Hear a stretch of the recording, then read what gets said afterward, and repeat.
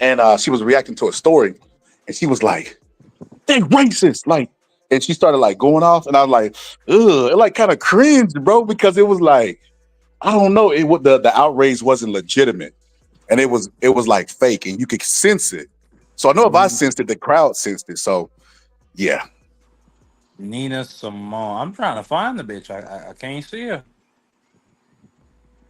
Nina yo, all Simone. positive. You there? All positive? What you said? I've seen if all positives there. All positive, you still there? You can't hear me? No, I can hear you. I was trying to see if all positive is still there. He might be away. He might have stepped away. I was gonna tell him. I forgot, man. All positive. You could share this link to your page. I forgot all about that. I mean, well, firstly, let me also say this to you, Boxer Scholar. War is glorious.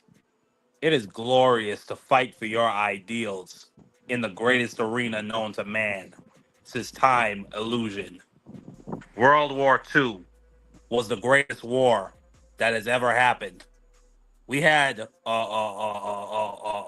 millions fighting on two continents between two goddamn oceans. Shit like that's never happened before, Boxer Scholar. Fucking tanks, And you know planes what? rolling through the sky. You know what, That's Marky? some Did glorious ass shit. hold up. Hold up. Let me tell you something. Yes. Let me tell you something. Let me. The reason why Hitler was able to come and do what he did is because they were war weary from World War One. That's why they just gave him Austria. They didn't want to fight for it. They were like, all right, just give him Austria. We don't want to fight anymore because they were tired of war, bro. War is a physical drain on Because the they're on not the men. Market. Dang, stop, bro. Or Stop. you know what? Excuse me. Let me be realistic. They probably did not have the resources. Not only that, the world just went through an economic collapse, while Germany stayed pretty steady. Or, excuse me, stayed pretty well off because they had the fucking economic miracle or whatever the fuck they call it. Mhm. So it's different. Okay, It's a well let's different fast set of forward. Let's fast circumstances. It forward. wasn't people who were tired of war. They Okay, let's probably didn't fast have forward. the Let's fast means to forward. defend Let's go to themselves. Afghanistan and Iraq. You mean to tell me them people ain't tired of policing the streets of Iran? No, they're not tired of what. Wait. Yes, they My bad. My are. bad. Go ahead. Go ahead. Finish what you were saying. I didn't hear They you. Go ahead. absolutely are tired of policing the streets of our. That's why they were so willing. That's why when Ron Paul was running, he was really popular amongst the military Oh. and received a whole bunch of support because they were so tired of those wars because they're endless. You can't battle an idea. That's what they were trying to do in World War One, battle communism. It's an idea. How do you battle an idea? I Same mean, thing well, with terrorism. They replaced communism with terrorism, and they're battling tactics and an idea. This is like how you battling something that's internal inside of people's head. It doesn't make any sense, but that is why the people were war weary. Like, I like, mean, like listen. You can't battle fucking ideologies. Well, excuse me. You can, because we were battling Nazism, but we were well, no. Excuse me. We were battling Nazi aggression because they fucking conquered France and were doing a lot of other bad shit. But with Afghanistan, that was not a real fucking war. We had it was not a real war with any real objectives. I mean, we did not. The Taliban were not hiding Bin Laden. They were fucking enemies with him. They hated Bin Laden. There was no reason to invade Afghanistan, and from that injustice, the Taliban's will and their belief in Allah Wallahi fucking only strengthened their jihad to last for 20 goddamn years, Boxer Scholar, because their war was a war of defense and virtue, and we've eventually ran out of money and patience over here as a people. what you talking? So that's two different things, Marky Dan. If you're being attacked, it's easier to rally the people because they want to preserve what they have. Kind of like the Coons during Jim Crow that were conservative that wanted to keep Jim Crow around. But no, they don't want to give up their way of life. So that's easy. Vietnam beat America because they just waited it out and we were attacking them on their home. It's easier to defend your home and people be in support of That's that entirely than it is true. to go That's attack entirely somebody true. or even a mutual war where We never somebody got to gets Hanoi. We never got to Hanoi City. We never huh? got to, and they shot down multiple dozens of fucking U.S. planes and were torturing those pilots for years. So it wasn't just a thing of they just waited. We were never able to conquer them. and we But ran out of money and we you ran missing out of you patience. missing what I'm saying. You missing what I'm saying, Marky Dan. First off, in war, if I've learned anything from the past, is when you attack somebody on their home soil, they always have the advantage. It's harder to attack somebody, especially if you're trying to keep their land intact for you to distribute the land how you want to distribute it, or put in place a leader that's in favor of your ideas. That's really really difficult to do. Look at Vladimir Putin with Ukraine. They were literally getting pushed back by farmers with pitchforks that didn't know how to fight because they were on home Ah, that's territory. crazy. They had the advantage. So you look historically speaking, anybody that has the home field advantage puts on some type of fight. But that's not what I'm saying, Marky Dan. I'm saying that if the people who are being attacked, it's easier to rally them and get them to fight however long it takes because they're being attacked. It's common sense. If I walk up and push somebody, they're gonna turn around and push me, right? Common sense, right? So it's easier to do that. But if I go to Saddam Hussein and say this guy's responsible for 9/11, we need to attack him. Everybody was in favor of it at first because 9/11 was fresh. 5 to 7 years after they admitted that they wasn't the people that was responsible, it became a mental drain on the economy and a physical drain too, because it was costing us a whole bunch of money that was going to defense contractors, right? So when I'm talking about war and being in favor of it and being a war being a strain on people, I'm talking about like senseless and endless wars like that, like where you go attack somebody or you're fighting for something and they don't even remember, like Palestine and the Palestinian goddamn, I have a tongue twister. The war in Palestine, that is like an endless war that Drop has the been link, going on. Box Scholar. All right. I mean, that's not a war. That's an occupation.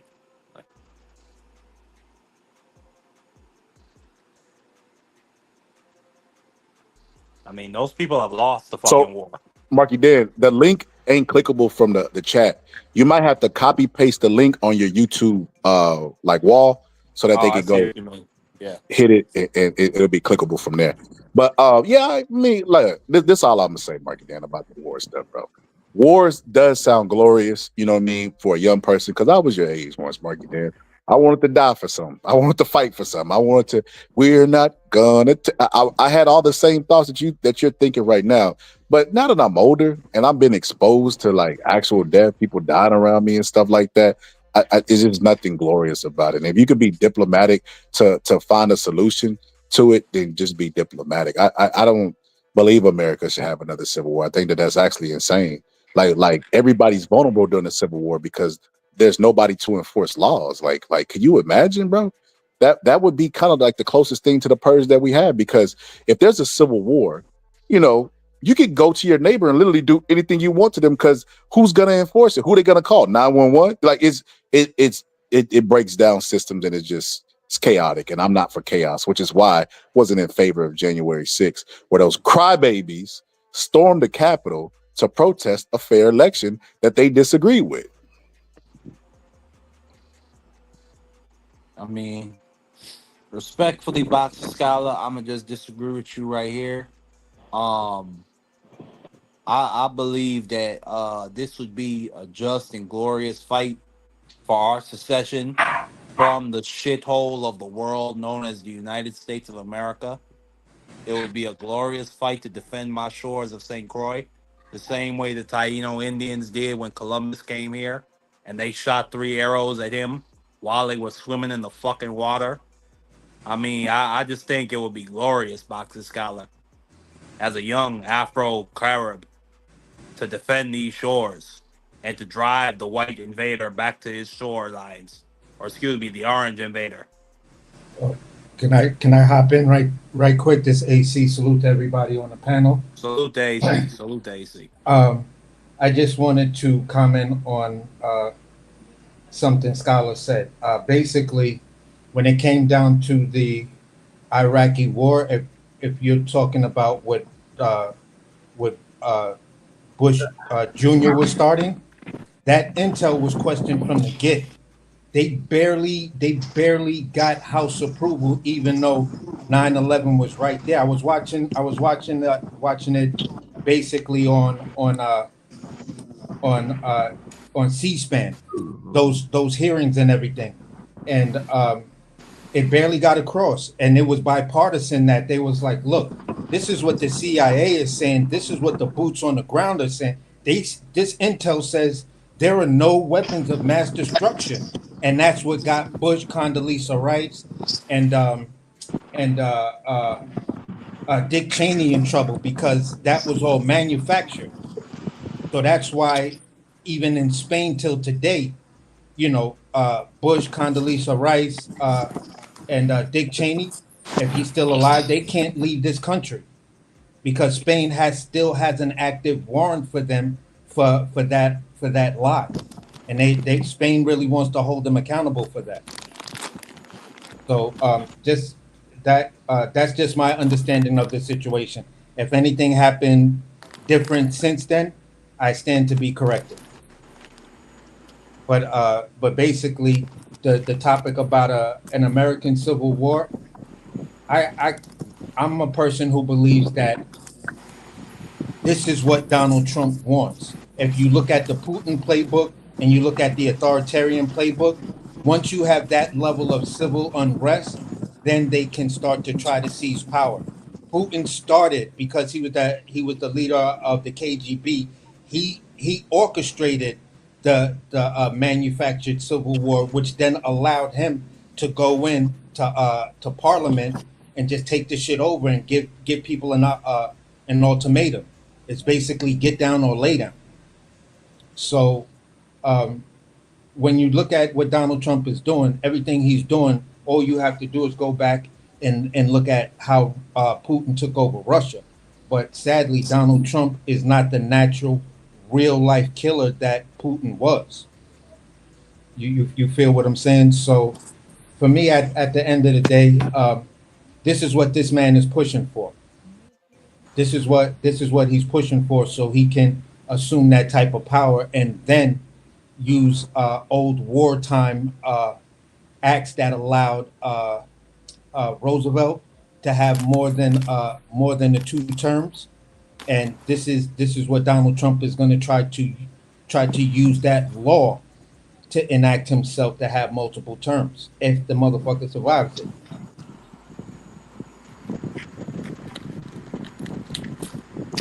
Sir, that's probably the most likely scenario.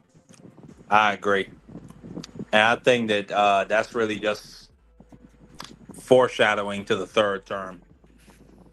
And with the way how things are going, I pray we were talking about it earlier on the phone, AC, about the Section 2 argument that's going to be before the Supreme Court, as well as I don't know if I'm gonna send you the video later and to YouTube Box of Scholar. What they doing in Miami is crazy. They talking about reschedule or basically just postponing the Miami mayoral election. So I wonder if the court cases that are going to proceed from that is going to lay the ground for them to try and steal the 2026 midterms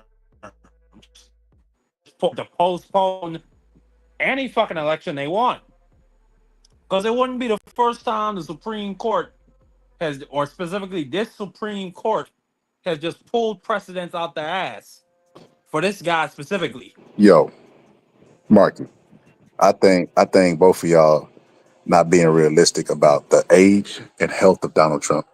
So there's a video out of Joe Rogan talking about Yeah. how Donald No, Trump has Scholar, never I said if he survives. Like this dude is He did he's participate with basic that. He did. he's basically a cheeseburger away from death, bro. definitely. Like No, I wouldn't even say that, bro. He. Yeah. That's cheeseburger. That's fair because he eat a lot of McDonald's. Yeah, cheeseburger. He won 30% beef patty away from croaking. I agree. Donald But Trump but yeah, eats Joe, McDonald's. bro. so Nah, I I think I don't think he's gonna make it through this presidency to even be considering a third term. Like like I said, bro, Joe Biden is the oldest president we've ever had. Donald Trump sir. is going to tie his record, right? And we got to look at what started to happen to Joe Biden when he started to get up there in age, bro. Like the man got stage 4 cancer. He started having cognitive problems. All the stuff that Donald Trump is showing signs Man of gotta wear a now. diaper. Yeah. So it's like I listen. I would be surprised. You know what would be really interesting? The over under on Donald Trump making it through this presidency. I'll bring my girl in here because I'm telling her, listen, if I was to start a pool, I would start a pool that this dude don't make it to the end of this term because number one, it's about what you're doing to your own people, what you're doing to MAGA. And if these things are true about what you're trying to do with Ghislaine Maxwell, then you've already had people, whether it's staged or not, try to really take you out. You had your own top leaders talking about taking you out. The 25th Amendment is real because that's what they say J.D. Vance had his secret meeting about. So at the end of the day, I mean, this is all hearsay, but listen, I question whether or not Homeboy makes it through these terms, through this presidency right here. But I'm just saying, if he does make it, you feel what I'm saying? I think these are the things that they would try to do.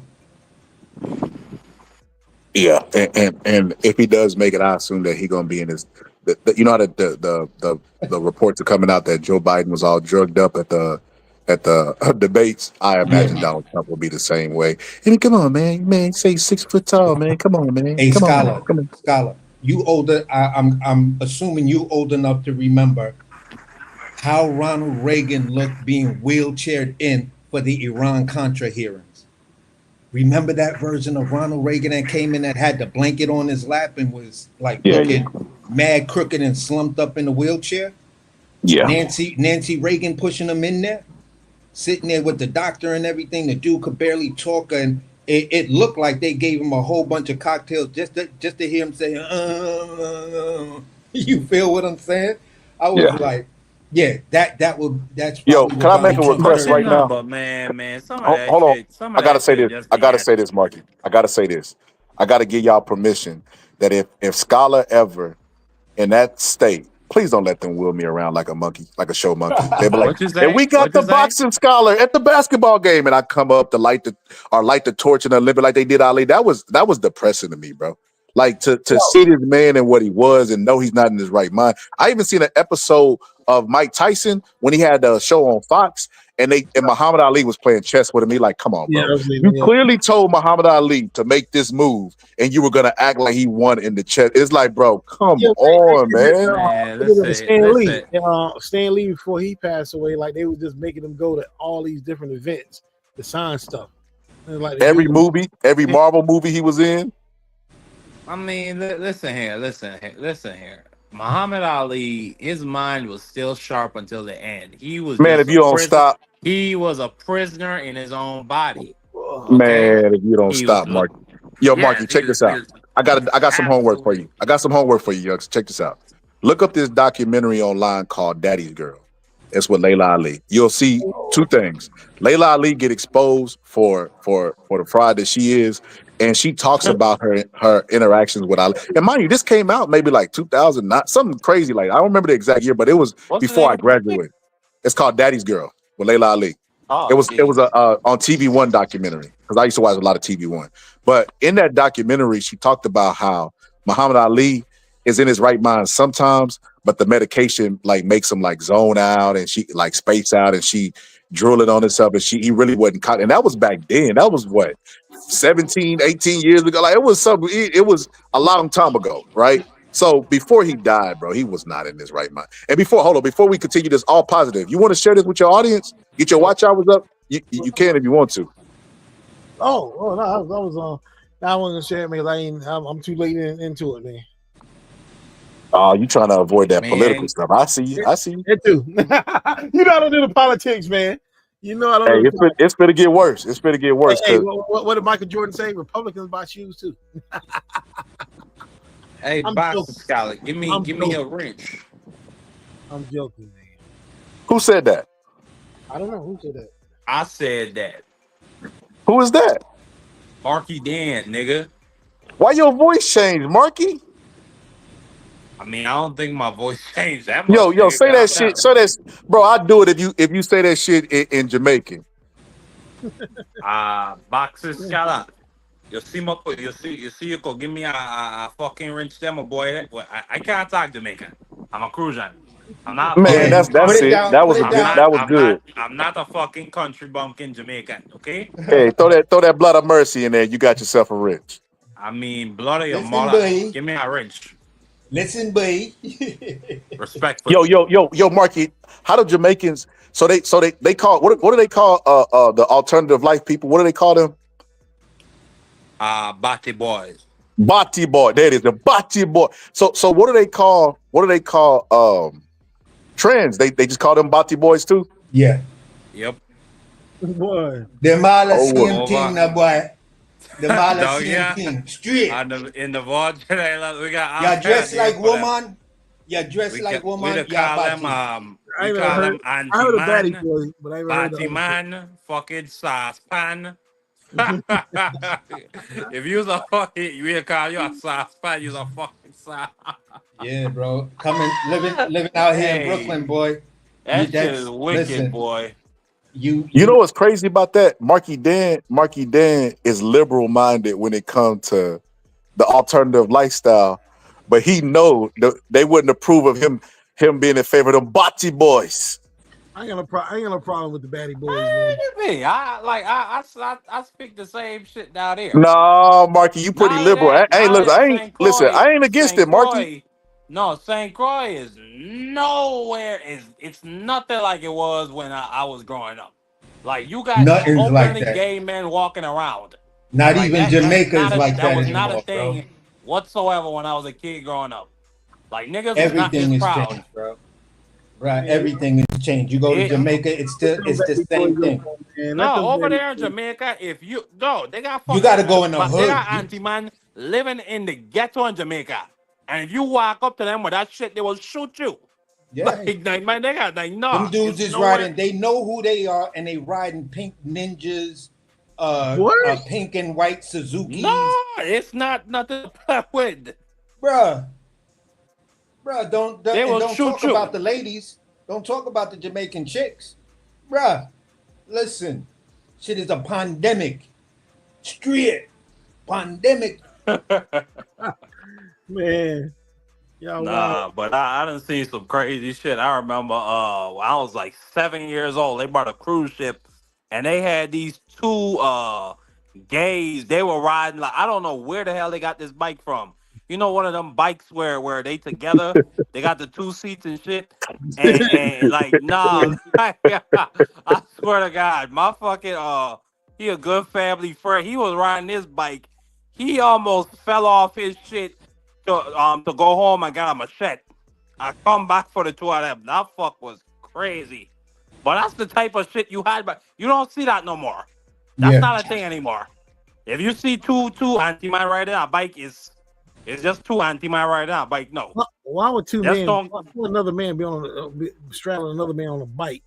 Yeah, another straight man. Why would they do that? No. That's absolutely they were absolutely two gay men who were on a cruise Yeah, together who decided to bring that shit to our shores. Yo, Marky, Skeletor said, if I wasn't from Jamaica, would I wear these hats? You remember Dave Chappelle said that on fucking what was it called? Have bait. Half Baked. Yeah, that shit is yeah. hilarious. By the But beach. right near the beach. He said, "Where you from?" The part near the beach. I was like, But yo, but shout out to Jamaica, man. yeah, Marky Dan. I'm a little disappointed at you. I think you've been around BVO too long.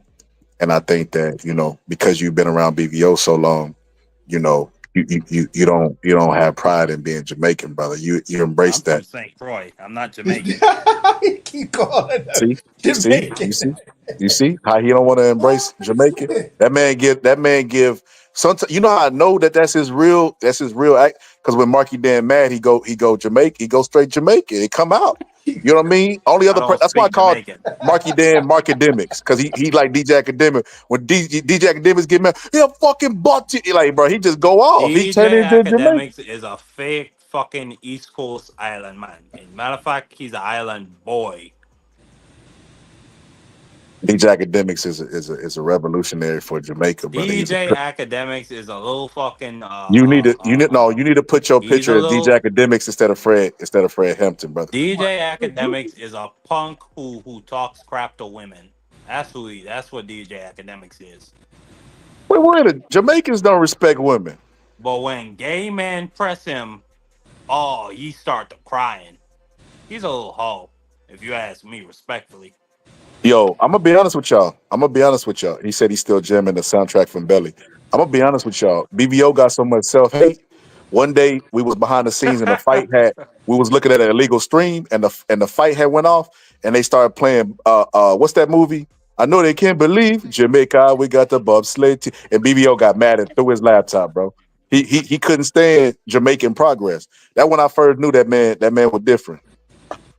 Wow, so he wasn't a fan of Shotters, huh? He wasn't, bro. He You know, didn't I've like never anything seen positive. BBO, I've never that seen that shit movie. is hilarious, and I love BBO to death. Shout out to Mrs. BBO.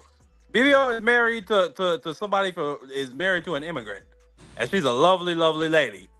But it's just like it don't compute for me, like his worldview. It really fucking don't.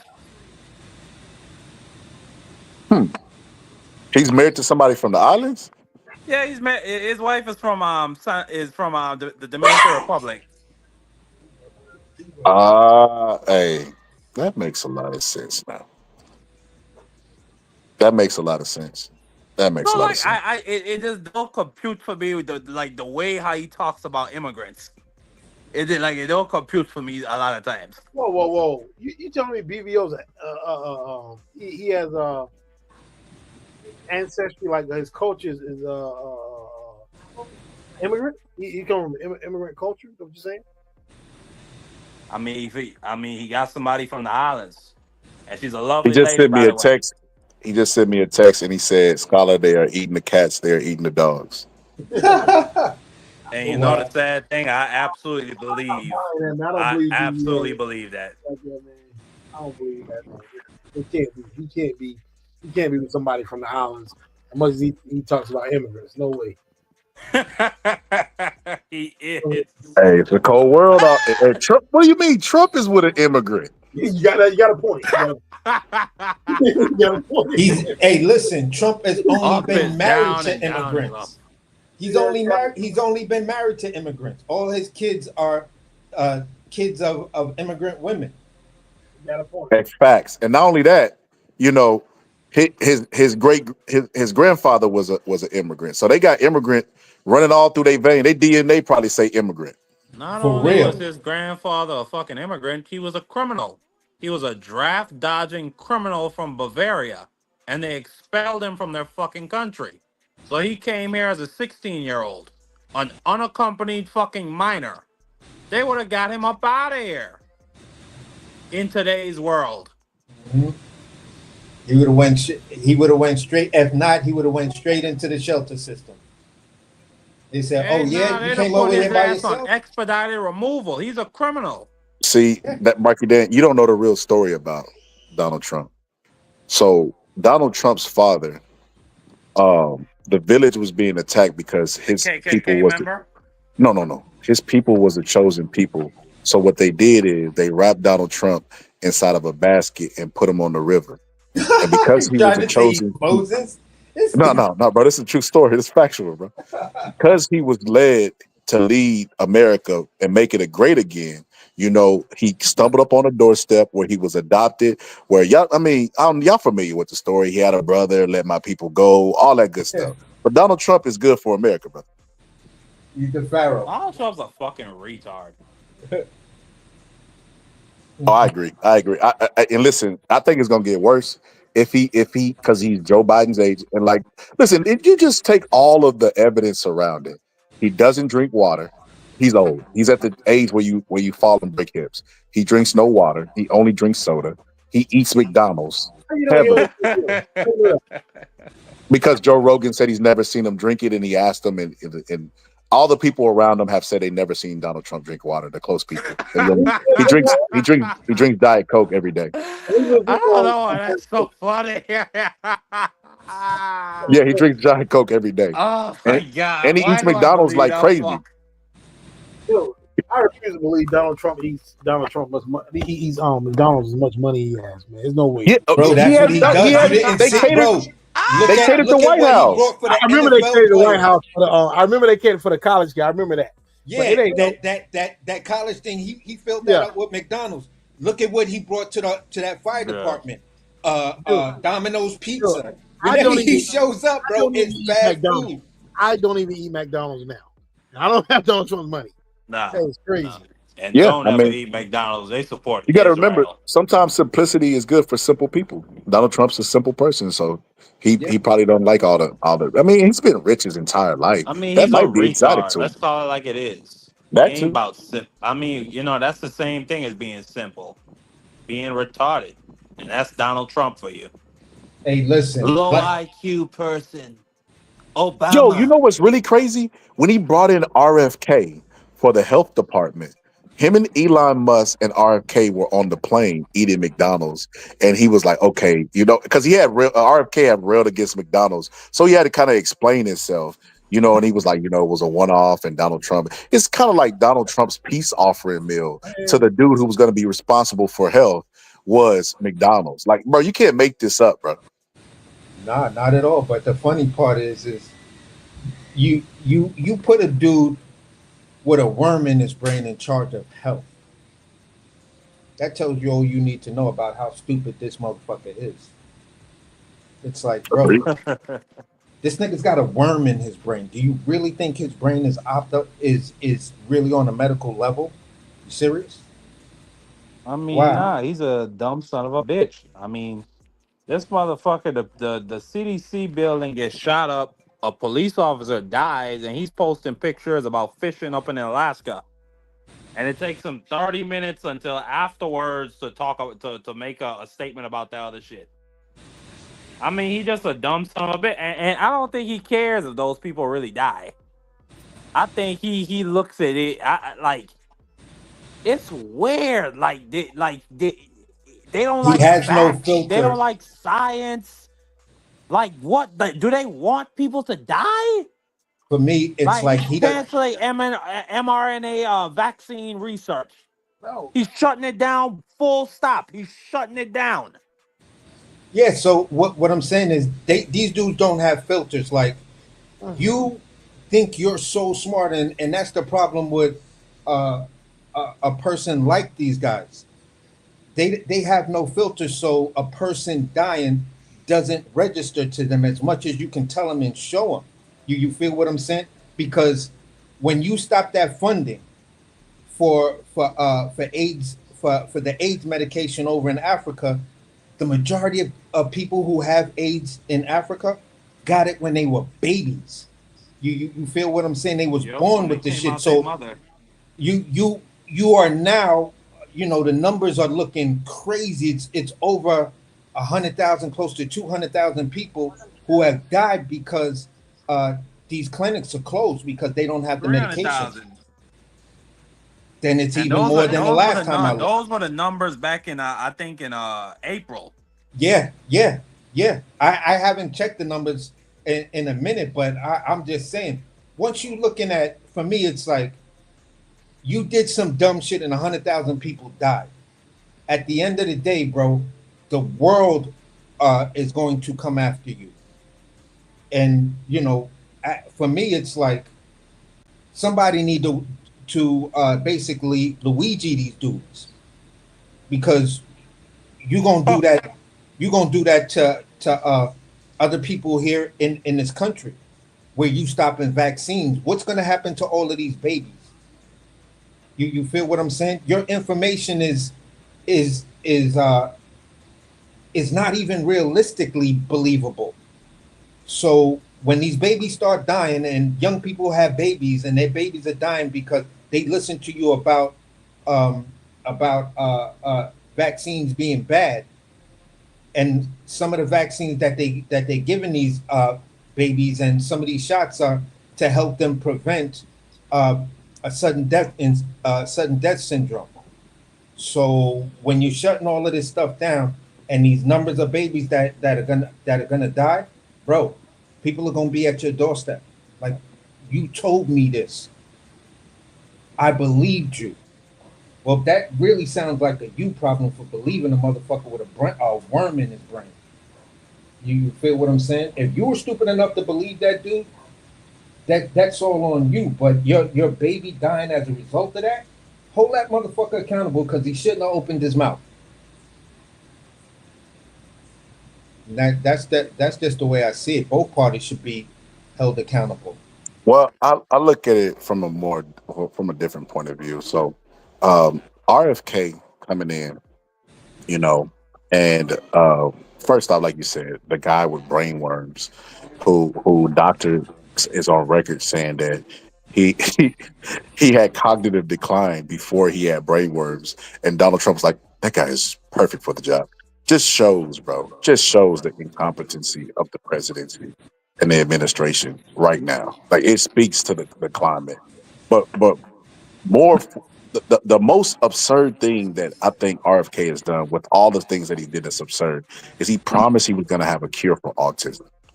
Like, bro, what? We No, man, I just don't believe that. He said that. yes, all positive. He is on No, record. man. Yeah, He said, No, I think he said within a month's No, time. he yeah. said he said the different. He says the different no. food dyes and food and the different preservatives in our food.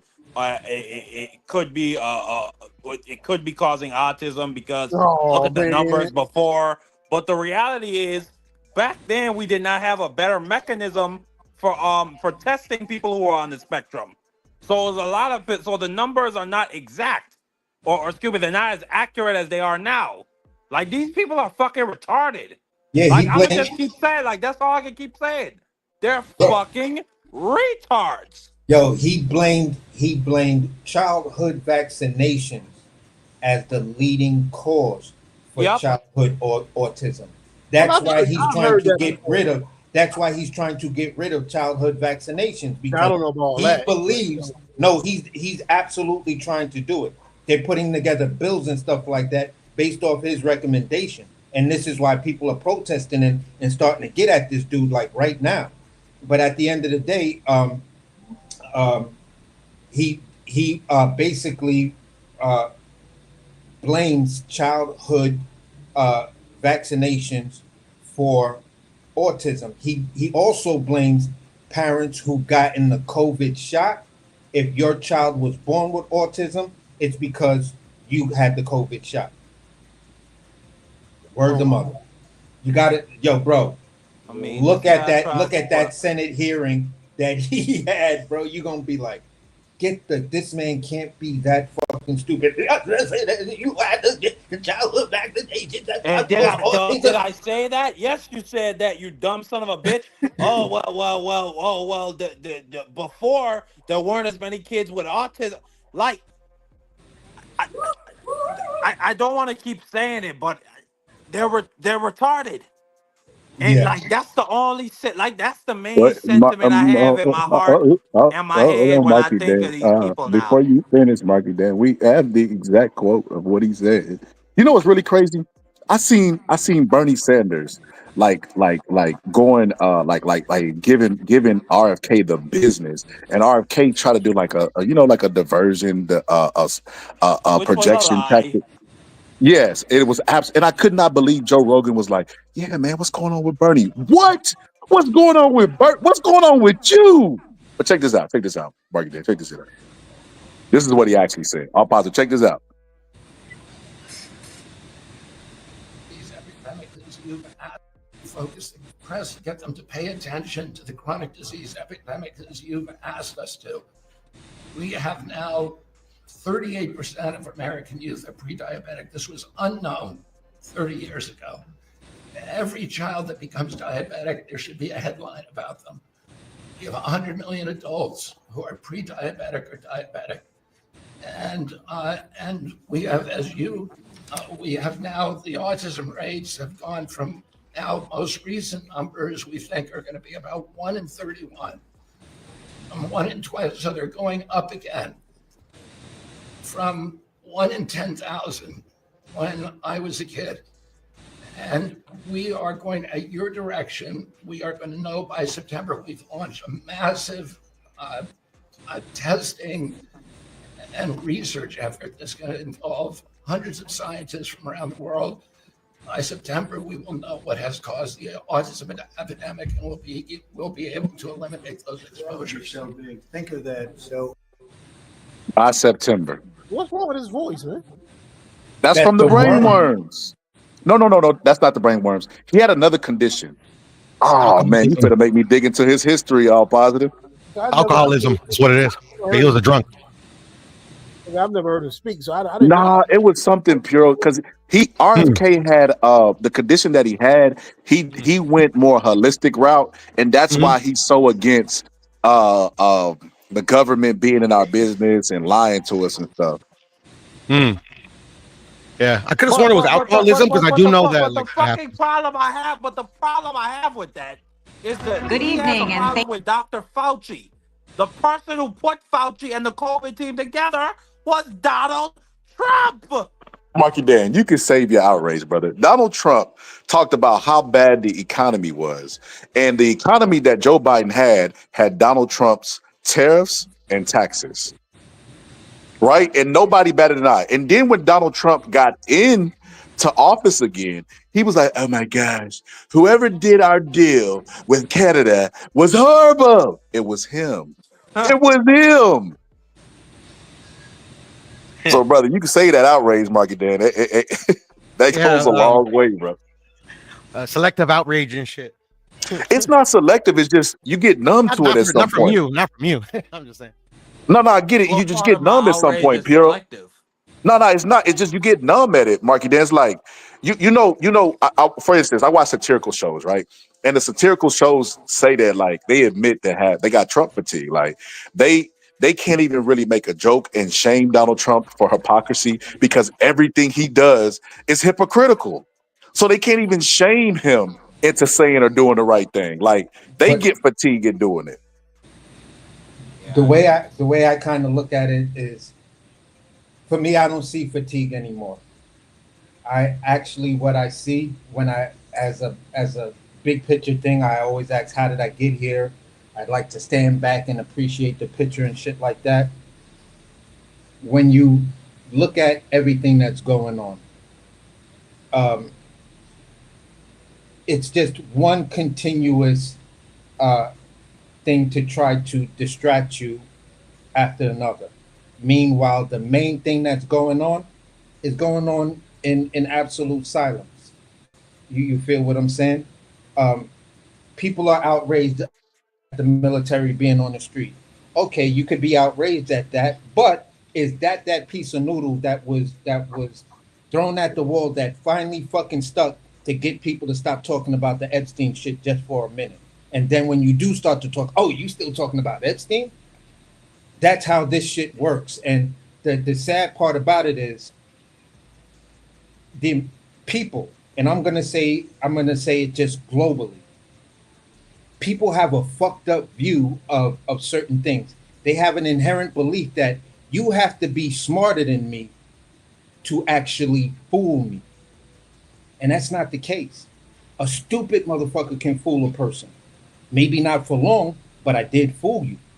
So at the end of the day, smart people are being made fools of by stupid people because the stupid people know how the media works.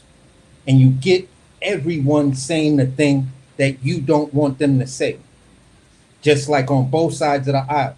Me, I'm not backing down on the fact that I'm saying that Pennsylvania thing was staged and that's what got his supporters and any other Republicans rallied, because you had Democrats and you had Republicans trying to be like, oh, we shouldn't jump to conclusions. As far as I'm concerned, it's a real assassination attempt and we should not be looking for violence like that. Did this motherfucker have, or any of them people on that side, how did they feel when Gabby Gifford was shot in the fucking head? They laughed at her. The very day after, they laughed at the fact that Nancy Pelosi's husband was hit in the head with a hammer. But it's false for us to feel this way. So the false equivalence is what they know people's reaction is going to be on that side. So they play the game. And if people don't stop playing the game, then you're gonna go through the selective outrage. Just understand, it's designed to do that to you, to make the fucked up shit seem normal. Once I get Agree. you like, yeah, I'm at fatigue, I don't even care, that's just Donald Trump, then he's won. The stupid people have won. But you don't have to be outraged of every little Donald Trump farted yesterday. I don't care about that. I don't care. Yeah, that's what the team does. The outrage machine that he has over there with Yeah. I just what's the dude's name? I don't forgot the dude's name already, bro. God, Who's golly, Stephen man. Miller? Steve Or Bannon, Stephen Miller. golly, oh, bro, Steve that's Bannon. crazy. Yeah. But Steve Bannon, yeah, that's what his job is. Like talking about Trump's third term. He literally has a propaganda machine that spits out just anything to keep the news occupied, the YouTubers reacting to it. Oh, Trump is gonna make it to where baby fathers don't have to pay child support. Like, bro, whoever came up with that was a dumb TikToker, and the story caught like wildfire. And I was just like face palming, like, bro, people are so stupid. It's so easy nowadays, bro, for propaganda to get and misinformation to get spread. It's just like it's almost sad. Yeah. I And that's the mean, crux of the I issue, see. fellas. It's a misinformation, not just about what RFK is doing, but misinformation in general in our community, scholar, in boxing. Like people just say what they hear. Like I'm not saying like I'm not trying to like point out market anybody, but like they literally just they'll like regurgitate what they hear, like without even like questioning where they're hearing it from, and like in a sport like boxing, it's like we debate certain things, but like at the end of the day, like we're just kind of like fans from the outside in. Like literally, the boxers are really the only that's affected. If you think like whatever, but anyway, I'm just making an example. But just like it happens here, it happens in the political sphere, in the medical sphere. It's like there's so much information out there. Like it takes a mind of its own, and then literally the consequence, like to get in front of it, is like really really hard, in my opinion. Hey, and that's why debate is so important, or discourse, because Mm. well, we just seen it with the Saudi numbers. Just today, when we talked about Saudi numbers, that was a source, but then Marky Dan started to be a little bit more open and question the source and be open to new information. That's why the discussion is so important, because you have to have your ideas challenged. You cannot have an echo chamber, or you're gonna continue to believe what you already believe. But I looked up the condition that he has, RFK. What A is very rare condition. Spasmodic dysmorphia. So basically, his voice box has a spasm, so he can't control it. So he has that, and that's why he can't control the optics of his voice because it's having spasms. I'm gonna be honest with you. This sounds like some SpongeBob laugh box. You broke your laugh box type stuff, but hey, let's be real. Yeah, my Man, No, grandmother it's is just screaming for that, bro. it After the sound fix. hey, like some it's it just sound like somebody some punched him in the fucking throat. bullshit if you ask me. He was smoking Cuban cigars, No, he was fucking deep throating Trump. He Newport was deep. 100. He Yeah. was deep throating Donald Trump, bro. Oh, whoa, no, Diddy. No, that's But I definitely Diddy, believe bro. it. That I no, definitely that believe definitely it. is a Diddy moment, bro. Bro, when I tell you, look, I'm gonna be honest with you. I don't like Elon Musk. I gotta give him a ton of credit for standing up to Donald Trump. A ton of credit, bro, because everybody else kneels and kiss the ring, no matter how much money they have, whether it be Zuckerberg. You remember his inauguration? That's so funny, bro. The dude that's supposed to drain the swamp has the richest administration in the history of America, right? And at his inauguration, you see all the 1% of America and the world there, right? To bestow the crown prince his crown, right? And those people thought Donald Trump was going to get in there and fight for them. Like you can't make this up, but those people bent the knee, even Zuckerberg, right? What you call it wasn't having it. I'm gonna be honest with you, and everybody know I'm a conspiracy theorist to a certain degree, right? I remember when Elon Musk showed up at the White House with a mysterious black eye, and he said that his son gave it to him, and we were like, "Yeah, probably not. Nah, You're Scott lying." Besson gave that to him. They were rumbling in the hallway. Yes, they were like, Didn't "Oh you yeah." read that? He was like, "Trump was in the who gave it to him." And Trump, did you hear what Trump said about that? Because Hold on, Trump who was gave it asked to him? I didn't directly hear you, about Marky it. Dan. Stephen Miller I never heard that before. over his wife. No, Yeah, no, yeah, no, it was Scott Bassett. oh, it was Scott Scott Bassett. Bessick. I thought it was Stephen Miller over his wife. No, it was Scott. It was Scott Bassett. Him and Scott Bassett were going back and forth because he didn't like the big beautiful bill, and a lot of them tax cuts and different regulations were Scott Bassett's ideas, And so they got into it, and they said Elon Musk rushed him and tackled him with his shoulder, and Scott Besson slapped him. That's where he got the black eye from. And Trump was asked about it, and he said, "Oh, they're good friends. It gets a little feisty, but some feistiness is always good." Next question. Well, the initial report was that I remember hearing was um, Elon Musk and Stephen Miller had got into it because uh, the the thing had got out that uh, Elon Musk was boning Stephen Miller's wife, and Stephen Miller was right there. You feel it on some real cocko shit, yeah. Uh, um, uh, who? Jesse Tyler like four progressive channels actually ran with that version. I remember, yeah. You feel what I'm saying? And then his wife had said something to Stephen Miller to pertaining that she enjoyed having sex with Musk more than she did with him. And that pissed him off. That pissed Stephen Miller off and shit like that. So Trump, what's the name, was standing there, and he just walked up to him and just sucker punched him. And then what's the name was trying to choke him out. Man. Yo, that is the most insane stuff in the world. The cuck got mad because he gave his wife permission to get some D, and it was better than his D. So in a vengeful rage, he's like, "How dare you admit that? Let me And go that's punch on Elon Musk." and What an that's alpha where male. that's also leading to a couple of days after that, she breaks out with Elon Musk, bro. To go Leaves with work the with loser, him. bro. She was Yep. like, "How dare you put your hands on him?" And he left, and he was like, "That's why Trump is on the Epstein list. Let's get out this bitch." Word, bro. I mean, for me, Yeah. that all of that kind of Well, the sequence seemed to be more likely. But if it was an issue of homeboy, then listen, maybe two niggas caught him. I don't know, for real. Maybe one it's dude big. just caught him, and then the second dude caught him, and that's what actually gave him the black eye. Because I'm not looking at either one of these dudes like y'all dudes punch hard. Like you hit me, it's like, bro, did you just hit me? You feel what I'm saying? I was gonna tell you, Scholar, you give Musk too much credit, bro. You don't even you deserve credit for that shit, bro.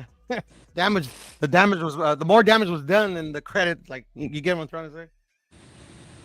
I mean, X is just a filthy racist cesspit now. I mean, literally, if you go under any post on X and it has anything to do with black people, they're gonna be saying, oh, or if it's a fight and it involves black people, oh, look at the monkeys, or oh, look at why are they always like this?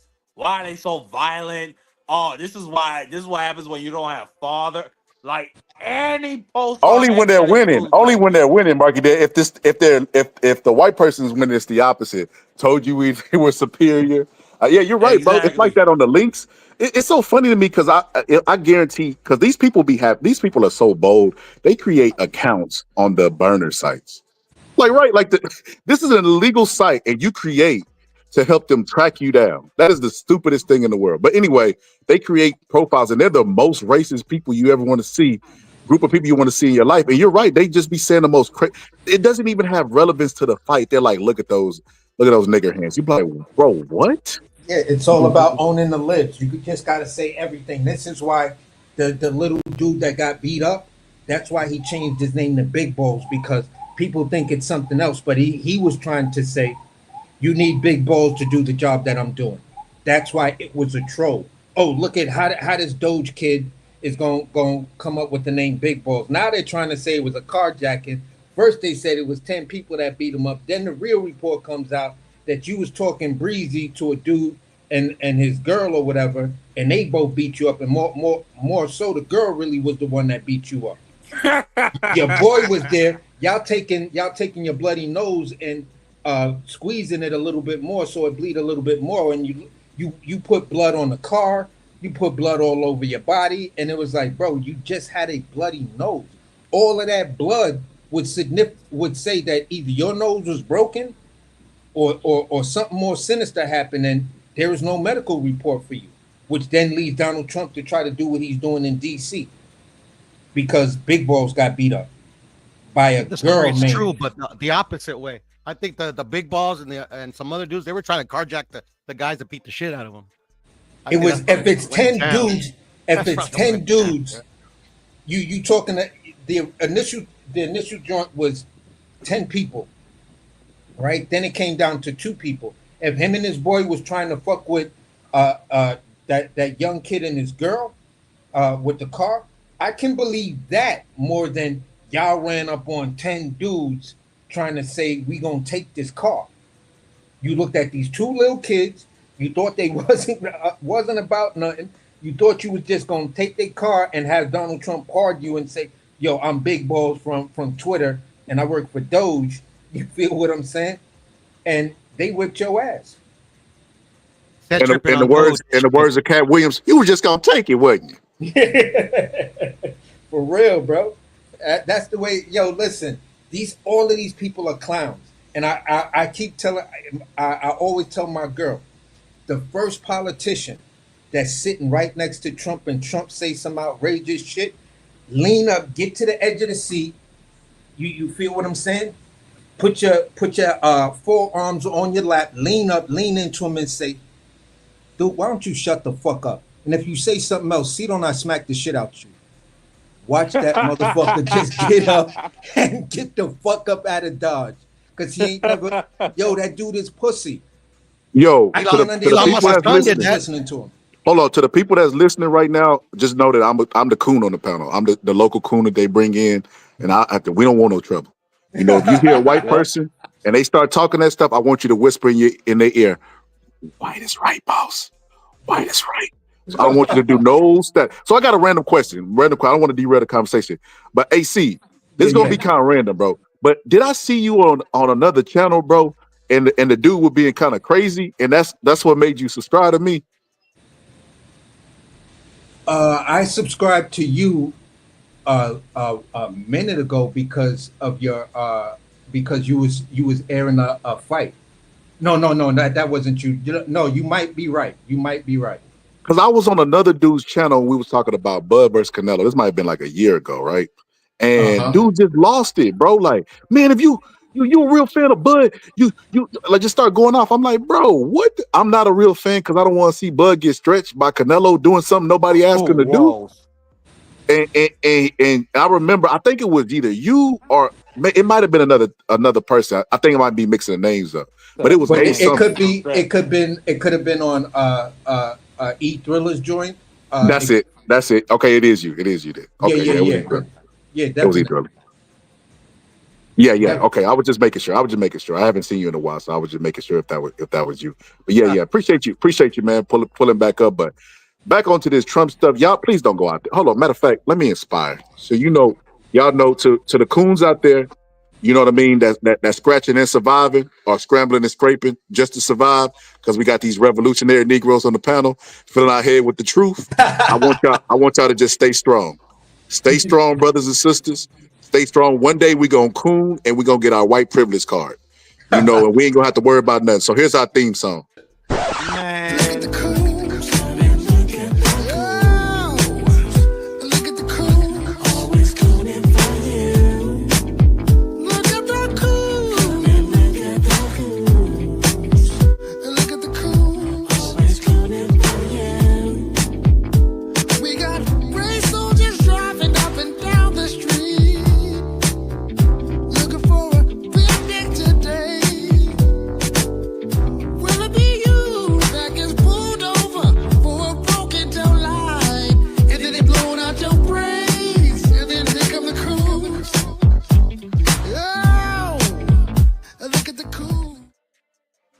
Yo, that song is lit, boy. Where did you get that shit from? It was on TikTok, bro. They was playing and reacting to Candace Owens, bro. But every time I hear that, when y'all give me anxiety talking about this revolutionary stuff. When I hear that stuff, look at the coons, it just gives me superpowers. You Right one of now, I them feel like, you know what I feel like doing, Marky Dan? I feel like finding the local black person walking down the street and just beating them up, citizens arrest, Turn them into the cops when I hear that song. It just gives me superhuman strength. I love it. I love it.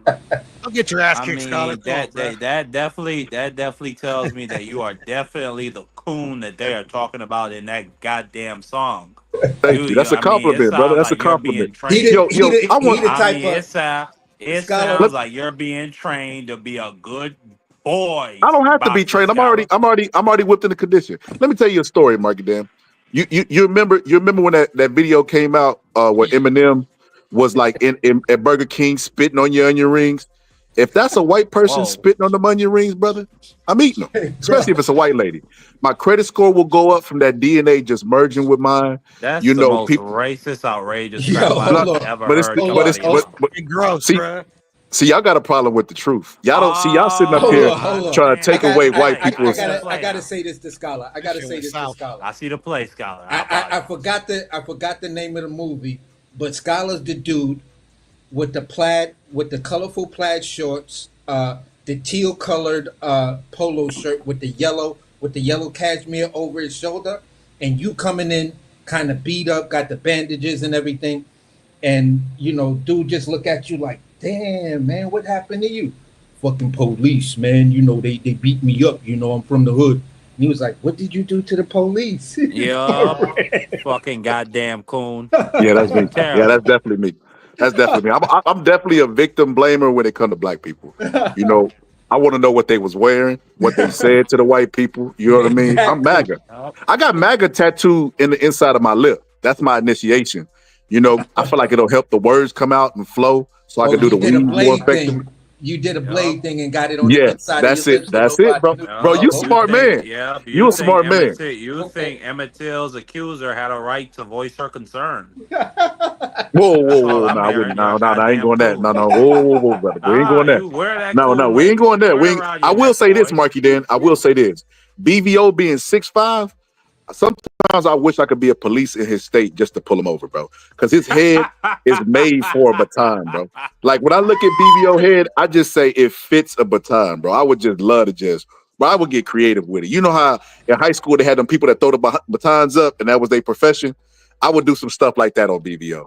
Just his Yo, size wow, alone, being a black that's man, just bro. insane. I It, mean, it that's just your it brother. just fits. Yeah, it just fits.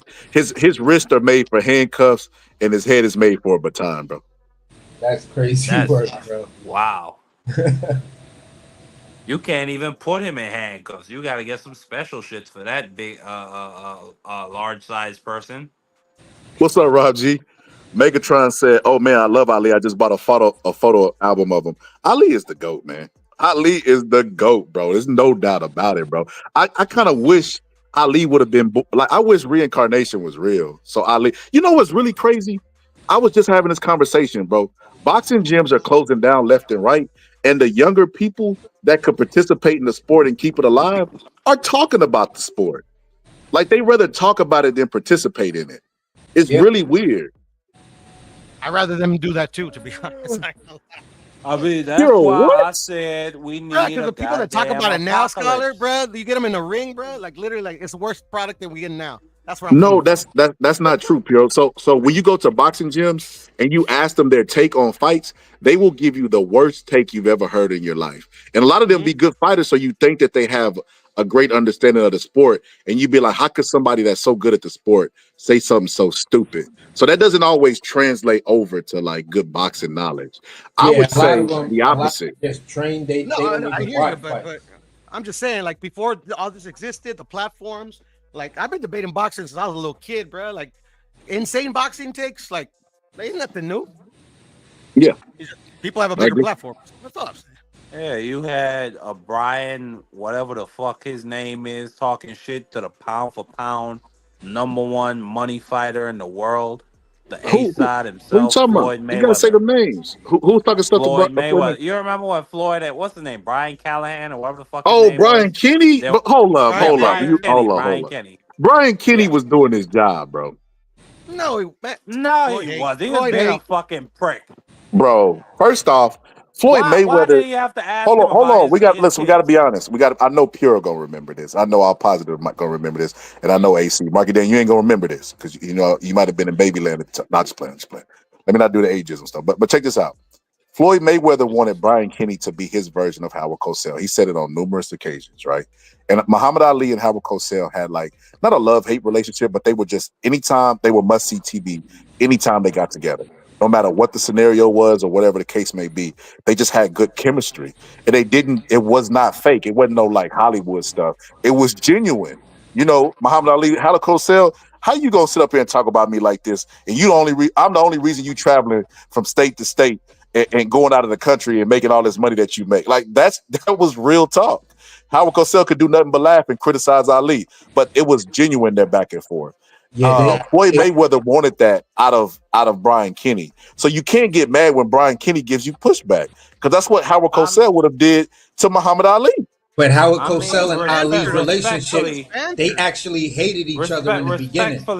And then they started to like each other and then troll each other. But go ahead, my bad.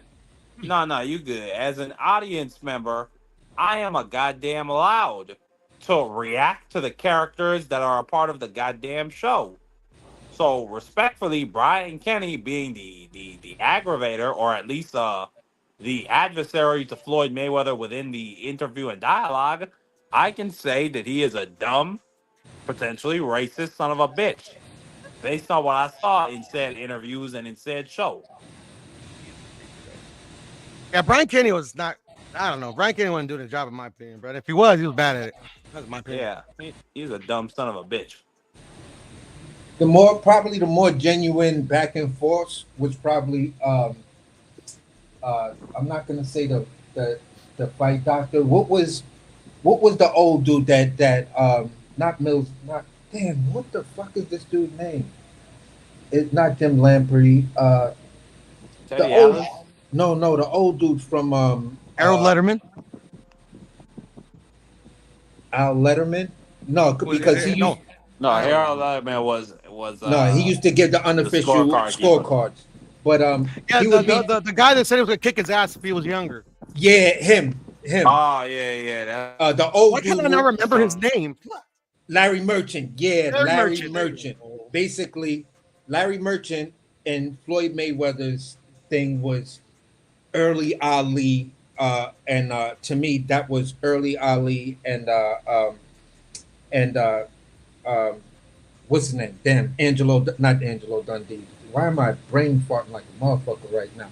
But him and Cosell. When you look at that dynamic of the two fighters actually hating each other and stuff like that, although Floyd never got to really like Larry Merchant, and Larry Merchant, claims he liked Floyd, but he wanted to be critical of him because he didn't respect the competition. It's like, bro, you just say you didn't like the guy.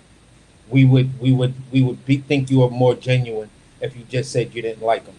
So, for me, one of the hardest things that Larry Merchant said about Floyd Mayweather was the thing he used to say at the end of his comments right before the show would end.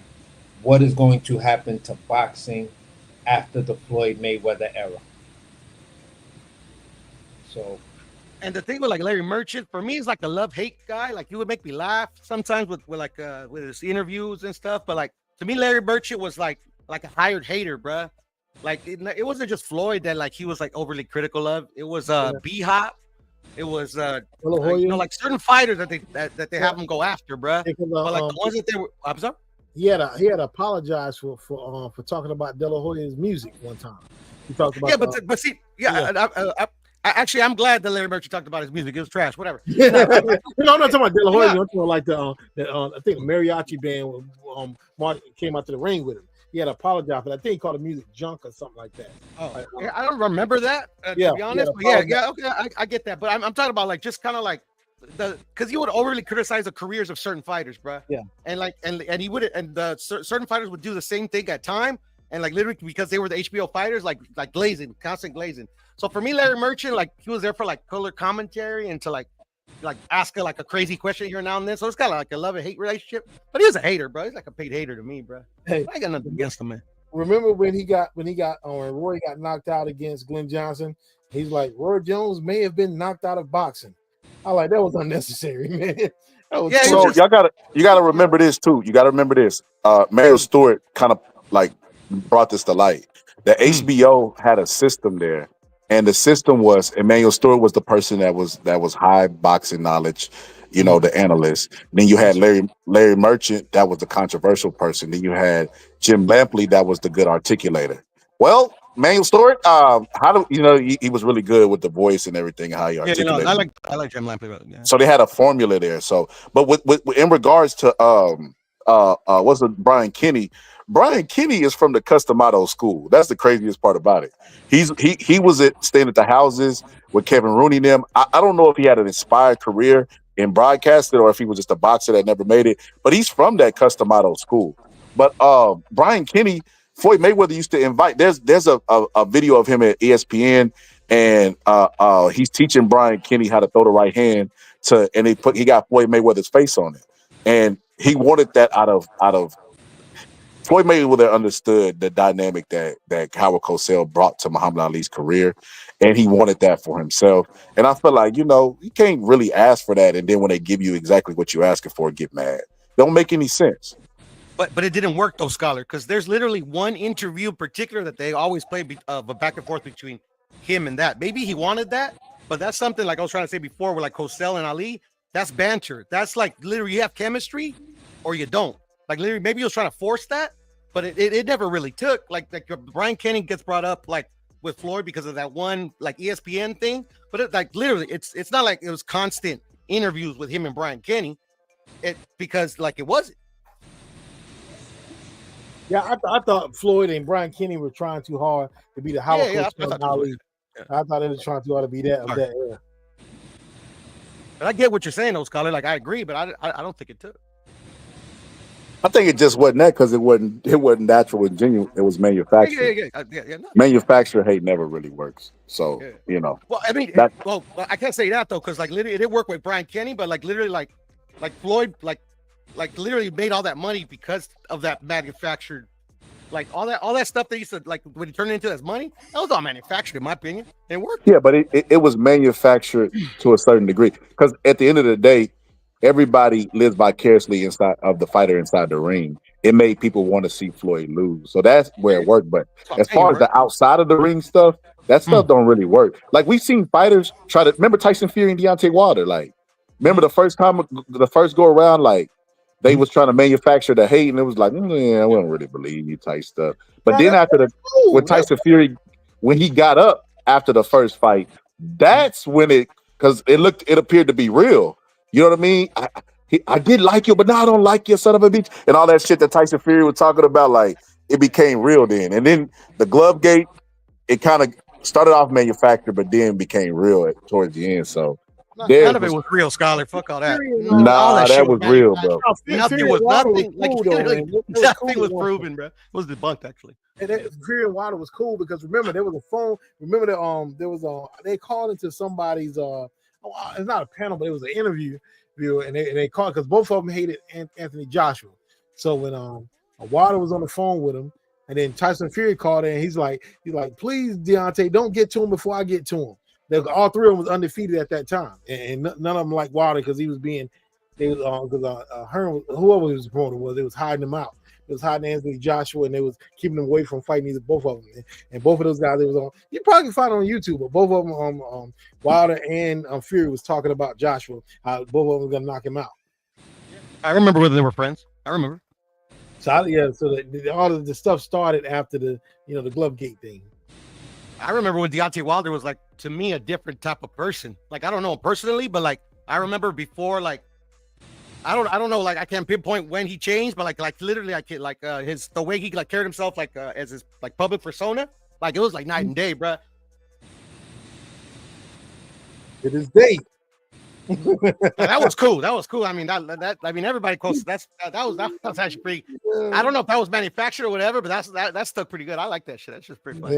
Yeah. What happened to Radio Raheem, man? He used to have. He's still around, bro. I love Radio Raheem, bro. Like he's one of the. He gotta eat. Radio Raheem got a top ranked job, bro. Oh, he's a company man now. Okay. Yes, sir. But still, man, he's one of the ones I respect out of like he got a top ranked job. New media. I like the only ones I respect. Go ahead. Yeah. My favorite Radio Raheem interview when he had God, I forget his guy's name. What's Andre Moore's trainer name? Virgil Hunter. Yeah, that was my favorite Radio Raheem interview. Yeah. Like he should have got all the shine that's like that Cocktail gets, bruh. Like Radio Raheem and shit, bruh. Sean Cocktail, bro. Man, he's a cuck, bro. I don't like that dude. But anyway, Yeah, he could go with the company man type of lingo and stuff and cater to popular casuals opinions and shit like that.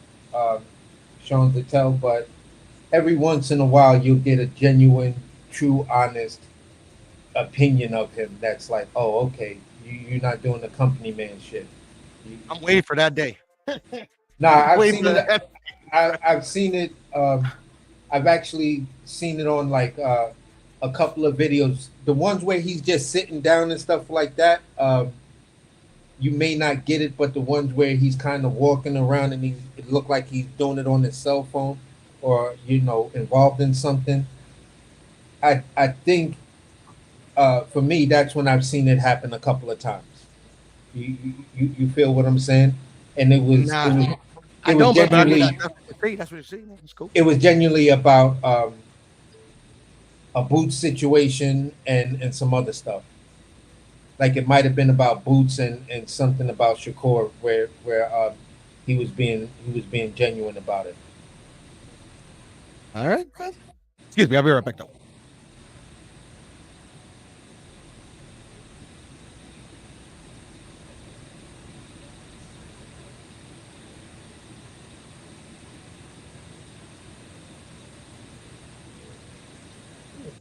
Yeah, I could agree to that to a certain degree.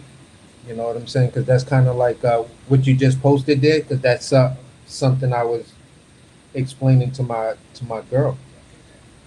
I was like, look, at the end of the day, you know, you learn far more about business once you attempt to start your own business or you start running your own business than working for somebody. Working for somebody, they just want you to get a task done in most cases. You know what I'm saying? If you're an executive and stuff like that, it still comes down to what the board and other things, the direction they want to go in, and then it's your job to carry that out. But if you're the person who's running that business or whatever, you learn far more by just doing it. And to me, that's the thing that a lot of people get scared of, just going out there and do it, because they'll sit there and try to have conversations with you like, yeah, I'm trying to do this and I'm trying to do that. Man, I ain't never tried to do shit. I just did it. So, yeah, I get that. Strong words.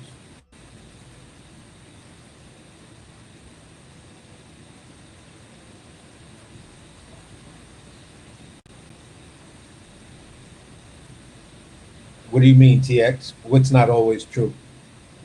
About learning more by doing something than reading about it or sitting back and taking assessments. You could do that all day. But until you do it, that's when you figure out the nuances of things. That's like the devil in the details, the meat and potatoes behind the meat and potatoes.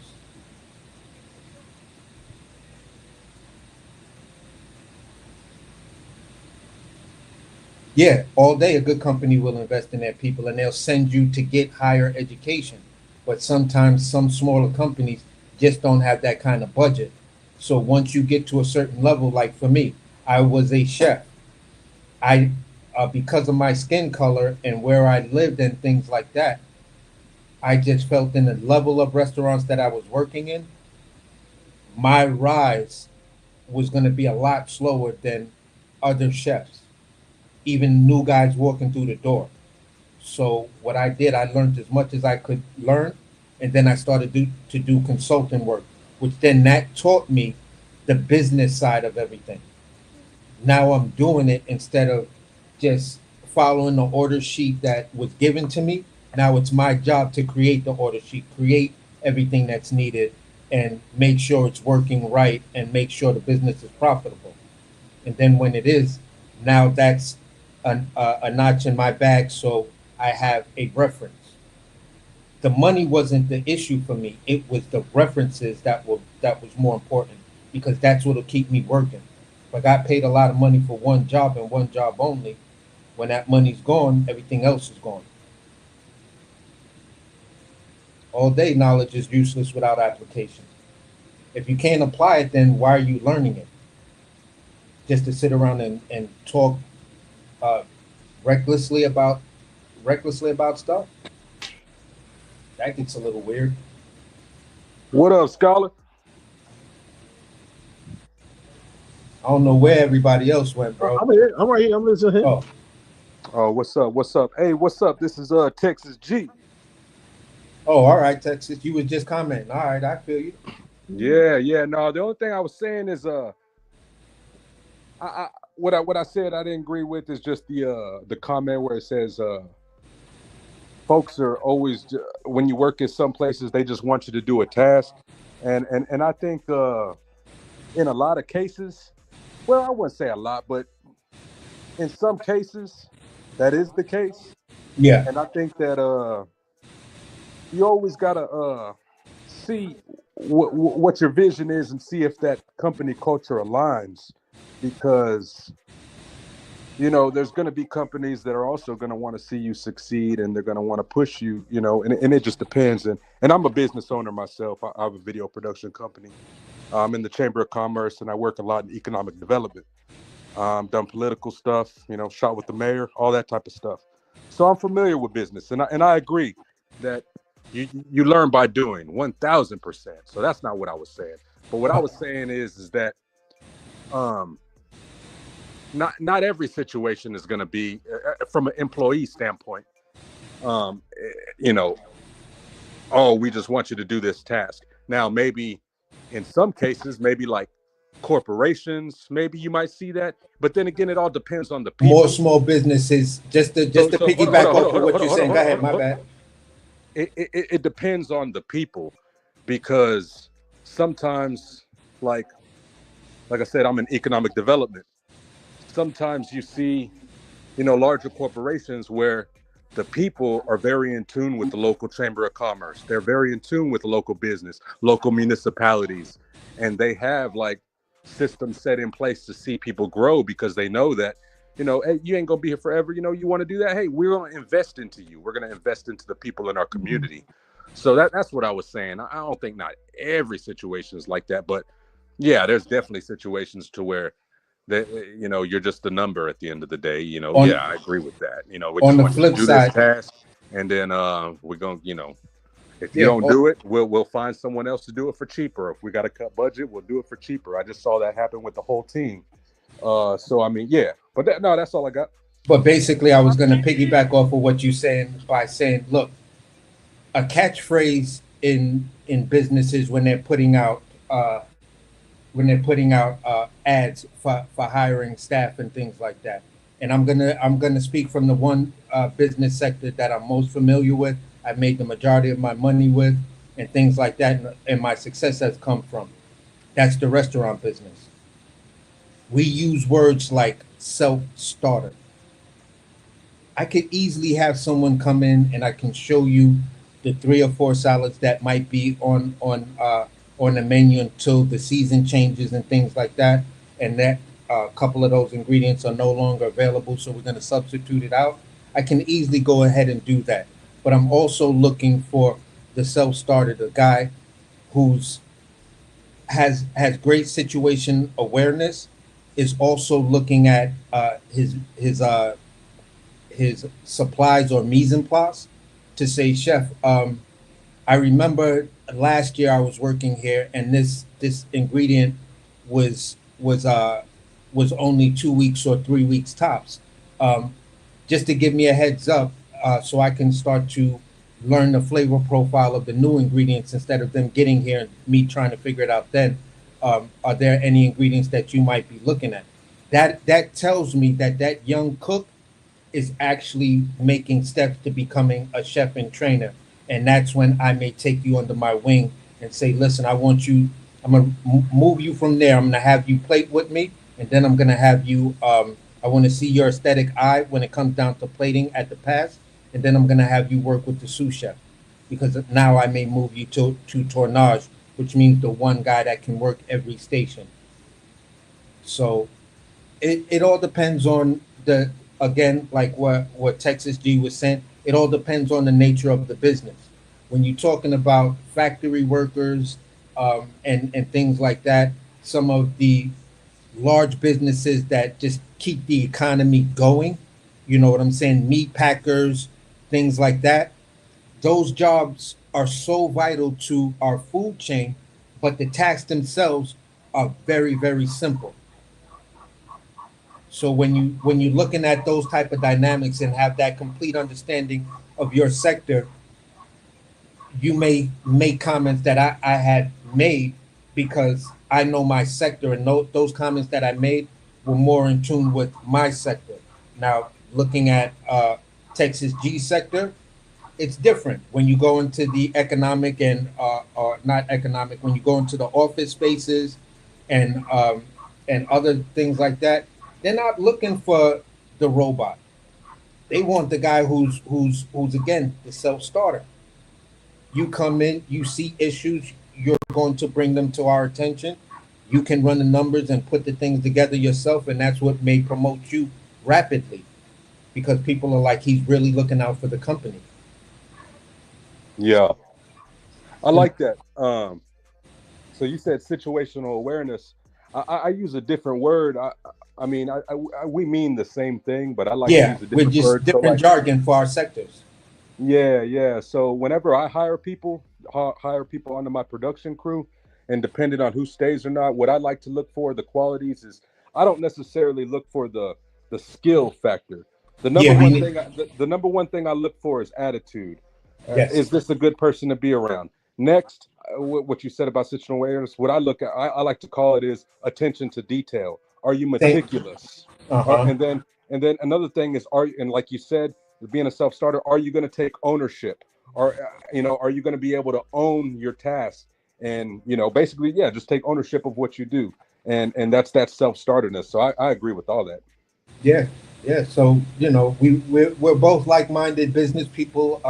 I've done consulting for so many years. I'm actually in the process of opening a high-level restaurant and stuff like that, fulfilling my last cooking dream. I've accomplished everything else that I wanted to accomplish: to be a chef at a famous restaurant, to get write-ups, to do consulting, to work with some of the industry giants and things like that. I've done all of that. You, you know what I'm saying? But Congrats. yeah, thanks. And at the end of the day, for me, it's like, okay, now it's time to show y'all what I can really, really do. Right, and that's awesome, man. Yeah, for sure, man. And I like everybody who knows me knows that you telling you have a conversation with me and you're like, listen, I wanna start my own business, but I don't know really what to do. I'm trying to start my business. You're gonna hear from me like, did you incorporate? Did you get your LLC? You can get a personal LLC and then do a DBA once you get a commercial space. Depends on the state you're in and things like that. Did you get your Dun and Bradstreet account going? Because that'll leave you to NAV, and your business credit growth is a lot better to rely on than your personal credit, because all you got to do is meet a certain threshold depending on the amount of money you want to borrow. So it's key to get these things going and also get your business bank account going, Right. because that's where they're going to ask for bank statements. Do you have bank statements? We're only interested in what you gross. When it goes to the underwriter is going to look at your debt to equity income or debt to equity ratio, however, whatever sector you in, and however they're going to break that down. So when you looking for personal loans, and people out there who are looking for personal loans, your personal loan, you can have a 700 credit score. You can have all the trade lines that they require. And you say, how did I still not get this loan? Well, if you take the time, excuse me, if you take the time and call them, they'll tell you it was your debt to equity income ratio. And you like, my what ratio?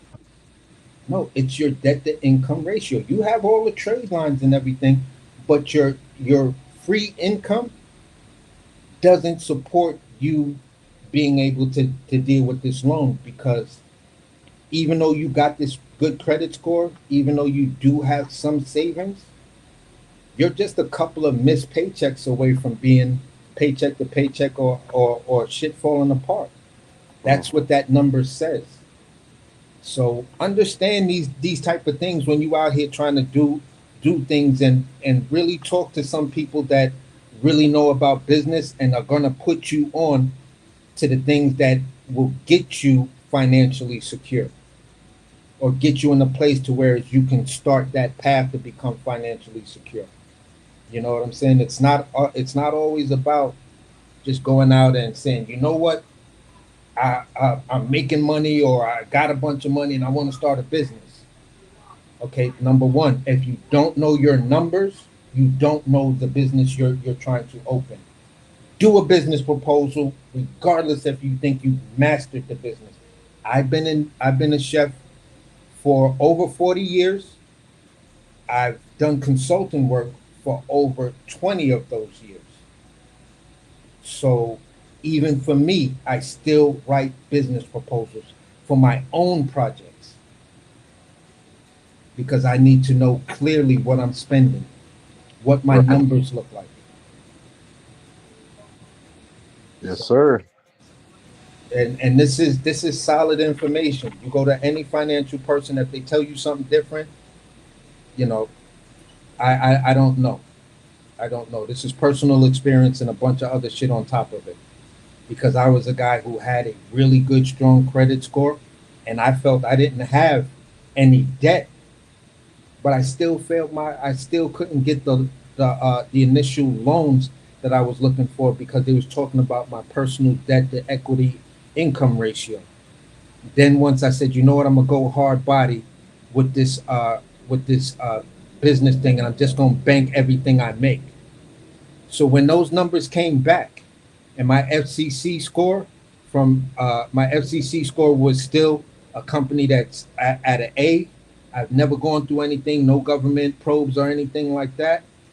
I started to get calls from companies and lenders like, yeah, your information came past us, and we'd like to talk to you about a business loan. And I'm like, from where? No, it's basically your FCC report. We've got hold of that, and it shows that and I was like, wow. Which then led me to someone else, who then led me to a business crowdfunding. People don't even know that these other crowdfunding sources that you got, that the famous every musicians and all of them are dealing with. Yeah, that's cool and everything, but they got specific ones for that, only that the people who are involved are only millionaires, and you cannot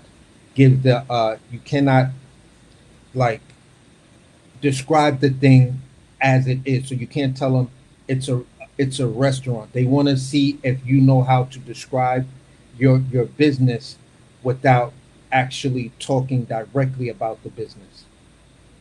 You're gonna have to submit your numbers, and if you get all of that, then they fish it. Then they just send it to the crowdfunding thing. People are gonna just keep talking to you about your numbers, like, how did you come up with this for this many seats? How do you get to that profit? You answer that question honestly, and you go back to your own proposal. Then they'll say, okay, cool, I love the answer. Here's $10,000 investment. It was that simple, my people. So Nice. at the end of the day, bro, there's all types of opportunities, but you got to know where the real money is. You know what I'm saying? Once you know where Sir. the real money is, then you know how to play the game, because now you could see the board, and now you can see the pieces. A lot of people are playing the game without even knowing what board you're standing on, or what the pieces look like, or even how they move. Hmm. Hey, what's your name, man? AC. AC. Yeah, yeah. Hey man, that's dope, man. You spitting some game, man. I like that. Yeah, for sure, bro. Thanks a lot, man. And it's good to have someone on the panel to co-sign it, to let people know I'm not just breathing hot wind, because the last thing I want to do is steer my people wrong. I'm trying Yeah. to put people on how to get the real money. Yeah. You know what I'm saying? Yes, And sir. it's a lot easier than what you think it is. It has its pitfalls, but it's a lot easier than what you think it is. And that's why billionaires don't want you to know this type of stuff, because the more of us that actually get money, the value of the money goes down, which then they try to make the claim that it'll cause inflation because the price of the dollar is so weak because everybody's got money.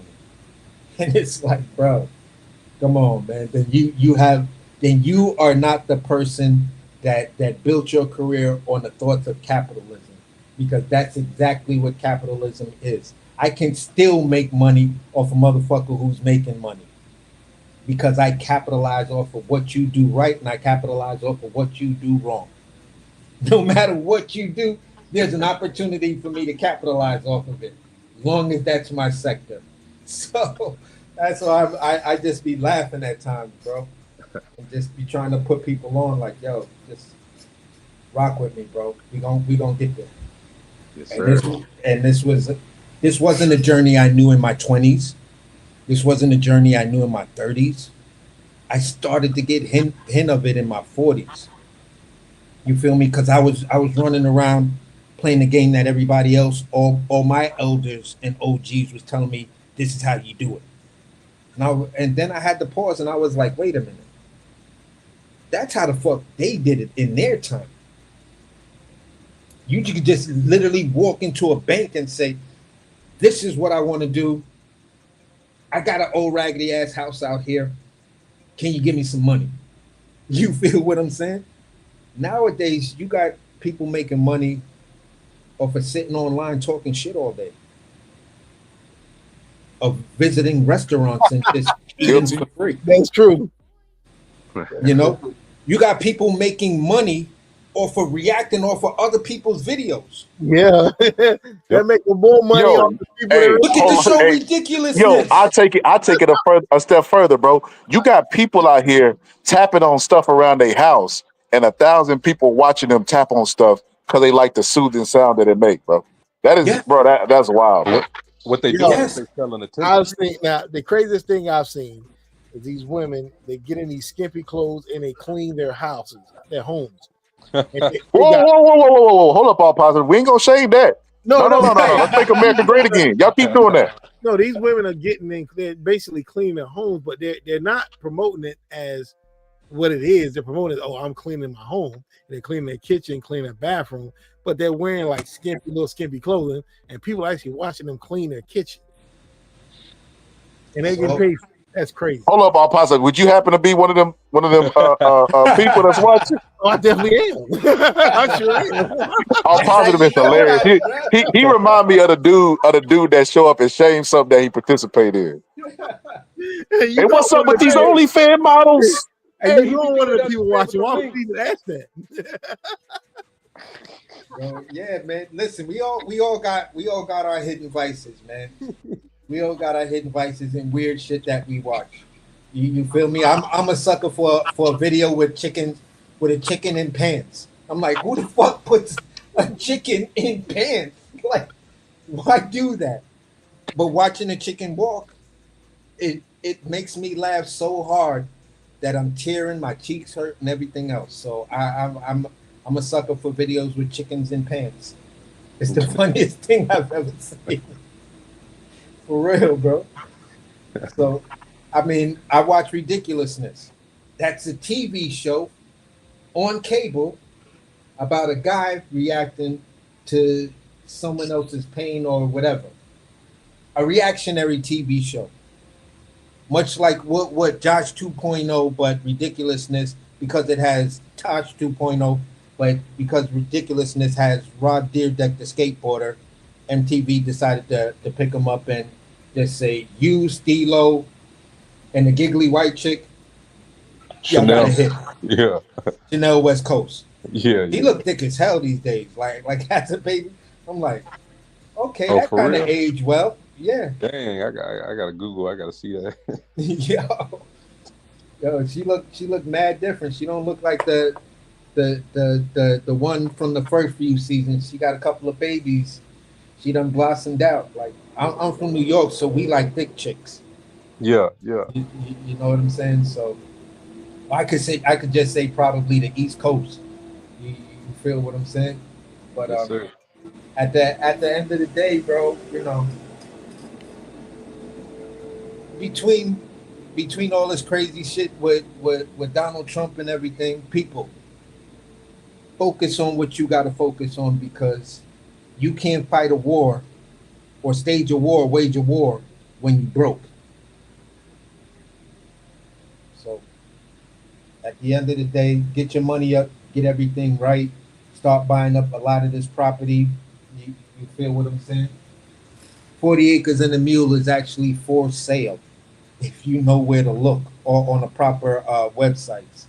So it is what it is, people. We just need to start waking up as a whole and, you know, just, I would probably say, stop making our heroes athletes and actors. I agree. I disagree. Muhammad Ali's a hero. I don't know, man. Yes, I don't to a know. certain degree, to a certain I totally degree. agree, man. Like I said, I was a big Ali fan. He's the reason I got in boxing, but I kind of changed my stance in my late teenage years when I started Don't reading. you do it. Don't, hey, you remember that Charleston White? Don't you do that, Nick? I was, but you know, I don't want to go there. But like I said, I've never publicly bashed Ali, but behind closed doors, yeah, I've got some not so nice things to say about the guy. Once I Man, saw, it better not be the cheating, bro. It better not be no, the cheating. it's worse than that. It's worse than that, but you know, I don't want to go into detail of it. You know, I know you're a fan. He got me into boxing. Like I said, I started school right Well, after. go ahead and tell me, so I mean, I could just deny it. I don't want to go into it because man, No, nobody. go ahead. We here. There's no denying in it. I mean, you know, it's just the truth. Yeah, hold on. Let me switch my dial in my brain to denial. Go ahead. Tell us a story, bro. That's a whole nother. Because No, I'm positive. Come on. Why you doing that? I want to hear.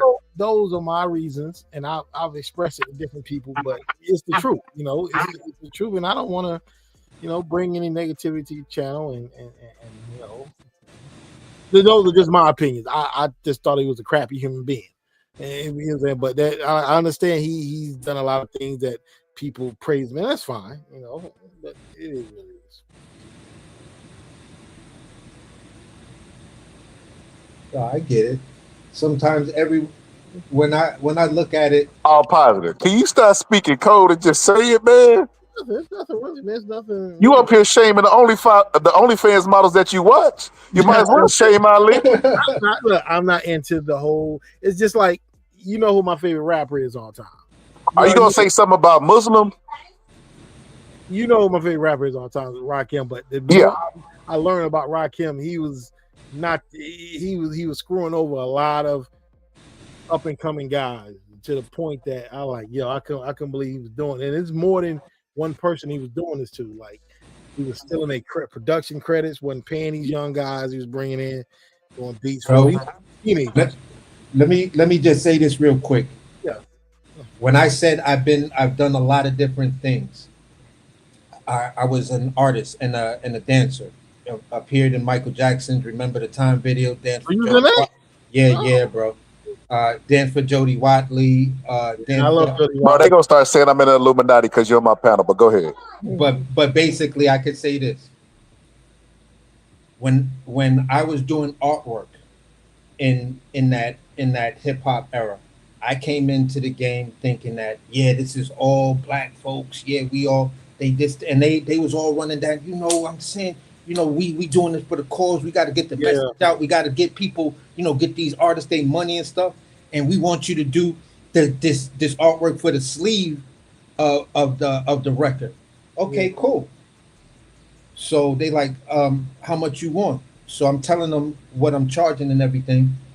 And they're like, all right, bet. When the work is done, they're like, what? What you mean? When did I say I was gonna pay you? Yeah, man. And you in the office, and you like, look, I really don't want to fuck you up in your office, and I don't want to burn this bridge, but I need my money. Yeah, man. I did this artwork. You know what I'm saying? And I've seen it. I've been in studios, even in Salam Remy's studio. Oh, I love Salam Remy. That's my guy. You know, that's my dude. You feel what I'm saying? Yo, But- Ziggy. He produced for Ziggy first album. Go ahead. That was Ziggy. Yeah. So basically, Salam, I've seen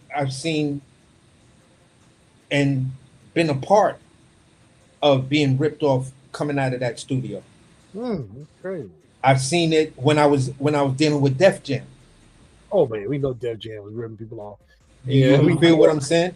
And for me and some of the people that I know in Long Island, yeah, some of those things that they were saying about Ra were absolutely true. Yeah, man. Yeah, it was like Rashad Smith just gave an interview, and I'm a hip hop historian. I brought it, bro. And Rashad Smith was like a teenager, and he produced the Rakim's fourth album, Don't Sweat the Technique. I never knew that because his name's not in the credit. He's like, he reached out to Rod at Christmas party, and Rod got back with him, and he's like, he basically did half the album, and he didn't get paid for it, and his name wasn't in the credits. And not only that, Large Pro did basically almost the entire Let the Rhythm Hit Him album because all she was gonna do the album. People didn't know Large Professor could produce like that. Yeah. And I met Large Professor like that's my dude. I'm in one of his videos. Which one? I'm just hanging out. Oh my god, man, at the end where they showing the scene with the Roxy, you'll see a dude with Gazelles on, a New York hat, and a USA. I don't know if you old enough to remember this. The USA satin jackets. Come on, man, dude, I'm about 50. I'm good. I'm 56, bro. So that's what I was wearing at the Roxy. At the Roxy when that was a Fresh Fest. That was going on at the Roxy before they even did the very first Fresh Fest. That was in Nassau Coliseum. The very first one, the test one, happened at the Roxy, and that's where they got the majority of that footage for that hanging out video because I was in the club that night. I definitely seen that video so many times on Pump It Up and Rap City back in the day. I was in 9th grade when their first album dropped, Breaking Atoms. Oh, okay. Yeah, so I was in 8th grade when Let the Rhythm Hit Him drop. But Large Pro did the Let the Rhythm Hit Him album. And the thing is, he doesn't have anything bad to say about Rakim, but his name was never none of the credits. And the engineer, Anton Krashansky, I think that's how you say his name. He engineered the album. And Large Pro was in high school. He didn't get any credit.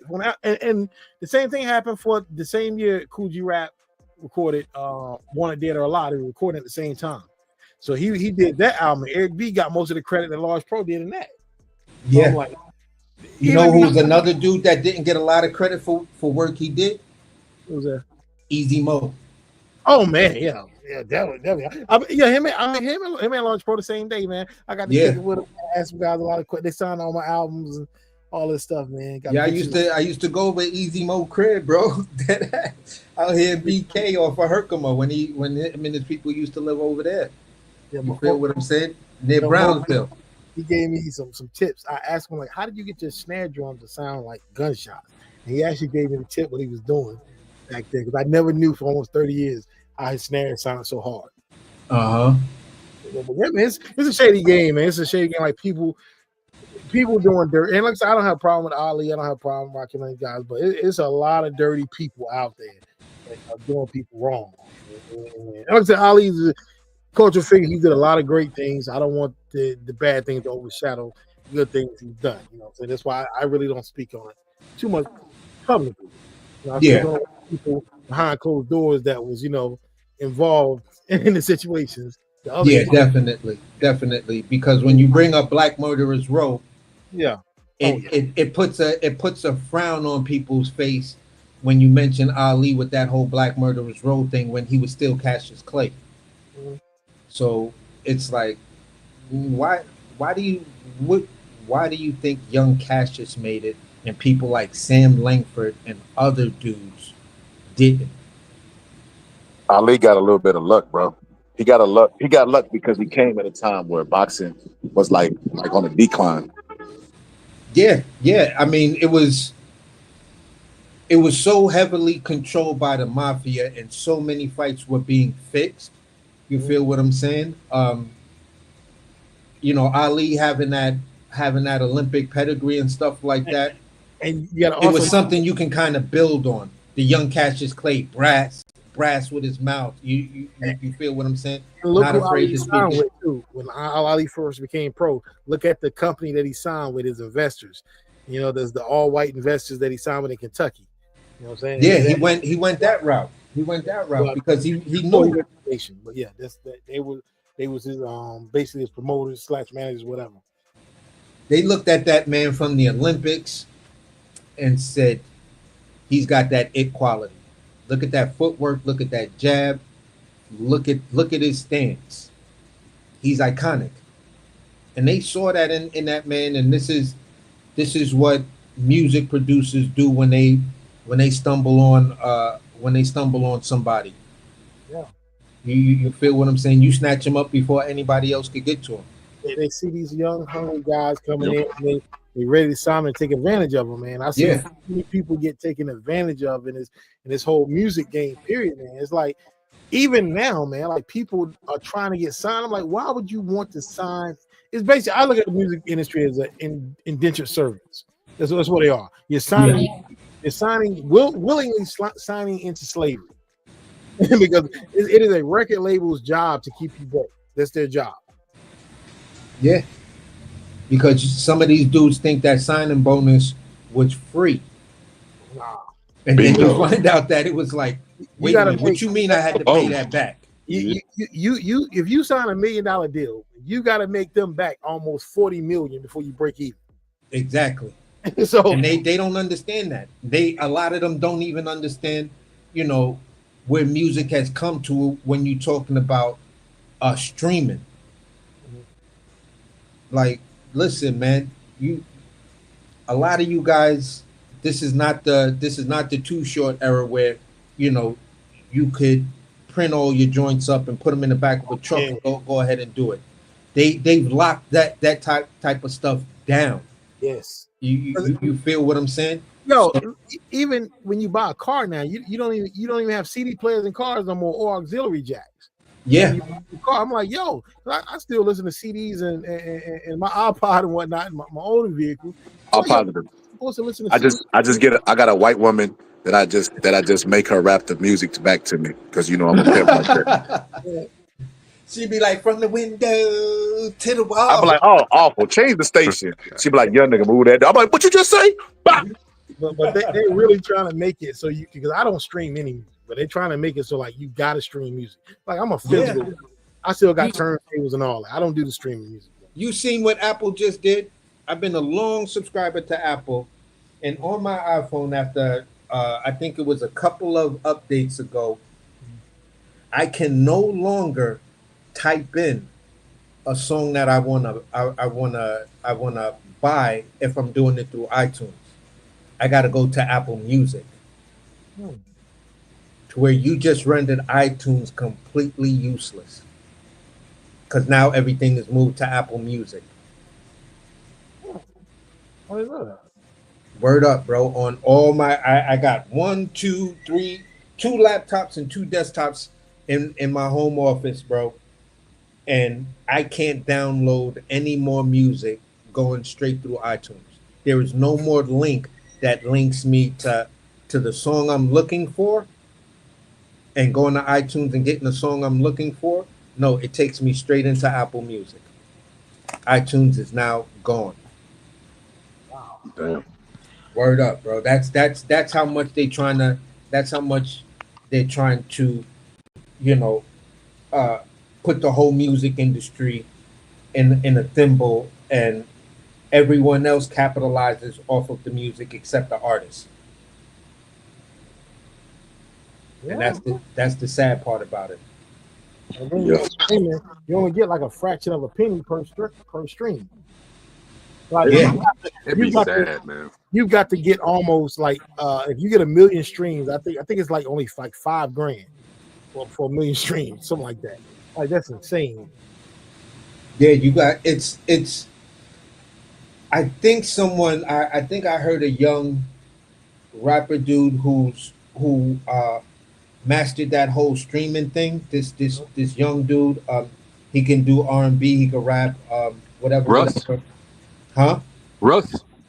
I don't remember his name. One of my boys was put me on to him. We was watching a video and he was talking about him in relation to something else. I think it might have been Nicki Minaj. He was wrapped up in where or someone was shot and he was involved in it with Nicki Minaj and all of this other stuff, or he was humping her and her homegirl or something like that. Light skin dude. I don't remember his name, but basically, um, he rose to fame because he figured out the cheat code for that streaming shit, and then they tried to change the game on him, and then he figured it out again, and he put it in 2 songs. So he's just out here just getting bread and doing what he got to do because he figured out the cheat codes for this streaming shit. And now the streaming industries are trying to shut him down. I'm like, wow, that's crazy work.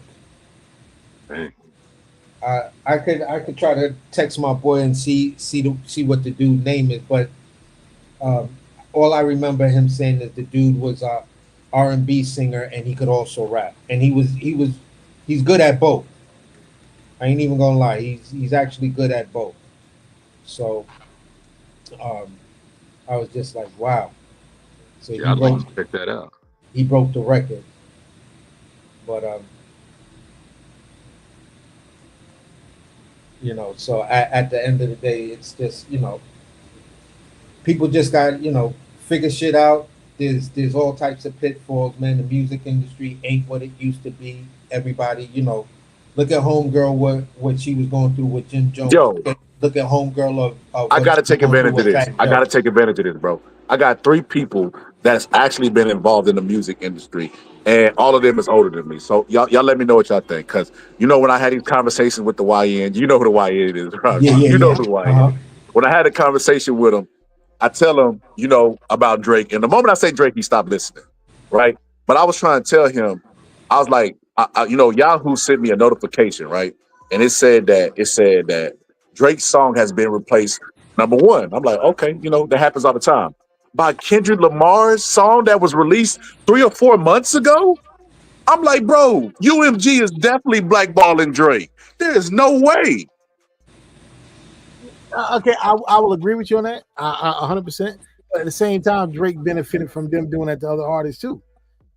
So I'm not saying you're lying. But all positive, he wasn't in a rap battle. See, that's what changes the rules of discourse, because if me and you are both artists and we're signed to a label, they're not supposed to pick sides. They're supposed to make the most money from everybody anyway, because they win at the end of the day. They did it to Cannabis in LL. They do it all the time. That Hey, LL was on the same nah, label. Cannabis got murdered by LL. That was just Look, Cannabis was signed to Universal Direct. LL was signed to Def Jam, who was owned by Polygram, who was owned by Universal. They're the same label. They've been doing this for decades. 50 Cent. I'll pause. We disagree on the Cannabis, bro. You already know I feel like and the Cannabis. Locks. Cannabis got murdered by. The Locks was serving 50 Cent. They're on the same label, 50 Cent and Locks, and they backed up Styles P record for 50 Cent. Now the Locks were signed to Rough Riders, who were distributed by Interscope. 50 Cent signed to Shady Records on the app. Shady Interscope. Yeah, so it's the same label. So label's been doing this for decades. This is nothing new. Yeah, there's really only like 3 labels. Yeah, it's really They love the beef. They love the beef because it generates money. Yep. The rap beefs always generate money. Hey, AC. Yeah. Hey, so let me ask you what you know about the hip hop meeting in 1991? I heard about that. I heard about it, but give me some details because how they had to get rid of the conscious. You go ahead. You go. I'll let you explain.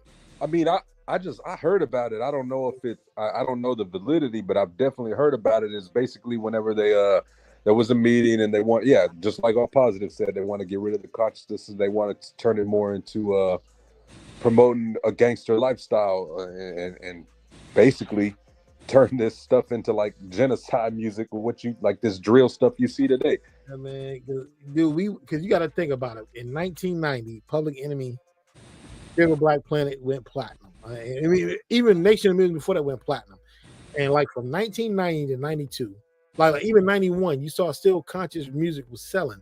But 92, when the Chronic dropped, it's like it changed the whole entire industry. Like the entire industry just flipped upside. And it was always gangster rap before that. Because the Chronic's not the first gangster rap album. But it's like when the Chronic dropped, it's like, okay, we're gonna switch everything. Like the Black Power movement died instantly at that moment. Well, I'm gonna take it back a little bit further to basically 3 pivotal court cases. To me, when I look at what was changing hip hop, right? I'm gonna go to number 1, the NWA case, right? For where they were being charged with indecent exposure based on their lyrics. Yeah. You feel what I'm saying? NWA beats that case. Then here comes 2 Live Crew. 2 Live Crew. What's old boy that was the head of 2 Live? Walker. Luke. So they take Luke to court twice for the same thing, right? Luke invokes the fact that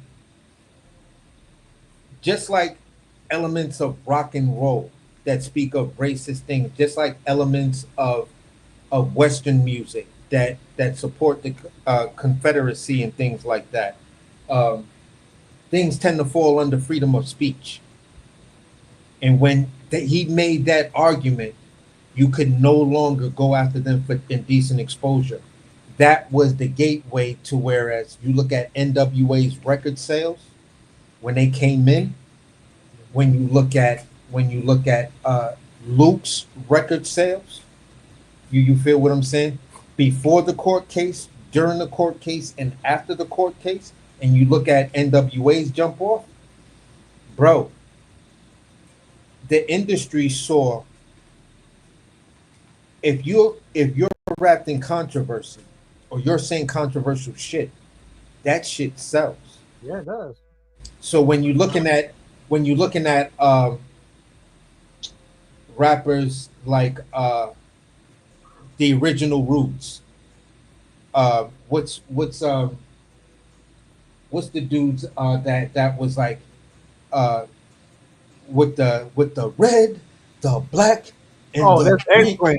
X-Clan, yeah. Yeah, X-Clan. When you look at X-Clan, you look at Queen Latifah's first movement where she wanted to be the black African queen and stuff like that. Yeah. People were really seeing on the streets that all that brotherly black shit, that shit ain't putting no money in my pocket because I'm trying to fuck with y'all, but it seems like y'all are disingenuous, so I don't want to hear that no more. I'd rather listen to this dude who's telling me, yo, you get this brick, you flip this brick, make sure you got a tool and make sure your lawyer's paid for, you can get money. That's what it was. The hood was the hood, but the hood was looking for real solid answers. And I see the drug dealer every day, but I don't see the positive black man out here that's actually making money. He just as broke as me because this nigga lived next door to me. But you telling me we got to stick together to make money and you still here with me?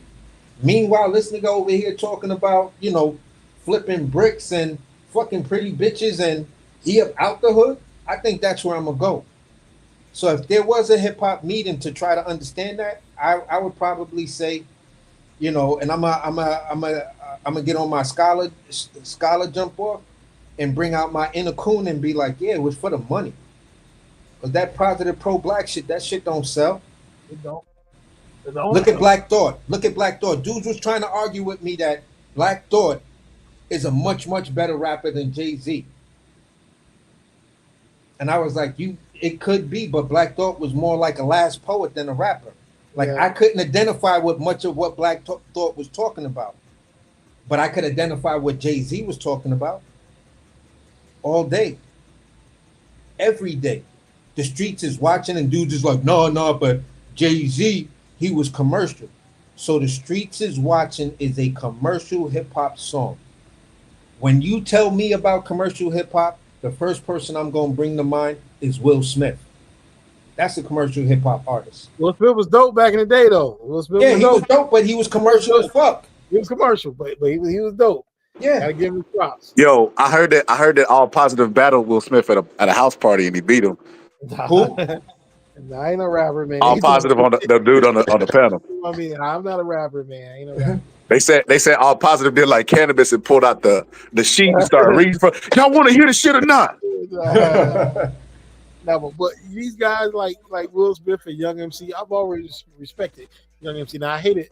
I remember I was watching the Grammys live, the second ever rap Grammy in 1990, and when Young MC won over Public Enemy, De La Soul, and all these guys, man. I hated that, but I respect Young MC because he was a smart dude, man. He's a smart brother, man. And Yeah. and he was a good rapper. And the crazy thing is, if you ever sit in a room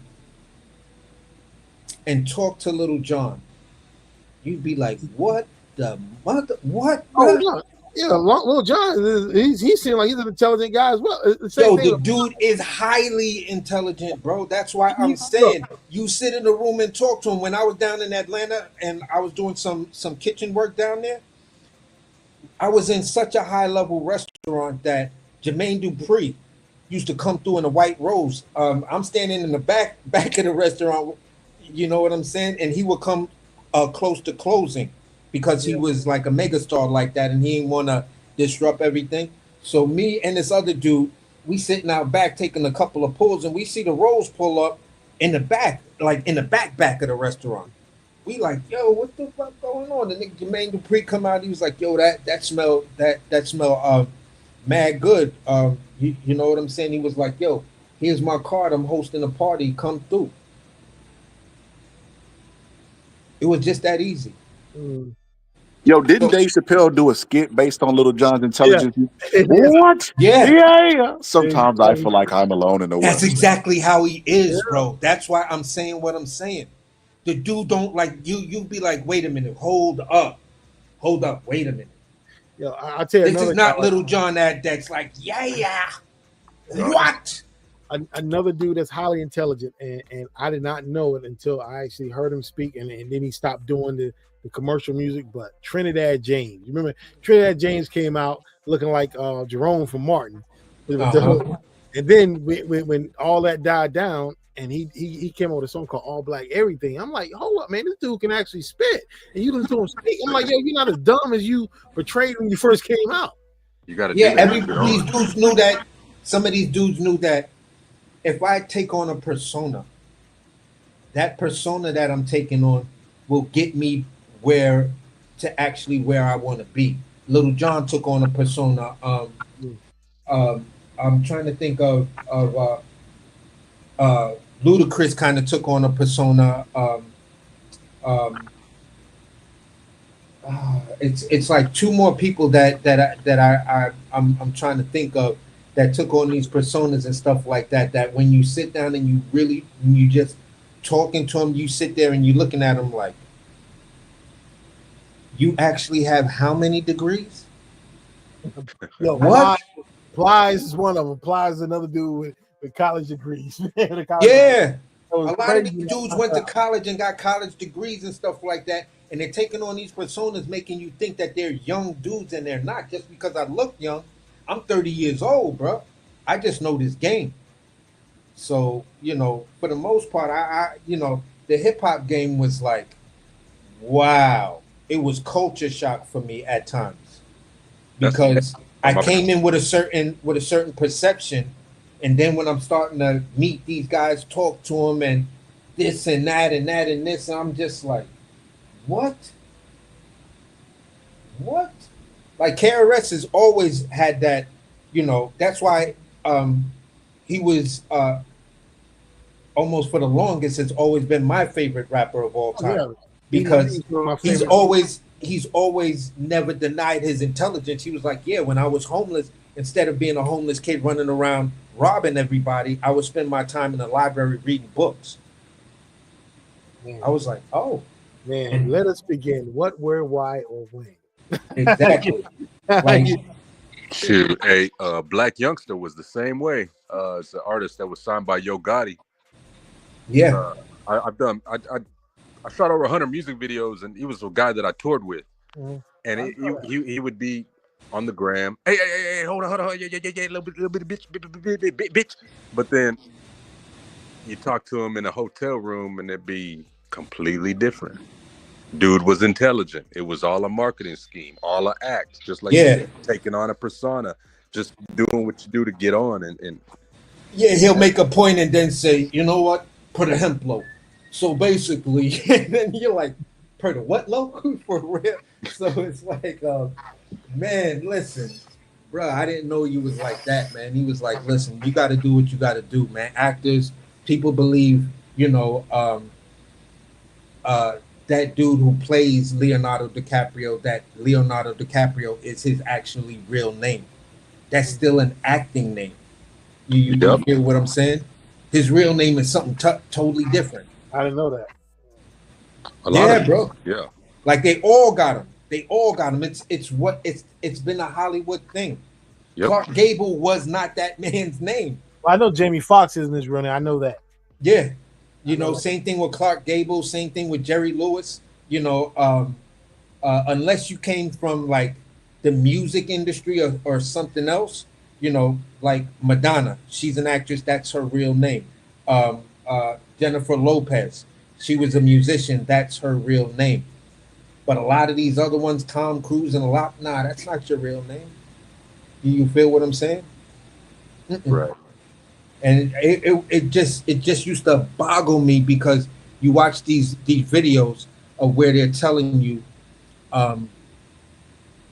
about Latin that you would have never known were Latin, and you're like, what?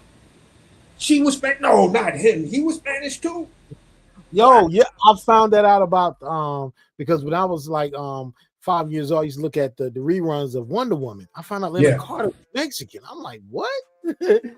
and Daisy Dukes from Dukes of Hazzard. I used to look at Dukes of Hazzard on Friday nights. I didn't know. I knew Daisy Dukes was Mexican, part of like Mexican heritage. I never. Yeah, bro. It be listen. It be the craziest things. Like one of I'm brain farting heavily. I guess it's this strand of weed I'm smoking. But basically, what I'm saying is there was a white dude. He played it's not Charleston Heston, but he played in some movies with Charleston Heston. You feel what I'm saying? And they did a version of him playing Moses. That dude was Spanish. His real name was like Carlos something. I was like, get the. And then there was this actress, and I used to see her in all the good movies and stuff like that, all the old good movies, and I found out that she was Spanish, and I was like, wow, that's crazy. So everybody takes, a lot of these entertainers take on these personas and stuff like that, and we accept them for who they are, and it gives them, like, to use a big word, the anonymity to go ahead and live their real life while they're at home. But some of these people get so fucked up in the head that the lines get blurred between who they are at home and then when they step outside, everyone knowing them as this person, and then there's also the role that made you super famous.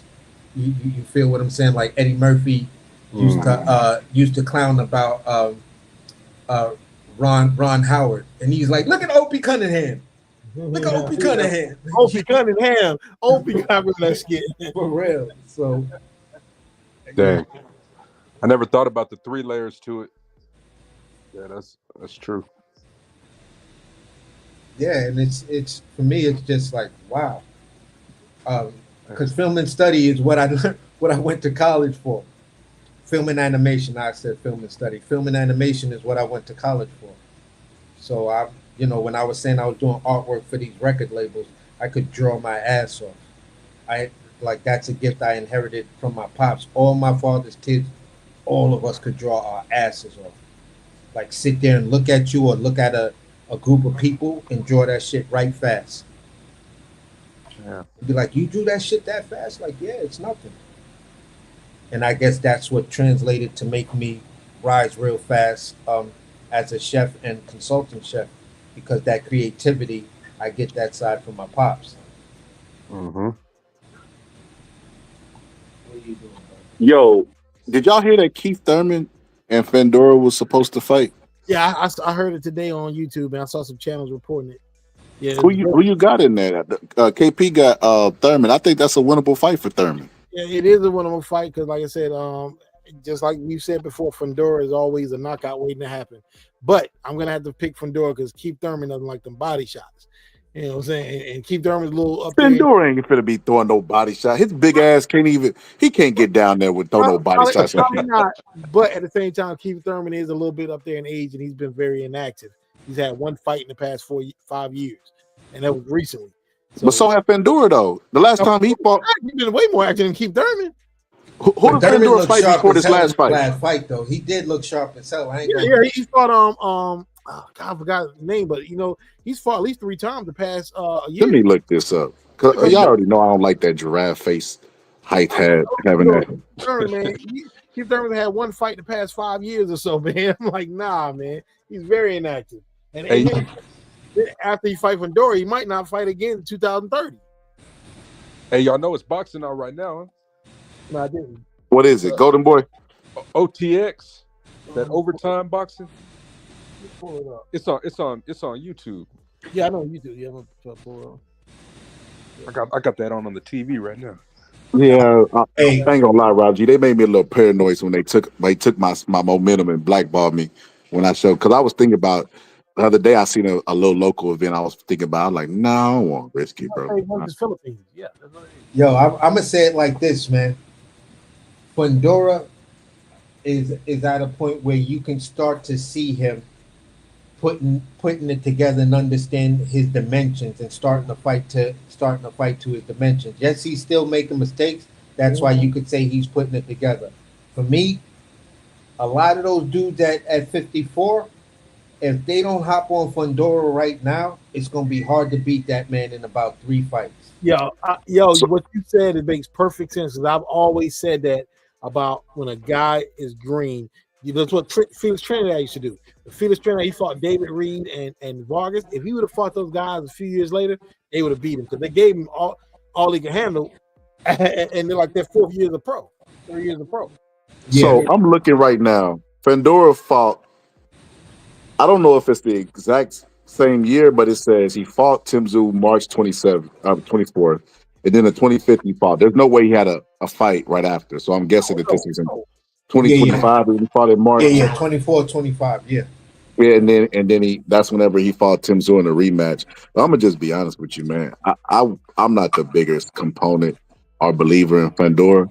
I've seen Fandora quit in the fight. You know what I mean? Like he didn't even try to get up. Say what you want about Deontay Wilder. Tyson Fury knocked the soul out that man's body. He was still trying to get up. Man, Fandora just quit. He looked like he wanted help from the referee. Like he was looking to the referee like, you gonna help me up? You see how hard he hit me? That man got caught flush. He couldn't get up, man. He couldn't get up from that. You finna make me show it. You finna make me show it. He was too skinny when he got clipped like that. It was just like, bro. That's the one thing I keep saying. It's like Fundora. I honestly, I see your sisters built kind of like the same way, and maybe y'all just tall Mexican people. But bro, you look like, honestly, man, you should be at 168, man. Like, put on that weight, eat a cheeseburger, go get a big burrito or something like that. One of them big joints that you can eat for like $30. If you don't eat it all, then you got to pay the bill or whatever. But go eat you a couple of them, bro, and put on some weight because you look like I can see your heartbeat at He said around like 160, like 159, 160. That's what he said in the interview. Yo, I'll pause. You want to hear something funny? My disdain for Fandora is for to make me show some highlights for the fight. I just talked about. I just talked about how I didn't want to risk the channel, bro. I'm gonna show this, bro. Not like Fandora that's willing to fight anybody. Why would you? Man, I'm gonna show this. He ain't willing to fight nobody. He got the title and ain't fought nobody.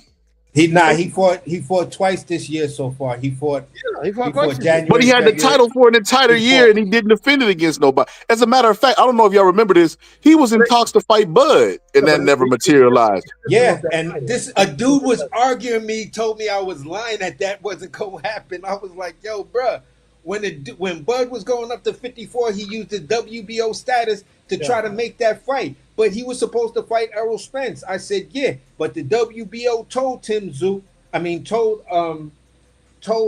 Sebastian Fundora, we're not going to sanction you fighting Errol Spence. If you try to fight Errol Spence and keep our belt, we're gonna strip you. That's why he gave that belt up. I'm not one, bro, to make drastic comparisons, but if you look at the way this boy, it remind me of something. When Muhammad Ali was standing over Sonny Liston, tell him, get up, Craig, beat him down, I beat you there. But not said, get up, Craig. But look at this, all positive. Look at this man quit. He over there looking and smiling at the referee. Then they gonna show it. That man got hit pretty hard, man. He got hit. Man, I wish. Oh man, let's see if I can find it. There's a clip all positive where he's down on the ground and he don't even try. Here it is. He don't even try to get up.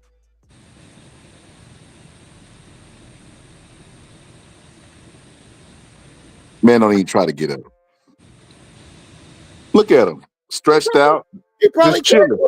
He probably look. No, but he rests right here. He gives up right there. Look, he just shook his head like, nah. Look, man, I remember being in 12th grade, looking at Foreman knock out Moore, and I remember me and my coach, me and my teacher in class, and I was thinking, I was like, man, that didn't look real, man. It looked fake. But the more I kept looking at that VHS tape, and many years later, when I saw the Legendary Nights, and Moore was like, he couldn't get up. His body was dead. You don't know what these guys are feeling in the ring, man. I know what he's feeling. He's feeling defeat and quit. Yeah, he telling the ref, he's like, yo, I can't feel my legs. This is what he said. Look.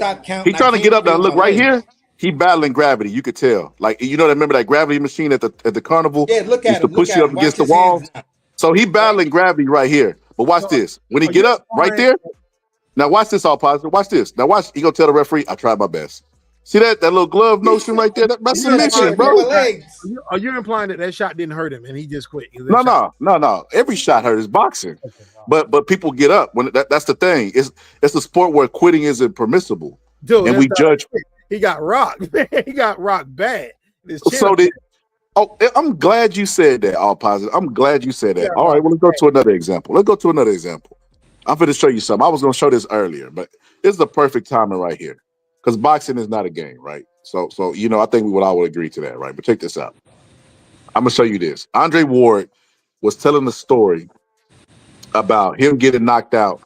Basically knocked out in the fight, and he was doing what Timothy Bradley was doing against Provodnikov, where he was fighting on instincts. I hope you're not talking about Kovalev, because Kovalev was like a no. This is Boone. This Boone. Donald Boone knocked down a lot. He knocked down Kovalev too. He knocked out Kovalev? He knocked down Kovalev in the first fight. I didn't know that. I think he knocked down twice in that first fight, and you can't find a highlight of that fight anywhere. But listen to this story. All positive. This is the difference between Fundora and him. Time being on the showcase, you know what I mean? He Twitter shot, of course, he rocked. But I had been rocked. How did you feel? I got rocked my second fight. So I went from a 4-rounder version, like me fighting 4-rounder. He said, man, we fight a 4-rounder. If you get a slip and they call it a knockdown, you got to draw. Yeah. He said, you good enough to fight 6. So I went to 6. My second fight. And got hit with a whip, because you know I'm still learning how to fight inside. So I'm not knowing how to yoke you up and grab you to the ref. Now, to the aspiring fighters, I don't want this stuff to go over your head. Notice what he said. He was not relaxed inside because this is not the amateurs. The amateurs give you a false sense of security because they got headgear in there. You wear your T-shirt in there. The referee will warn a person for hitting on the break, actually take a point. And a professional, that's the reason they tell you protect yourself at all times. It's a reason for that. They basically saying you're on your own unless I say you ain't. Get there, so I'm slipping off you and stuff, you know, because you got Vaseline on the gloves and stuff. It's just a different world in the pros. You ain't got a tank top and all that, so it's just different. So he snuck one in, uppercut, and I got hurt in that fight, first time ever as a pro. But the Darnell Boone thing was different. Yeah.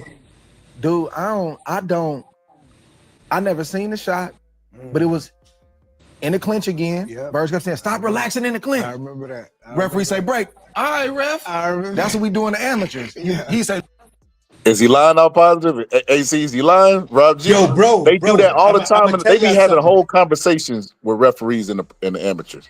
I'm gonna tell y'all something. I actually spoke with Daniel Boone on a panel live. You feel what I'm saying? He jokes about this fight and everything. When you show it, this is a part I was like, yo Dre, you know you capping, right? Daniel Boone's up for that shot. Clear as day that shot that caught you. Because he threw the punch because he knew where you was gonna lean, and he just threw the right where you was gonna lean. Face, you lean right into it. Boom! Perfect setup. Because if you the joint with that stinky leg, his corner told him every time on the rope he gonna lean to this, he gonna lean over here because he thinks you ain't got another tool to pull out the toolbox because you just throwing the one shot and then you let him lean over there and spin out. But if you throw the uppercut, he'll be right there. That's basically what his trainer told him, because this is what he said. This is what he said, and I'm just repeating him. I'm paraphrasing it, but that's basically what was said. He said he went in, he was forcing the action, he was throwing the active jab at him, getting him to back up. As soon as he hit that rope, he said, I got him. He threw the punch, and Ward started to lean exactly where he said he was gonna lean and do what he do. He just threw it right there. Boom. Said his face was right there. He was like, it was funny because he was like inside, he was like, yeah, I finally got this motherfucker. Yeah. He was smoking. You know, we finally got that little motherfucker. But you know what's crazy, bro? I didn't hear him say that he didn't set the shot up. He clearly set it up. I think he was saying that in this clip, he was saying his defense was leaky and he didn't understand. He was too relaxed in the clinch. And you're right. When you go back and look at the highlight, Ward is ducking into the punch. He clearly don't see it. And he throwing it with everything he got. Pow! So it was like, you know what I mean? Train meets pillow. Yup. I was like, wow. Because he was like, yeah, that's my shining moment. He said, yeah, I do some club fights here and there, but Daniel Boone is a cool dude, bro. Real down to earth guy to talk to and everything, you know. And he laughs at himself about this fight too. But I'm sorry, but you can go ahead. No, that's perfect. I like stories in between. It adds to the content and it helps me not get a copyright strike because we actually give it a whole bunch of content instead of just continuously playing it. But that's a point I came to this video because I want to bring it full circle to our positive point earlier. But check this out. look at me. And you gotta respect it. Man, the program is cutthroat. Bing, bing. I look at him, all right, ref. He look, bang. I can't catch you no other time, but I got you right now. Brother, listen. I don't remember. Listen to me good, bro. Listen to me good. You remember just? I don't remember the round it was. Listen to me. I don't remember getting hit. All I remember is just getting my hand raised after and hearing cheers and boos. Man, that's it. Then I think I got dropped in the. I don't know if that was a 6 or 8, but I had whatever round it was. I had 2 rounds left, bro. Yeah. I don't know how I got through them rounds. Listen to me. You already know. I'm fighting on instinct, bro. Straight instinct. God had to be with me that night. Because I don't remember the 2 rounds that I fought. It's 2025. I still don't remember. You still remember the 2 rounds? I just remember getting my head right there. It's like, we and like, boo. And I'm looking like, what happened? I won. Why y'all booing? And then when I went to the back, it started kind of coming to me a little bit. I said, man, you got hit with a shot there. So, yeah, how did I feel? No, I ain't feel too hot. He didn't feel too hot. He don't even remember the rounds. Timothy Bradley talked about when he fought Provodnikov. He was fighting on instinct. He didn't remember the round. That's the thing. All positive. You're gonna get hurt in the sport. You think that? See, that's the thing about boxing nowadays. People think it's only boxing when they whooping somebody else's ass. It's boxing because they have the ability to throw back. They got 2 hands just like you. They're not just gonna let you throw at them and not throw anything back. You know. And Fandora got caught that day. And he quit. So you think Michael Moore And quit? he's in his prime. You know what's crazy? You know what's crazy? He's in his absolute prime, all So positive. do you think Michael Moore quit against Foreman? No, So why would you say he didn't because it's George Foreman. So you telling me, what's the dude's name? Was it Mendoza? What was his name? Mendoza. You telling me Mendoza punched like Foreman? Not necessarily. No, not necessarily. No, but at the same time, Michael Moore, you can make the same argument. What you saying? Like he could have got up because George Foreman. Man, Michael Moore tried to get up. He couldn't even move his neck. George Foreman His never lip got. was busted. He was. You talk about the Yeah, but gravity machine. I agree with you, but at the same time, George Foreman never got another KO for the rest of his career. That was his last knockout. So what does that mean? He's still George Foreman. I understand that. I agree that Michael Moore didn't quit, but I could the same argument you're making. I could make that for no, all positive. He relaxed. I know he didn't quit, but he relaxed and quit. All positive. So at first he could not get up. You don't know how that man was feeling because you didn't take that punch. You don't know how that man was feeling in the ring right there. Because we've seen guys take we've seen guys take punches from we've seen guys get knocked out earlier, like Buster Douglas. No, we know Buster Douglas quit. He for sure quit against Holyfield. We know that because he had a guaranteed $24 million. He didn't want to do it. But look, Pandora got caught with a shot. Hurt. He got hurt. Could barely stand up. Then he got caught with another shot. He was out, man. He was done. Even though he sat out, he was done. Man, that punch was right on the button. It had to have what they call that short circuit of your nerve system. If your shit is jolted like that, for me, it just kind of looked like after so many times of watching it, it kind of looked like he was just saying my legs can't. I can't feel my legs. He's like, what do you want me to do? I can't feel my legs. So I was just like, maybe he had tingly feelings in his feet and his legs and everything because he's a tall dude, ain't got a lot of punch resistance on him, and he walked right into that completely open. Like you was tall, you was straight up, and I was just shocked that he was actually able to sit up. Because when he first went down, and you see the ref, maybe you could find that short. His face looked like, okay, who are you now? Yeah. And look, and I've seen De La Hoya take way harder punches to the body from Shane Mosley and other guys than he took from Bernard Hopkins. That body shot he took from Bernard, I know it was in the liver and whatnot, but Bernard ain't got no power like that, man. I looked at Bernard's entire career. Bernard ain't got that one punch knockout power, man. But see, that's where I'm like this. I get where Scholar's coming from, and that's the first time I heard that argument, and it's plausible. It is plausible, and if it's plausible to me, I'll give it respect. You feel what I'm saying? It is plausible, but this is what I'm saying. For me, being that Fundora's on top rank and shit like that, it's like you're still on the top rank diet. You feel what I'm saying? You're still being heavily match made. You feel what I'm saying? Will they put him in there with a Baccarat? Because you wanted to unify, but you wanted to unify with everybody but Baccarat. I like to see it. You feel what I'm saying? So when now you got Xander with the belt. You feel what I'm saying? Xander still needs some work. He still needs to find his confidence, and like they say, some fighters get that 10 or 50% boost after they become a champion and shit like that. You could see it in Brian Norman Jr. He's just completely turned the corner, people's champ type shit. People like his demeanor and everything else about him. You feel what I'm saying? Fundora hasn't got there yet. Like the shit we hear from Fundora, it's like, I don't necessarily believe you like that. I feel you, but I don't believe you. So, for me, the harder punches, the guys that have smart feet that could get on the inside, because Tim Tszyu is a hard puncher, but he ain't got smart feet to get around Fundora.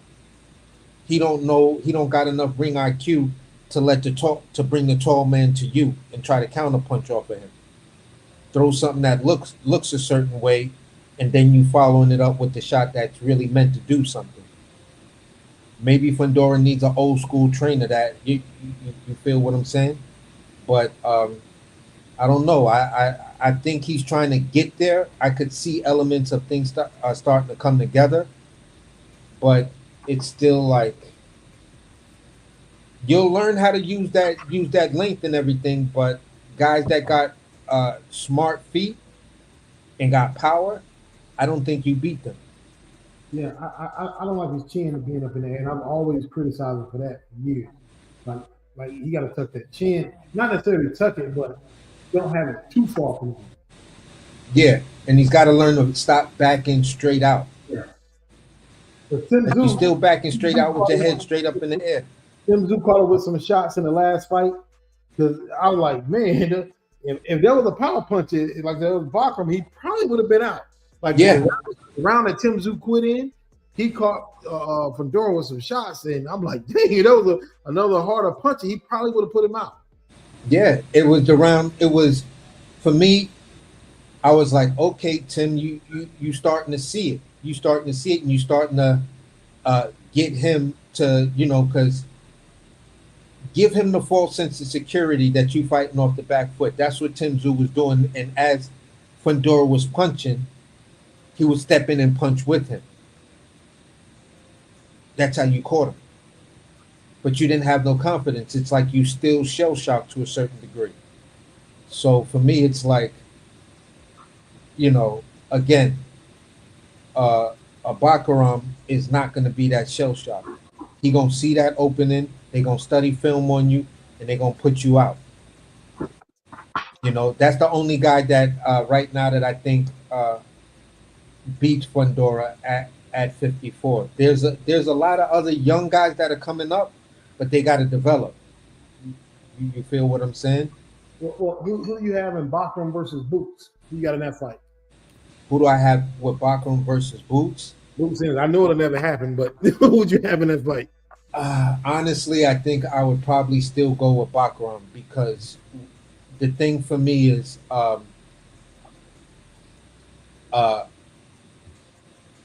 Bakaram can box with that European style, and he can box not using that European style. Mm-hmm. You feel what I'm saying? Bakaram has a underrated ring IQ. The boy can box.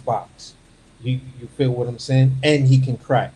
Mm-hmm. So when I look at Boots and I say, all right, since the Lipinets victory, because that's the fight, in my opinion, that everybody was like, oh my God, are you looking at Boots, the second coming of Roy Jones, the way he destroyed Lipinets, who nobody ever beat before and used to be, I think, Manny Pacquiao's main sparring partner and shit like that. So you go out there, you stop Lipinets, you look super impressive. Then you get Castile Clayton. You know what I'm saying? You look also impressive. The Lipinets fight, you fought that man in the phone book and beat him at his own game. Castile Clayton, you just got him up out of there. After that, that level of competition has not risen to where it's like I can see you bringing out new tools. You're at the mode right now to where it's if it ain't broke, we ain't fixing it. And Bakaram is the guy that's gonna let y'all know there's some broke shit going on with you. Because you just struggled, people say, yeah, but it was a unanimous decision and blah, blah, blah, blah, blah. Okay, but we still saw the fight that you had with Karan, and we saw the 24 rounds you put in with Karan. Bakaram is not Karan. He's Karan with power and has no need to move like that because he has educated feet. Boots, you get the athleticism check. You're way more athletic than Baccarat. But you haven't fought to that level of competition to whereas that athleticism is muscle memory in being in giving us great performances. So that's my issue. That's why I'm like, and what you do when you go up to 54, you're gonna fight that guy. And they called you the second coming of Roy Jones. Why didn't you use your IBF status just to go up there and fight Baccarat? If you're the second coming of Roy Jones, then to me it's a what would Roy do type of question. When Roy moved up to 168, he fought the top guy. Not in just 168, the top guy in all of boxing. James Toney was number one pound for pound when Roy Jones moved up. Yes, sir. And that was my guy. I did not believe I had Roy Jones losing that fight. I did not think Roy Jones could beat James Toney. Me neither. Me neither. We're both in the same boat, bro. But when I saw those press conferences and I was watching this dude eating ice cream and smoking cigars, I was like, James, don't do that, bro. Not with that guy. I got you beating this guy, but not with that guy. Because a year prior, I saw the way Roy Jones on the Riddick Bowe. What's his name? What was the guy Riddick Bowe fought with? Roy Jones fought on the Hopkins on 93. Ferguson. Saw the way he struggled with Hopkins late in the fight, even though he won the fight fairly easy, 9-3, whatever. Yeah, I saw how he was struggling late with Hopkins, and I'm like I didn't really think he could beat. I didn't think he could beat James Toney. Man, I didn't see it, man. But I didn't see it neither because James Toney's defense was just, it was like impenetrable to me. I was like, he's the master of the Philly shell. Like y'all can't do. I ain't seen nobody do the Philly shell even to this day, like James Toney, because he could stand in the pocket, watch a dude throw a 5-6 punch combination in the Philly shell, and he ain't all tall with his making a face and all of that. He just right there like bang bang bang, switch bang bang bang, and then I'm gonna piece you up, big back back. I was like, get the fuck out of here, man. Roy can't fuck with this dude. Like, you stupid. So for me, I was just like, no way. But then when the fight happened, I was just like, oh my God. See, James, that's because you my man. You. it's not that he beat James Toney; it's how he beat it. Yeah. He basically shut him out. Yeah, because James Toney didn't take nothing serious with Roy. The Vegas odds was so crazy that James Toney was either gonna beat him or knock him out, because they said Roy Jones lacked any technique. He's undisciplined. He relies 100% on his athleticism, and then you let Roy Jones go in there and beat you up like that. Come on, James. Come on, man. Source Magazine had you as the most dangerous man on the planet. And you let Roy come in there and beat you up like that. No way. No way. But I guess he got his revenge back the way he beat up Holyfield. Yeah, yeah. You know. It could have been Roy Jones though. Roy Jones, he talked about it. He was talking about him fighting after he had beat Ruiz and Holyfield, all these guys, but he moved back down to fight Conor. But you know, those are the eras where, and sometimes it's like these younger fighters don't get it. If you lose to your peer, you two guys are the best, or it's 4 of y'all or 5 of y'all that's in the conversation as being the best of the best. If you guys lose to each other, the boxing fans ain't gonna say you trash. Yeah. The goofy ones will, but the real boxing fans is like, bro, I don't give a fuck who lost that fight. Did you see the fight itself? that was I'm on the edge of my seat. I'm this, and that, yada, yada, yada. You know what I'm saying? It's like, you know what, young dudes? Take a lesson from Errol Spence. Errol Spence was asked recently who you got in a Canelo versus Bud fight. He was like, yeah, when the talks was happening, when I was thinking about going up to 160 to fight Canelo, I had got support. Even Bud called me up and wished me luck and if the fight could get made and yada yada yada. He was like, yeah, but I got Crawford. I got Crawford winning that all day. I was like, see, he lost to one of the best, and that loss is still gonna age well. Even if he come back and he start whipping ass again, the fuck is gonna give a fuck that he lost to Terrence Crawford? Well, even the way he did lose to Terrence Crawford, really. Yeah, I mean, there's nothing wrong with losing if you just jump back in it, man. It's like it's okay to lose to a top guy, but just don't be like, yo, I don't want to. Like this is the thing about me with Boots. Boots don't want to fight the top guy. Exactly. You don't want to fight him. And like I said, I don't care if you lose to top competition because you can go back to the welterweights of the 80s of the mid to late 80s when you had Marlon Starling and the Simon Brown and all these guys. All these guys were beating each other. Yes. None of them got undefeated. Everybody was interchanged. Like Donald Curry had beat Marlon Starling twice. Yeah. So none of these guys. Then when Donald Curry moved up, and Marlon Starling became the guy at 147. So all these guys were beating each other. They were interchanging victories. So yeah, losing. And we used to get them fights that says, yeah, he beat him early on in his career. Yep. And now he's looking to revenge it now that he's a champ. So it's like, yeah, those were things that made for great rematches. Like, yeah, I lost to you when we were fairly new and we were trying to decide who's the best prospect and everything.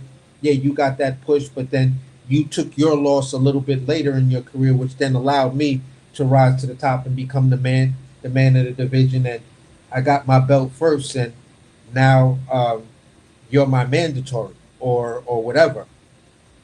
And we can make this fight, and I can get that get back. And guess what? It's a belt on the line. And that's when you were seeing guys just fight their heart out every second of every round. It was like, damn near these dudes was throwing punches. So, these younger fighters just don't understand what is legacy. They equate legacy to the fight that has the biggest payday. Yeah. That's a legacy fight. Look at the money that's on the table.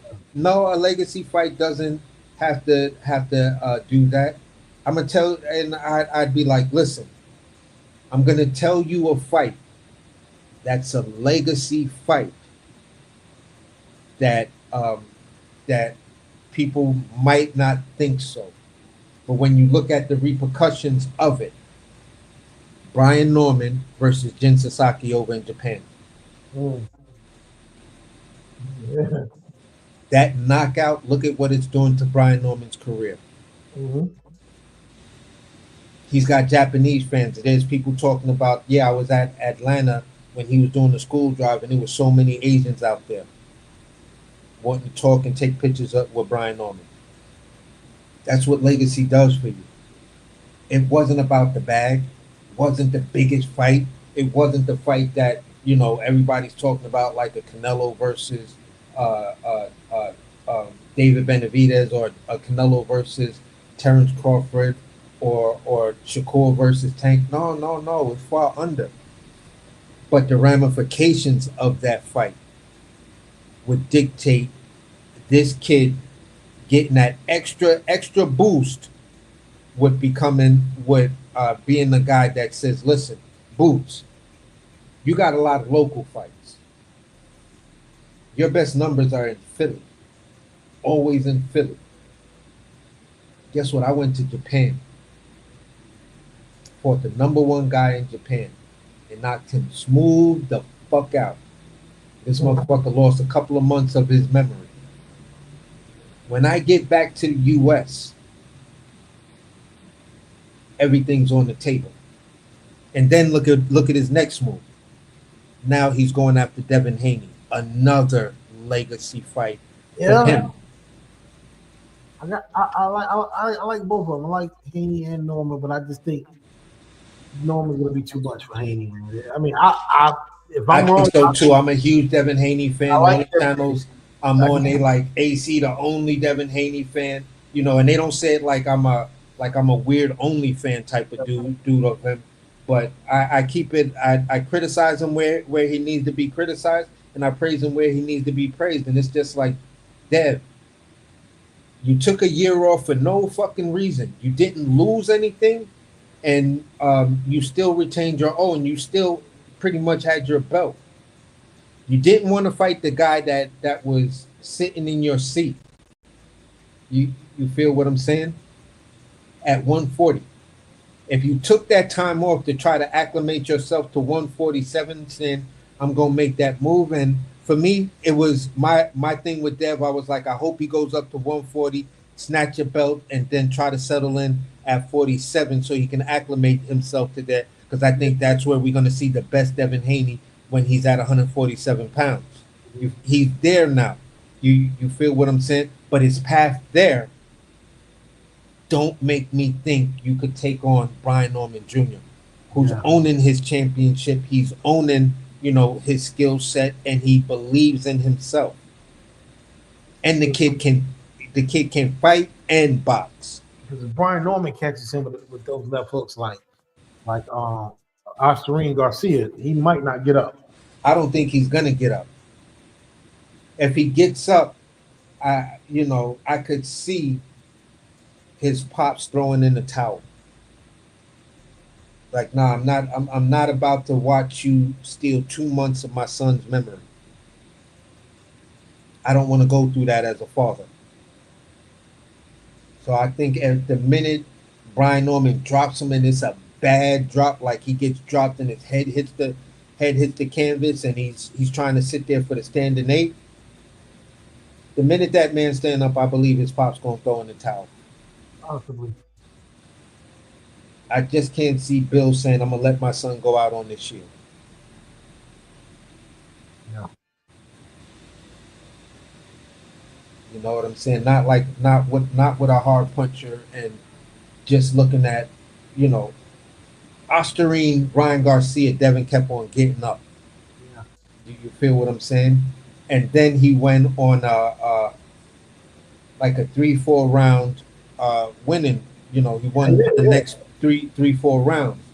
Then he went back to trying to, I guess, knock the man out and shit like that. And that's when things went pear-shaped at the end of the 6th going and the 7th round. To whereas I honestly believe the ref saved him in the 7th round. Oh, he did. Yeah, he did. It was a questionable officiating. Yeah, that was heavily questionable. I was like, ref, what the fuck are you doing? And I'm sitting there rooting for Devin Haney. Yeah. Do you feel what I'm saying? But when I saw the ref do that move, I was like, nah, this is some bullshit. If he was gonna get stopped, just let him get stopped, bro. Why did you stop that man? You know what I'm saying? So for me, you took that year off for no fucking reason but to go out and swing on a carnival worker who's talking shit. At the end of the day, you give me a master class in footwork, and now you talking about trying to fight Brian Norman Jr. I don't know what the fuck you and your pops is thinking, but that my dad got me confused as well.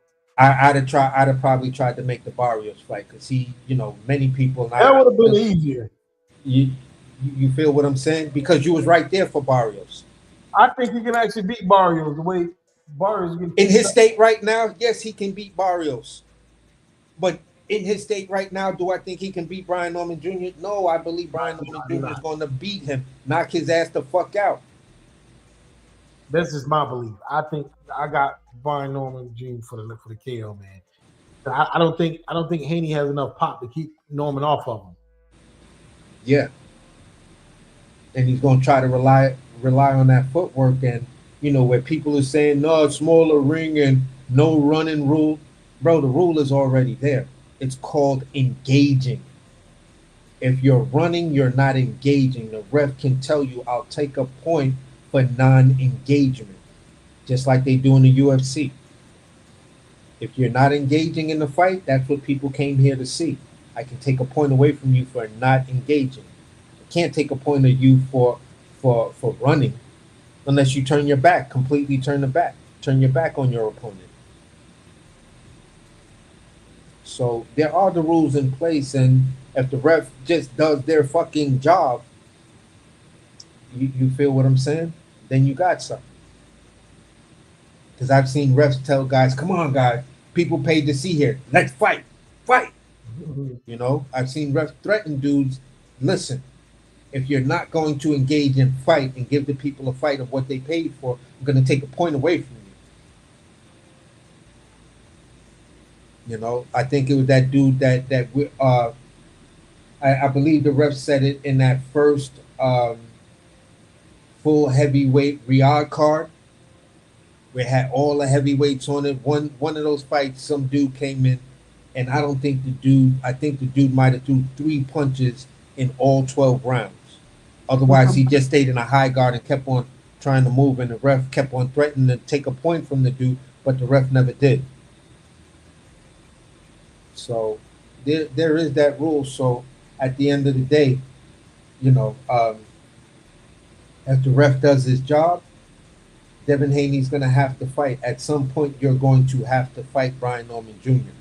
And when you fight Brian Norman, when you choose to sit down or stand there for a second to try to fight Brian Norman Jr., I believe you're a hell of a talent, Devin Haney, but your path to 147 doesn't make me believe that you can compete against Brian Norman. It's his division.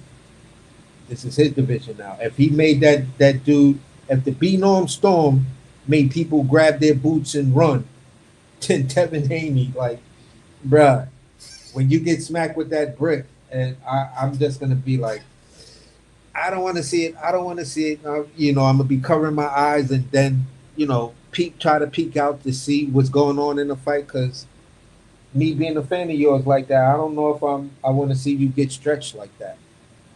I think this was a bad fight to take at this time. And if you win, I'll rescind everything I said and be like, I'm gonna eat crow if he wins. I'm a bad Devin Haney fan because I didn't have him winning this fight.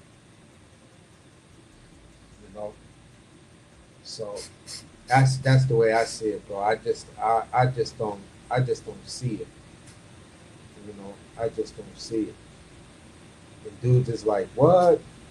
AC don't see Devin Haney winning this fight. I was like, he ain't give me a reason to believe he can win the fight. What do you want me to do? I'm a fan of the sport first. When Devin Haney came in, I liked the whole independent thing, but he's what, old school dudes call a Frankenstein fighter. You took bits and pieces of everything else, and now you're trying to figure out your style. He knows his style. He knows himself. He's not questioning himself. You took a year off that let me know you were questioning yourself. Your last performance, you were questioning your abilities. And you think all of a sudden you're ready for that? I don't know. Maybe y'all need to go ahead and watch that Jin Sasaki fight again. Yeah. You know what I'm saying? The guy came in with no defense, but, swinging just to like, yo, I'm going to throw punches like I'm throwing, wet pasta at a wall. Whatever land, I hope it sticks. You feel what I'm saying? And that strategy got him knocked the fuck out in the 5th round. Got him dropped in the very first round. So, yeah. Dev, I'm a huge fan of yours, but this ain't the fight to take right now. Bad decision. Bad decision. And after this, I hope Jen go after Barrios or force Barrios to move up. Barrios ain't got a chance at 154. Yeah, I don't. If somebody, you know, I haven't heard anything, but you got a gift against. Look, I picked Barrios to knock out Pacquiao because he's 47. But when he got in there, man, you let a 47-year-old walk you down for 12 rounds. I'm like, come on, man. That's crazy. Pacquiao still got power. They say that's the last thing to go in a box. I agree, but if he's 47, I'm like, you could tell when Barrio was touching him up, he was rocking him. He was not necessarily hurting him, but he was making him uncomfortable when he was pressing and hitting him with shots. But it's like, but then you let the 47-year-old dictate the fight. I'm like, yeah, and that's the problem, because if I was Barrios, I would have done what Resendez did to Caleb Plant. Yeah. Mm-hmm. I'm gonna make it tough. I'm gonna beat you up. I'm gonna look at the Jeff Horn footage, how Jeff Horn beat you up. I'm gonna let you know. I don't think that was too much of a robbery of Jeff Horn, because I'm looking at this fight. I looked at it live, and I'm like, Jeff Horn's winning a lot of these rounds, man. Yeah, he beat him up. I never subscribed to that whole, oh no, Manny Pacquiao was robbed against Jeff Horn. I said, from where? He beat him up. He threw an elbow that cut Pacquiao. He left Pacquiao a bloody mess. Like, bro, you don't know. I'm the bigger guy. I'm stronger than your little Asian ass, and I'm gonna let you know this ain't your time right now, bro. You feel what I'm saying? So for me, it was just, he beat him up, and he beat him up bad. It was a lot of dirty shit that he did in the fight. Yeah. You know, tons of dirty shit that he did in the fight, but you know, it got him the victory. And that's what I thought Barrios was gonna do to him. That's what I thought. And Barrios decided to jump on him because he's the older guy. Yeah. I was picking Barrios to win the fight, and I was like, yeah, but I could see a path where Pacquiao beats him, because he's been having some shaky performances. You know what I'm saying? He's been eking out wins, and some of these wins look like gifts or whatever. I could see a path for Pacquiao winning the fight, but my mind mainly sits on the fact that I think if Barrios just goes in there and makes Pacquiao feel old, lay on him, tie him up, make that nigga work to get out of a clinch, and then when you're breaking on the clinch, if it's to protect yourself at all times, mush him, throw a punch at his shoulder or whatever, at his body, beat him up, push him, elbow him. But he ain't do that.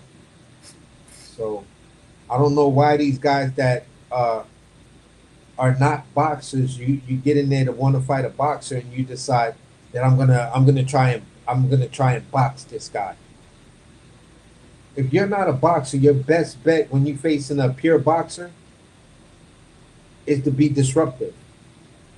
Mm-hmm. You know, beat him up. Punch him wherever you can. Fighter and you fight a boxer. Yeah. So I don't get it, bro. I definitely don't get it. I don't know why these dudes go in there and try to outbox a boxer. I'm like, what game plan did you come up for that stupid shit? That's what John Ruiz should have done against Roy Jones. I mean, I thought John Ruiz was going to jump on Roy Jones, and he was the bigger guy, even though Roy Jones obviously the better fighter. But yeah, he tried to box Roy Jones. I'm like, why? Yeah. Why? It makes no sense. It makes no sense. You guys are not that technically sound. You feel what I'm saying? There's very few fighters that can beat their opponent at their opponent's game. And these are the ones that we say are special because it doesn't seem like they have any kinks, and it's always seeming like they're coming out with a new weapon.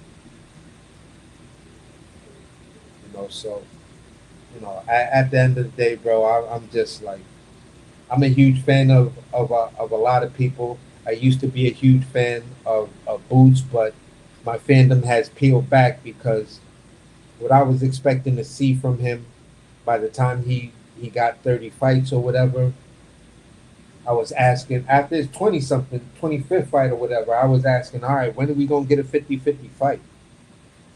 When we're going to get a fight that it's like, I don't know, this is a real good fight. And people can start nitpicking at what people do that's better. How you look at his feet, how you look at it. Well, who's got the better reach? Who's got the higher knockout ratio? Let's look at, how this guy's level of competition been between his last fights and really dig down into it and, put stakes in the ground. And it's just like, what? What? This is who you fighting? You got all the advantages. You got height, you got reach, you got athleticism. Okay, all right. So now we have to accept the fact that this is just one of those match fights for you, something to make you look good. Yeah. All right, bro. All right, but I ain't paying for it. You know what I'm saying? I ain't paying for it. If you want an undercard, okay, we'll look at who else is there. But at the end of the day, it's not the type of thing that I say, oh, this Boots fight's coming on. Oh, wow. I've been past that. And it's just like for him, his career now is kind of dwindling down to only the Philly fans. Because everybody's questioning him right now. It's like, why didn't you go up there and just try to snatch a belt? You're the lineal champion. You're and you're unified. You're a unified lineal champion. You mean to tell me you couldn't challenge nobody at I think he's got the WBA and the IBF. You couldn't challenge nobody for either one of them belts at 54? Word? That you have to go all the way to Angola, Africa to find a fucking opponent.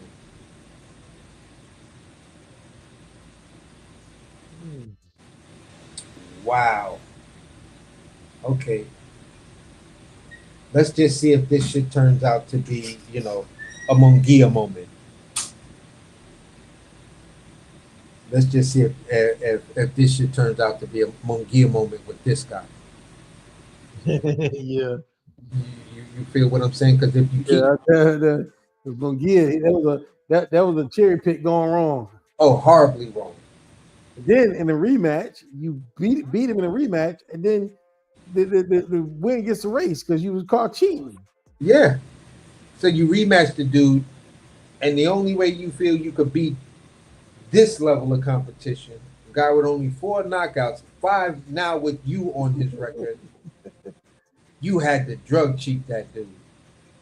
You are a disgrace to all of Mexico. For real. All that is tequila, you are a disgrace. You feel what I'm saying? So I don't know. I don't know about these decisions that he's making. Maybe you trying to, the way Eddie's gonna spin this is, Shakur versus Padley, but at the end of the day, you told the Turk you needed 2 tune-ups or whatever the statement is. Turk told you to do that shit with Eddie. You really want Eddie to pay for 2 tune-ups for the guy that Eddie said you have to pay people extra money because nobody wants to fight Boots? But that man is asking for 2 tune-ups? And you just said this shit last year, Eddie Hearn? God Damn, bro. Shit just don't be aging well. Shit just don't be aging well, bro. That shit ain't dry aging. That shit is rotten. Word to mother, bro. So I don't know why you re-signed to Eddie. I think he gonna keep feeding you a lot of BS, That's Eddie Hearn. That's the Eddie and then Hearn. Eddie gonna feed you some tough ass dude that they've been holding in their pocket that's from the UK, and he's gonna make his name off of beating the boogeyman, the guy nobody wants to fight, the guy that's knocking everybody out, super impressive guy in Jerron Boots Ennis. You better watch out, bro, because I think Eddie's gonna try to set you up. Because who up here thought that Boots signing to Matchroom, we wasn't gonna get a Conor Ben versus Boots fight. I thought it was inevitable. I thought it was inevitable too. I thought, okay, so maybe you really want to get that international status. You feel what I'm saying? Where you're gonna go over to the UK and you're gonna bust down Conor Ben in one of them like Wembley type stadiums and shit like that. And then you think about it. Boots is moving up to 54. Conor Ben, although the fight was heavily, skewed and weighed, Conor Ben has a good performance against Chris Eubanks. He loses the fight, but he gets the moral victory for the performance. It's a valiant loss. And I thought Ben won that fight because he was walking down a bigger man most of the night. Yeah. Yeah. So effective aggression just wasn't on the table. Yeah. You feel what I'm saying? So when you look at the whole dynamics of everything, Boots is coming off of an impressive victory by stopping Stanionis. Conor Ben is coming off of an impressive fight. There's a strong argument to say he won if the judges did the scoring properly, effective aggression, effective punches, yada yada yada, and just a performance factor. And they're both in the same camp. Why wasn't that Boots fight at 54? Boots versus Conor Ben. Yeah, I think Conor Ben will do better coming down the 54 than he would the 47. Exactly. And that's what Ben was saying. He wants to make his career. Mm-hmm. He said, no, I'll feel comfortable at 54. That's where Shakur was like, I'll go up to 54 to fight Conor Ben. Yeah. But then he said, then Shakur retracted the statement. He's like, well, he told us, well, he got to have a rehydration clause. I'm like, come on, man. You going up to fight this man? You gonna tell him he can't? Exactly. Get out of here, man. Stop it. You the one who said you'll go up to 54 to fight her. Fuck, you need a rehydration clause. Your big bro ain't putting a rehydration clause on Canelo. Like, whatever they're gonna weigh in, I want him to be 100. I want him to be 100. So at the end of the day, it's like, bro, you ain't gonna be telling people you my little brother and you acting scary like that. So for me, I just thought Boots and Conor Ben was an inevitable fight at 54. Boots versus Conor Ben in the UK that's a legacy fight. Because Boots beats Conor Ben in the UK, which is highly possible. You feel what I'm saying? Yeah, it is. You beat him in the UK, come back to the US, now you're stamped as an international star. Because now the UK fans are like, yeah, we got Boots over here on our side. That happened to Errol Spence when he went over there and beat Kell Brook. Kell Brook. They beat Kell Brook. And basically, It stopped him, just hunted him down, stopped him, man. And then he came back to America, man. He was a borderline star. You know, Mike Garcia fight happened, and Errol Yeah. Spence go wrong to the car crash. And when you really look at it, right? When you really look at it, here's where I'm gonna say legacy all over again. I'm gonna use that word again.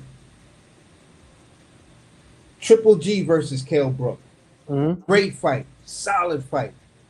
Still makes a strong argument for legacy fight. Terrence Crawford versus Kell Brook. Stops him, beats him up impressively, but it's meh. When you look at all three people who fought Kell Brook, right? The one that aged the best was Errol Spence's victory over Kell Brook. Yeah. That's the one that's most talked about. You only remember the Triple G because you know he lost to Triple G before he fought Errol Spence. And we knew he was gonna lose to Triple G. I knew he was gonna lose to Errol Spence too, but I knew he had no chance against Triple G. But the fact of the matter is, he made it competitive. I was shocked over that, but he was just too small. Yeah, but at the end of the day, it's like the person who beat Kell Brook that actually aged the best was and got the biggest push off of it was Errol Spence. Yeah. Right. So it did nothing for Triple G for him to beat Kell Brook. It really didn't. It did nothing for him, man. You know what I'm saying? He's coming up 2 weight classes. Yeah, it did nothing for Triple G. Not a fucking thing. That's why people can say it was a legacy fight because of the nature of the fight. Do you feel what I'm saying? But it would be legacy for Triple G in the fact that, you know, I can't even say it, bro. It wasn't legacy for Triple G. I'm just gonna retract that whole statement because the only person, like I said, if we're talking legacy, it's everything that goes with it, and the only person that actually got a push, got crazy recognition, was Errol Spence. Mm-hmm.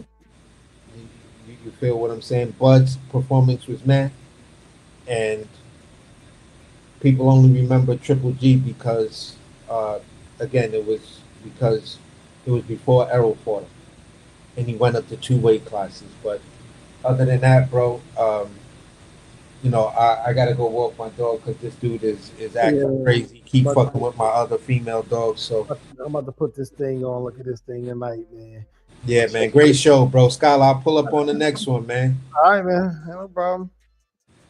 Good show, man. Yeah, bro. I just seen this. Let me know what you think about this. See what? This is crazy work.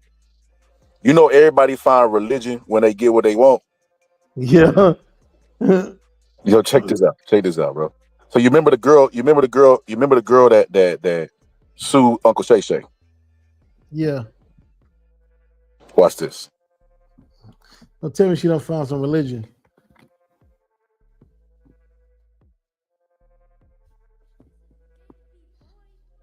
Yeah, she cited Revelations. Oh my God. I'm like, the end of the world? Man.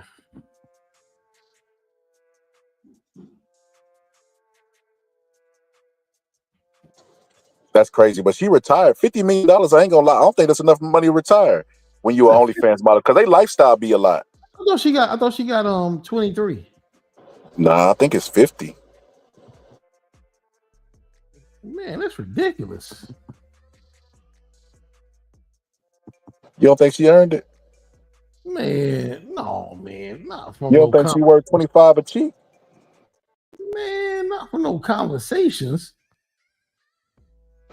Oh, positive. Hey, I'm gonna let you know now. I done seen many fall to the art. I want to give that chick $500, man. Ain't no way. Oh, wait, so you don't think she worth 25 a cheek? No. I hear a little biasness in your voice, all positive. No way. No way.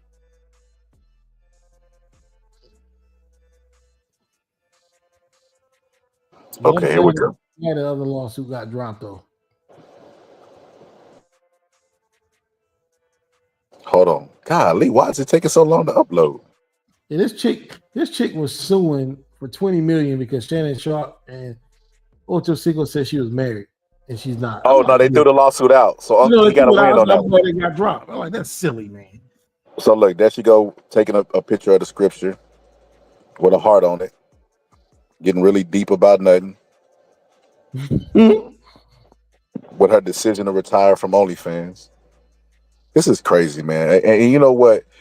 I feel bad. I feel bad for not for her, for the person that goes to work every day and plays the lottery and never wins.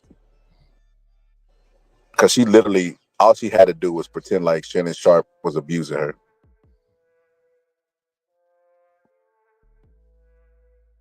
So who are these women on the left that you have on the left? Okay, those are the top OnlyFans models compared to the top basketball player contracts. Whoa. Yo, no, man, that cannot be real.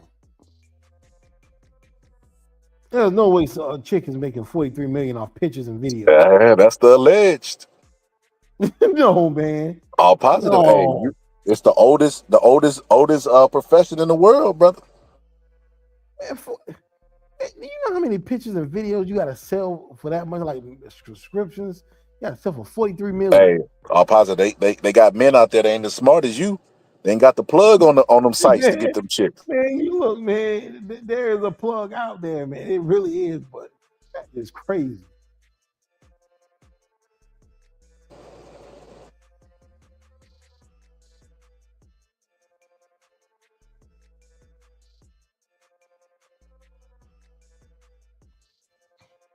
It's a pretty good fight on right now, man. It's fight cards. Portia Shields is there. She gave an interview ringside. Women's boxing? No, it's men's boxing, but she's there at ringside. That's interesting. But the thing is, I don't know if you knew this, all positive. I was gonna report on this, but I forgot all about it. They said Carissa Shields was claiming that she beat up Remy Ma. What? I ain't heard about that. No, that would be all over the news. Somebody would have had video of that. DJ Academics reported on it. Man, you know DJ Academics be lying. You know that dude be lying. Man, you know somebody would have had some footage of that.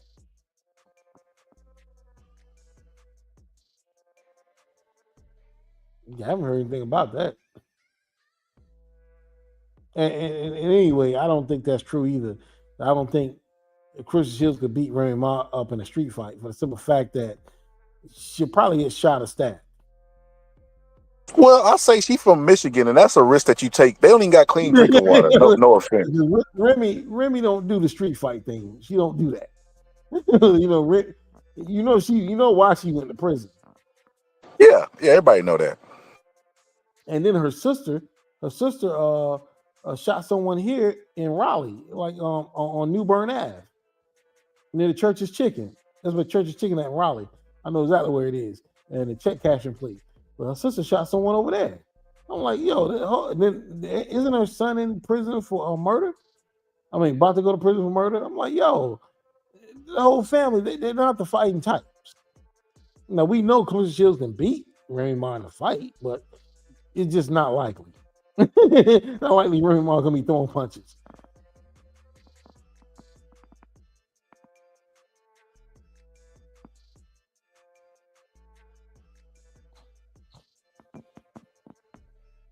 I'm gonna be honest with you.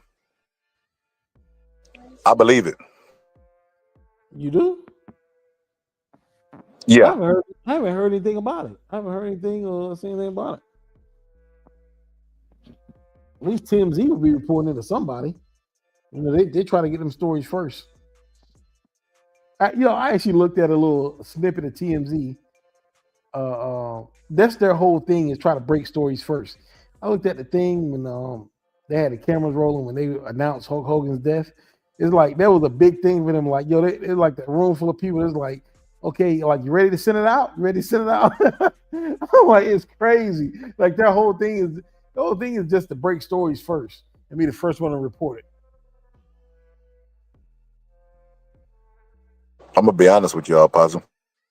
I believe Carissa Shields beat up. Nah, I think it was an old video that resurfaced, and somebody sent it to DJ Academics and said she was talking to Remy. But when I look at the video, I'm gonna show it. When I listened to the video, I was like, "Oh, this is old." But then she mentioned something current. I'm like, "Well, how old could it be?" I just don't believe that Christian Shields can beat Remy Ma in a street fight without facing some serious repercussions.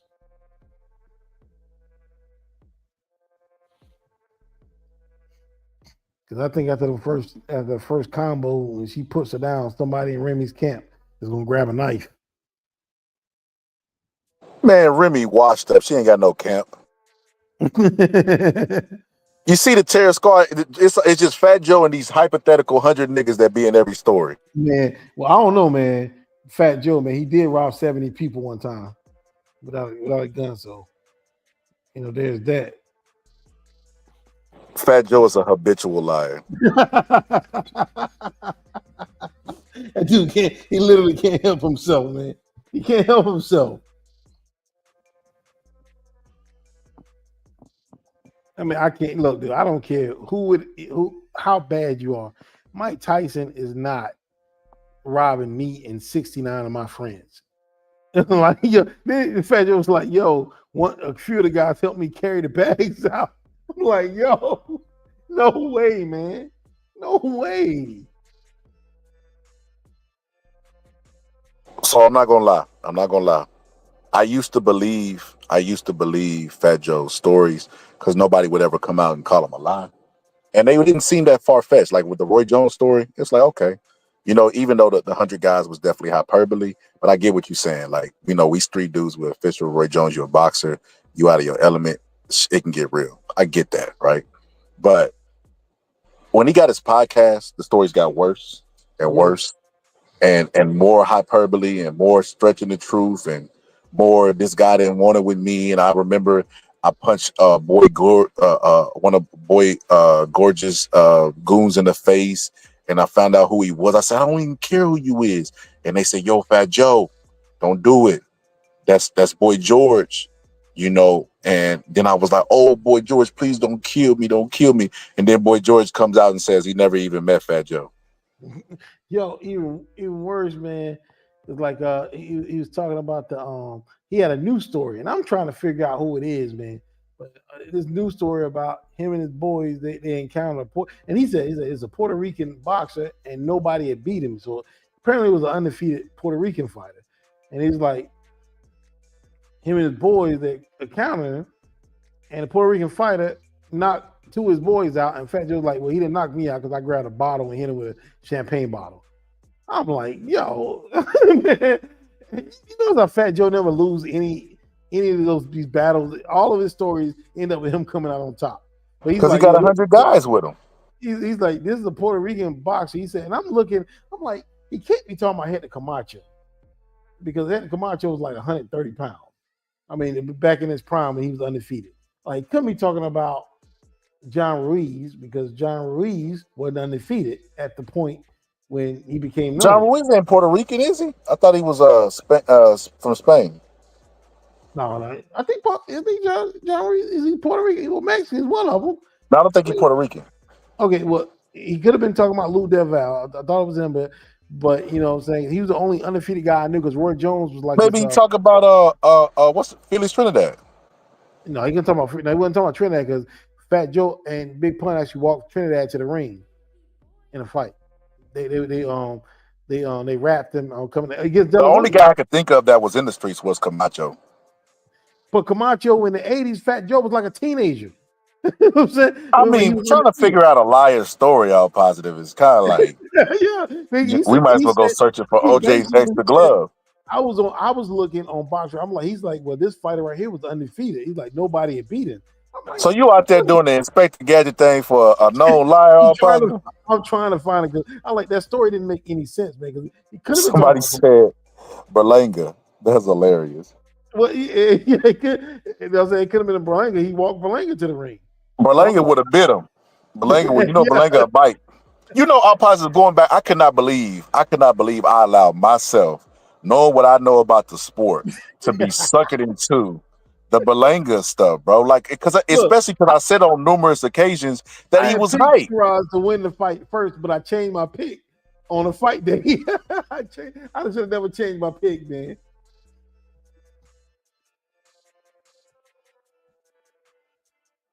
The only reason I changed my pick, I'm like Shiraz is he moving up, so the weight probably trouble him. Man, he beat Berlanga all around that ring before knocking him out, man.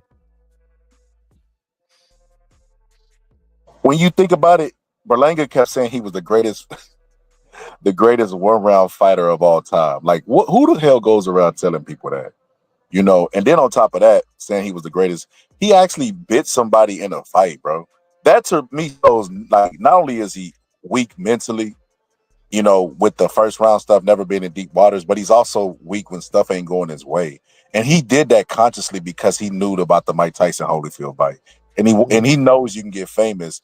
Not the sickest part about boxing, you can get famous for not your actual skills and talent, all positive, but your actor. Ryan Garcia has never been champion and is one of the most popular people in the sport. Never been a champ. Never been a champ. But you can get more famous off stuff you do outside of boxing in boxing. We live in a sick world, all positive, especially as a boxing world, which is how I know that. You think Dana White gonna get the Muhammad Ali act repealed? He'll try. I forgot to ask Marky Dan about that. Marky Dan was saying that Turkey Al-Rashid is a blessing of boxing. And it's like, then why is he trying to repeal the Muhammad Ali Act where fighters already get messed over with the act in play? They're not safe with the Muhammad Ali, and they want to remove the non-safeguards. It doesn't apply to UFC now. You remember that.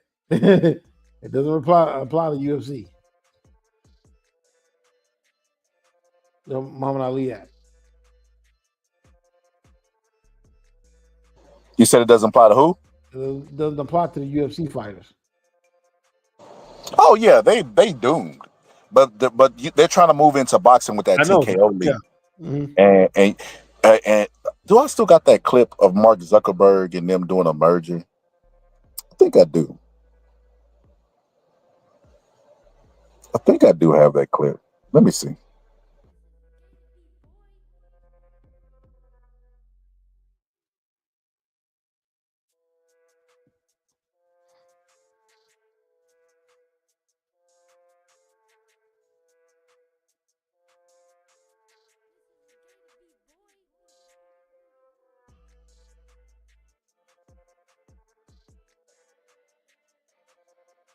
I can't see these clips. They so tiny. Let me zoom in just a tad bit. So I see Elon Musk. I see Donald Trump. I think it's right here. Mark Zuckerberg announcing 3 new appointees to Meta's board of directors. Dana White, president and CEO of UFC. Zuckerberg saying he's admired him as an entrepreneur and brand builder. John Elkann, the CEO of Exor and the chairman of 2 of its portfolio companies, Stellantis and Ferrari, noting that he brings an international perspective to Meta's board. And also Charlie Songhurst, a tech investor who previously led strategy teams at Microsoft and joined the Meta Advisory Group last year to advise on AI and technology roadmaps, now officially joining the board. Zuckerberg saying that 2025 will be a big year for Meta, and he's excited to have these new board members. Interesting. Interesting, all positive. You think that's just harmless? You think Donald Trump summoning Zuckerberg to team up with Dana White, who what? Dana White is not even known for anything that has anything to do with this type of stuff. Why are they bringing him in? Oh, okay. Donald Trump is using his political power, right, to force mergers that should not happen. Like Stephen Colbert just lost his TV show because Donald Trump and Paramount wanted to get rid of him because of that. So if these people are bending the knee to Donald Trump, and Turkey Al-Rashid is already his friend, and so is Dana White, what is one to believe about the future of boxing? It ain't looking good. It's kind of grim, you ask me. So you think we're looking at the United States boxing of Dana White? Because look, it's no secret that Dana White don't like paying people. That's not a secret. So, like I said, you bring in stuff over to boxing. Well, these guys making all this money, and you know, and you can try to, like I said, they're gonna get a few. They're gonna get a few fools. So you can expect that.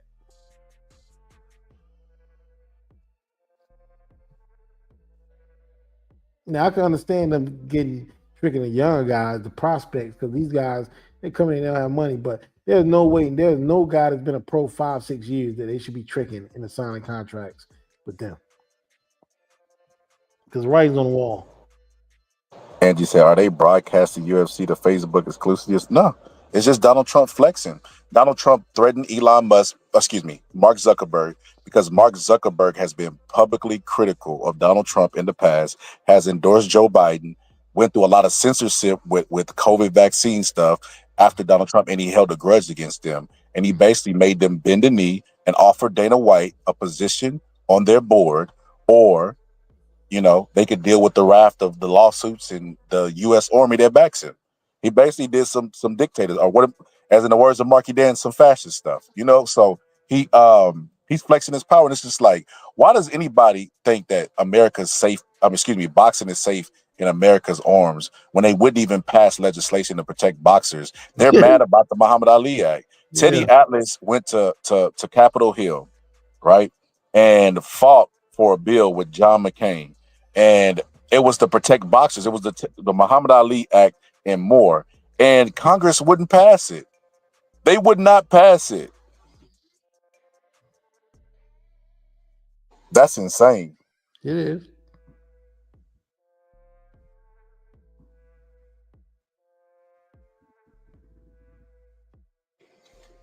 But yeah, I'll posit we're not in good hands, bro. We're not in good hands. We the hands that we in is the hands of the greedy and highest bidder, and I don't like that, But it is what it is, because I warned everybody about Turkey when he got into boxing. I told him the takeover was coming a long time ago, and I was met with a lot of resistance. That's why I said this earlier, man, before you got on the panel.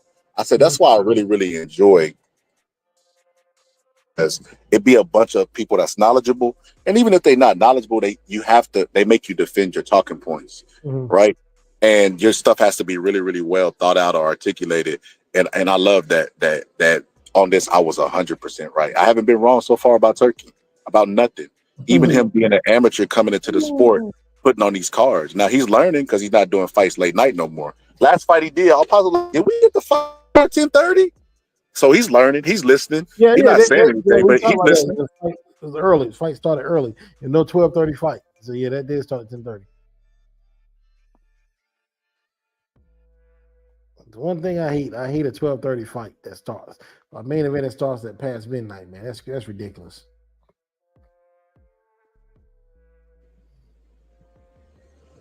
Hello? I'm here. Okay, I was making sure you hear me because I left. I don't know if the Wi-Fi disconnected. You but I was gonna say, yeah. I was gonna say, yeah, man, it's crazy to me that that everybody at every turn is just giving Turkey all this praise. They call this man the savior of boxing. Like, come on, man. If this was Don King, you think they'd be calling Don the savior of boxing? Matter of fact, what did they say about Don King when he was trying to monopolize boxing? They painted him as everything but a child of God. Talked about him very negatively and basically crapped on the idea of Don King, controlling boxing and how bad it was for boxing. It was based on Don King. It was based on him. So, I'm glad you said that. All positive. So the Muhammad Ali Act was in spite of Don King taking over boxing. So they went and passed legislation because they didn't want Don King to run and rule over boxing. Turkey al-Rashid comes and they like, let's repeal that Muhammad Ali Act. Like, you can't make that up.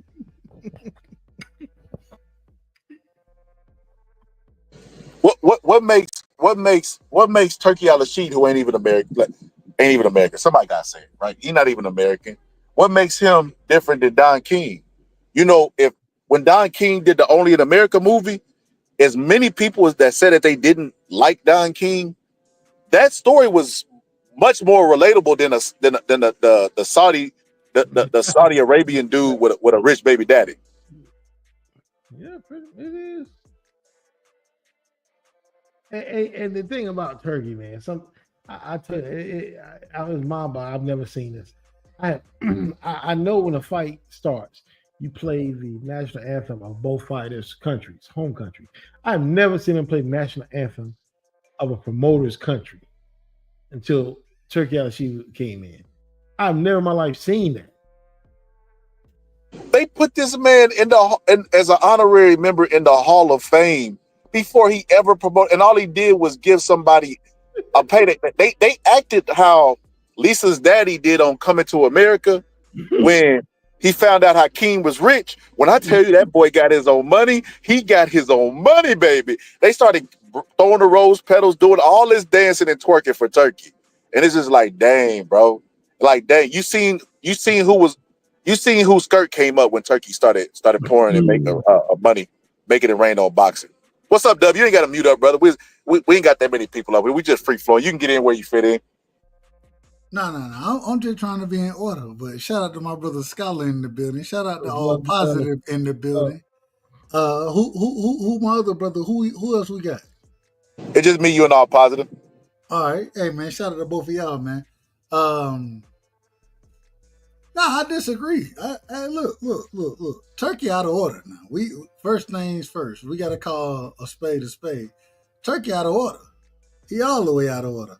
At the same time, most of these niggas have been subverting the Muhammad Ali Act for the longest. And when I say that, and I say it respectfully, I say this respectfully, and I want y'all opinion on this. I want y'all opinion. Are y'all telling me that Al he didn't with the PBC he didn't subvert the Muhammad Ali Act? Circumvent, that what you trying to say? Subvert, circumvent, whatever word you want to use. He didn't get He didn't go around it. Let me put it this way. He didn't go around the Muhammad Ali Act? No, he definitely did. So, I mean, this is not, I mean, now I will say, I don't know what I think that oil money, and this is the part that I disagree with. Congress, y'all shouldn't be, if y'all didn't have a role in it from the beginning, y'all shouldn't be sticking your heads into it now. But this shit been going on for the longest. Yeah, but this what I'm saying, Doug. Yes, boxing promoters, not just Al Heyman, Eddie Hearns, all those people try to circumvent the Muhammad Ali Act. But at least they try to play within the rules of circumventing it. They don't just flat out want it repealed. Like, that shows horrible intentions for the sport. If the sport is already corrupt with the Muhammad Ali Act in, what are you planning on doing without it? Why do you want the safety rails that don't even work out of the picture? I don't see nothing changing. That don't scare you a little bit, Doug. The fact that we know that Eddie Hearns circumvent the system, Al Heyman circumvent the system. They go around the system, right? It don't scare you that a dude who pockets is deeper than all of them put together wants it gone all completely. And he also teamed up with Dana White, who just signed a historical $7.7 billion deal with the networks, right? And it's trying to move into boxing also. And is friends with Donald Trump. Out of that $7 billion, Scholar, I think all the fighters. Scholar, I think you know my politics better than most, right? I would say that it's more scary that they were able to circumvent this stuff, and now we criticizing the individual who said, you know what, I'm just gonna buy these motherfuckers off. Respectfully, I say, hold on. Let me get my language in order. I got to get my language in order. Let me get my language in order. I'm going to buy these individuals off instead of just utilizing what's clear as day and how to do it. Instead of doing that, I'm just going to buy them off. I think that's the scary part about it. Because, like you said, Eddie, he been doing it. Al been doing it. I'll give a tad bit of credit, but still very skeptical of Bob. I think Bob been understanding how to subvert a lot of these things, respectfully to Bob and Top Rank. I think it's more scary when you go out there and say, you know what, man, forget doing it the way that they doing it. Forget me saying that I'm a manage this fighter and utilize this platform or these other individuals as the quote unquote promoters. Instead of doing that, you just said, you know what, we finna pay the money to, and I want to see who the congressman that accepted this and that's going along with this. That's what's interesting to me, respectfully. But when you go that route, what you literally saying is, man, fuck all the other stuff. Nah, we just we're gonna give the money and we'll do it the way we want to do it. Oh, okay, all right. Let's see what happens. I don't disagree with that. That is scary. I get. We saying the same thing. I think you just. I don't know if you disagreeing with me or if you saying it just a No, different no, way. no, no, no. I'm agreeing with you. I'm agreeing with Okay, I got you. Yeah, I do think that is completely like what? Like you want to just circumvent the system like everybody else. Your pocket's deeper than all of theirs. But you remember when Turkey came into the sport, he came in with, I don't want to be a boxing promoter. I'm innocent. I'm in it for the love of the sport. I love the sport so much. I'm willing to lose money. I want to bring the video games back. I want to blah, blah, blah, blah, blah, blah, blah, blah, blah. Fast forward 2 years later, I ain't giving no tune-ups. This ain't charity. You know what I mean? Now he got a boxing promotional company. Like he played people who believed him. I never believed Turkey. It doesn't make. I'm like, come on, bro. You join the sport because of the goodness of your heart, and you don't mind losing money because you so pure hearted. Like, bro, come on, man. Who y'all talk? Like, you like, come on. We live in America, bro. You want to talk about cutthroat? That capitalism that exists in America is one of the most cutthroat systems ever, because it's charity for the rich, taken literally from the poor. So y'all can save all that. You know, I know when somebody trying to run game on me, and that was game. You know what I mean? And I warned everybody, and you know, I was met with a lot of resistance. I was even told, why I don't start my own boxing league. since I'm always complaining. I'm like, bro, what? Well, that's what they're gonna do to you. They're gonna sit there and criticize and go at certain situation that, man, I ain't got no control over none of that. We as critics of the sport, we don't have control over a lot of this stuff. But now all of a sudden, and me personally, I think that what Turkey is doing, well, let me rephrase that. I think what he was doing was good for the sport. But then when you go in and now you subverting, man, you pay him off. Why you gotta do all of that? I don't understand it.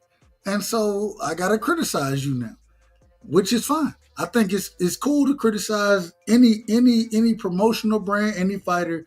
I think that's cool. We all have the right to do that. At the same time, calling a spade, that ain't hate. Stop telling me I'm hating on somebody when I'm calling a spade a spade. Yeah.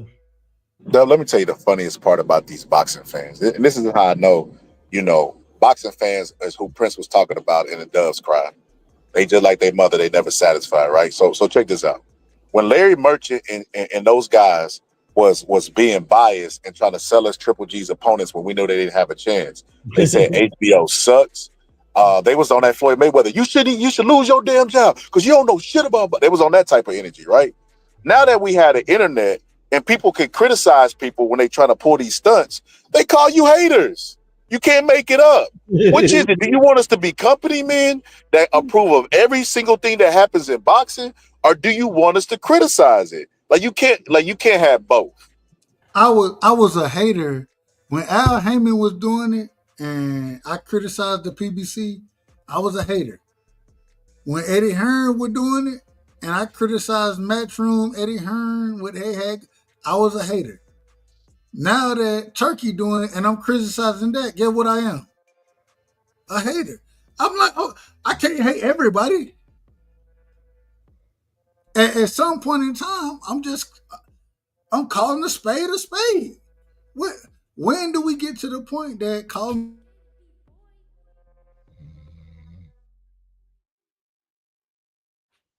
My bad. My bad.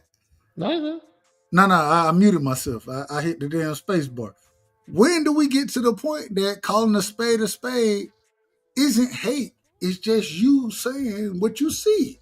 When do we get to that point? Why does it always have to be hate? It's not hate. I don't give a fuck about none of these companies.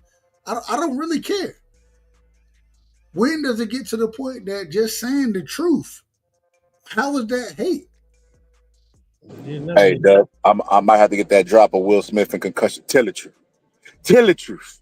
Like they get a problem with you telling the truth or having an opposing opinion. And it's like, when did boxing discord become this? It doesn't make any sense. Like I remember one time, there was a documentary that Steve Lott had released. It was unreleased. It was a cold documentary, but it was unreleased on TV.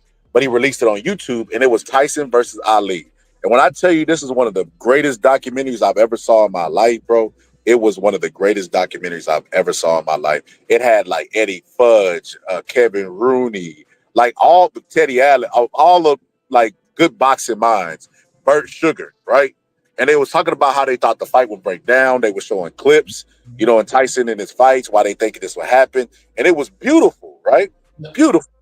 But it was opposing opinions and people bringing reasons why they think certain things will happen and real discourse. And it's like what point? How do we move to the era of everybody has an opinion, but nobody should have an opinion? It doesn't make any sense. We're more social now than then. Like people could pull up and hit the link and join the panel and tell the boxing scholar, you don't know what you talk about because Jack Dempsey in this year did. You know what I mean? They could do that now.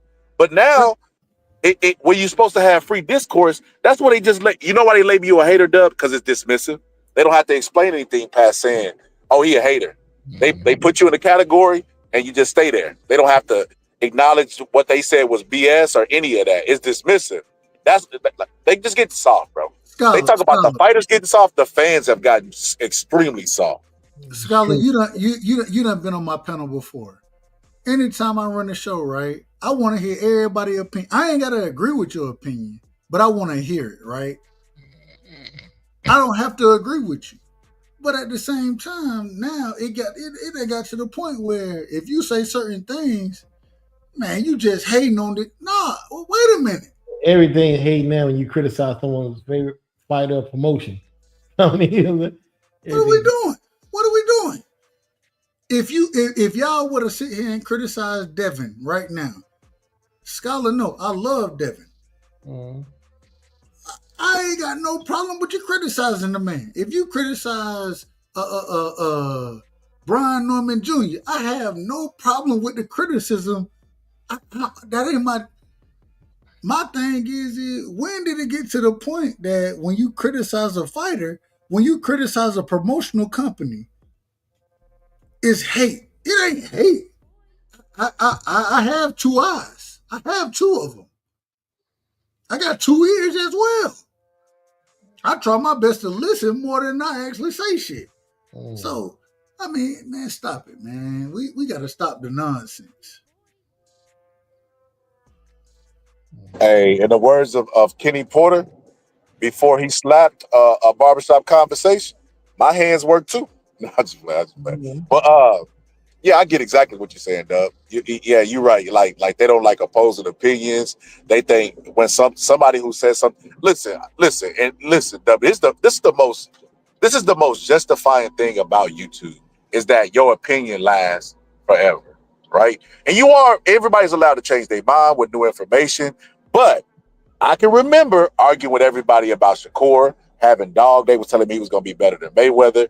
When I criticized that comments, they said I didn't know boxing. I should change my name from the boxing scholar, and that Shakur is the next guy up. You fast forward 4 years from that exact moment. Maybe it was 3 years.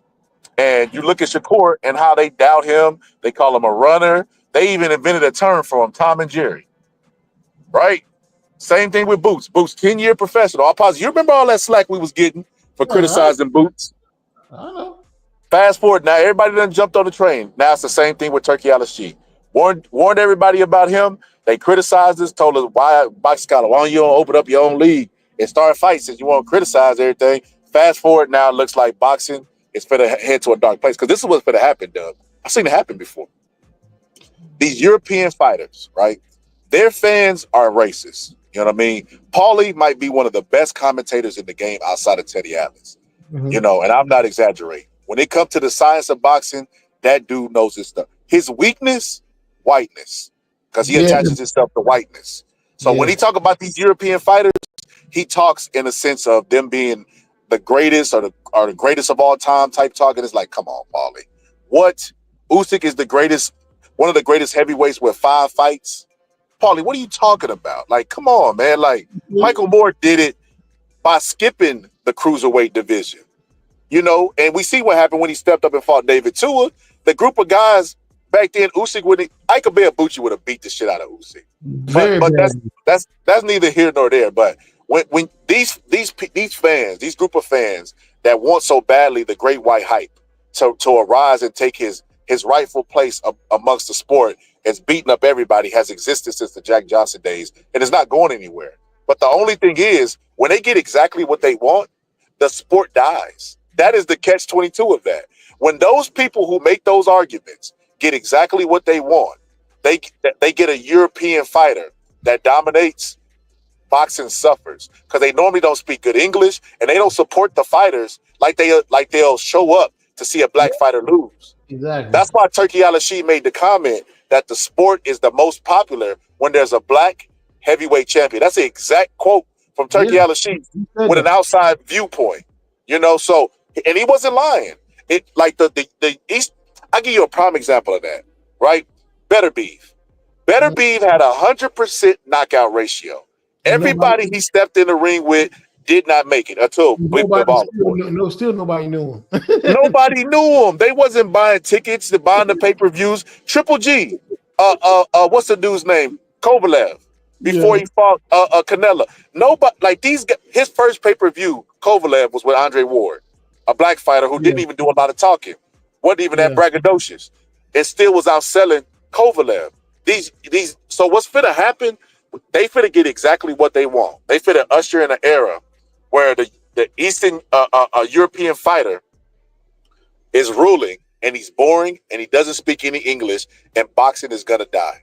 But good thing about boxing is it's like Jason. Once it dies, it can always come back. But it's gonna die.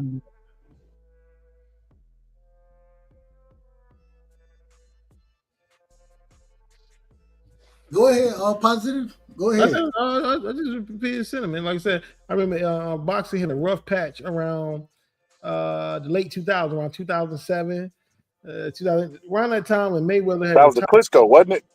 Huh?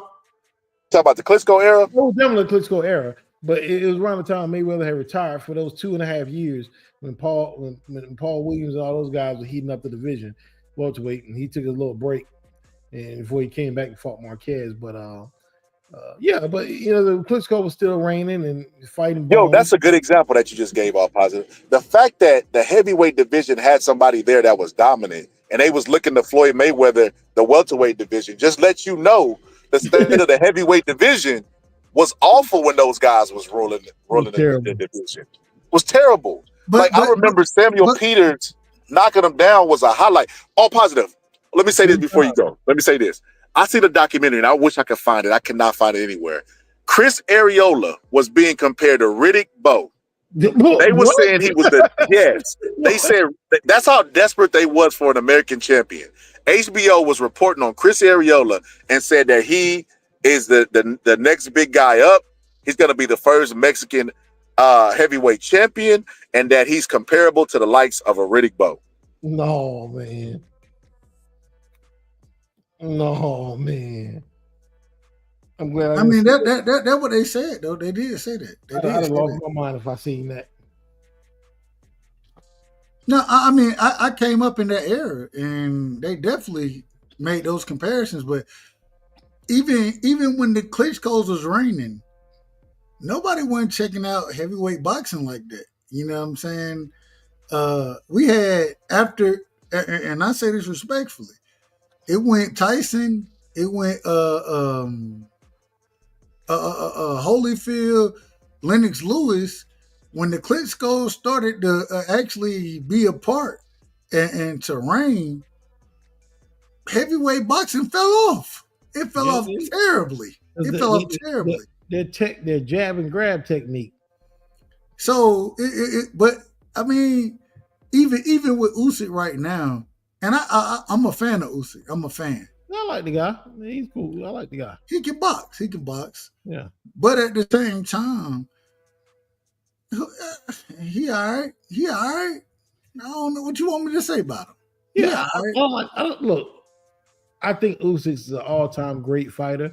But when they're talking about him being an all-time great heavyweight, I'm like, dude, he got like what, 6 fights at heavyweight? I thought it was 5. Man, they comparing the man to Muhammad Ali, man. No, man. No. The dude that's been a heavyweight his entire professional career.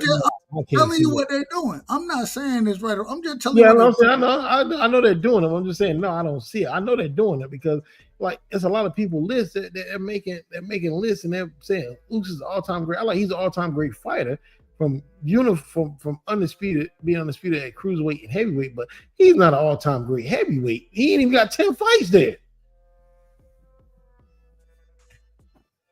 Dude said Usyk is amazing. He is.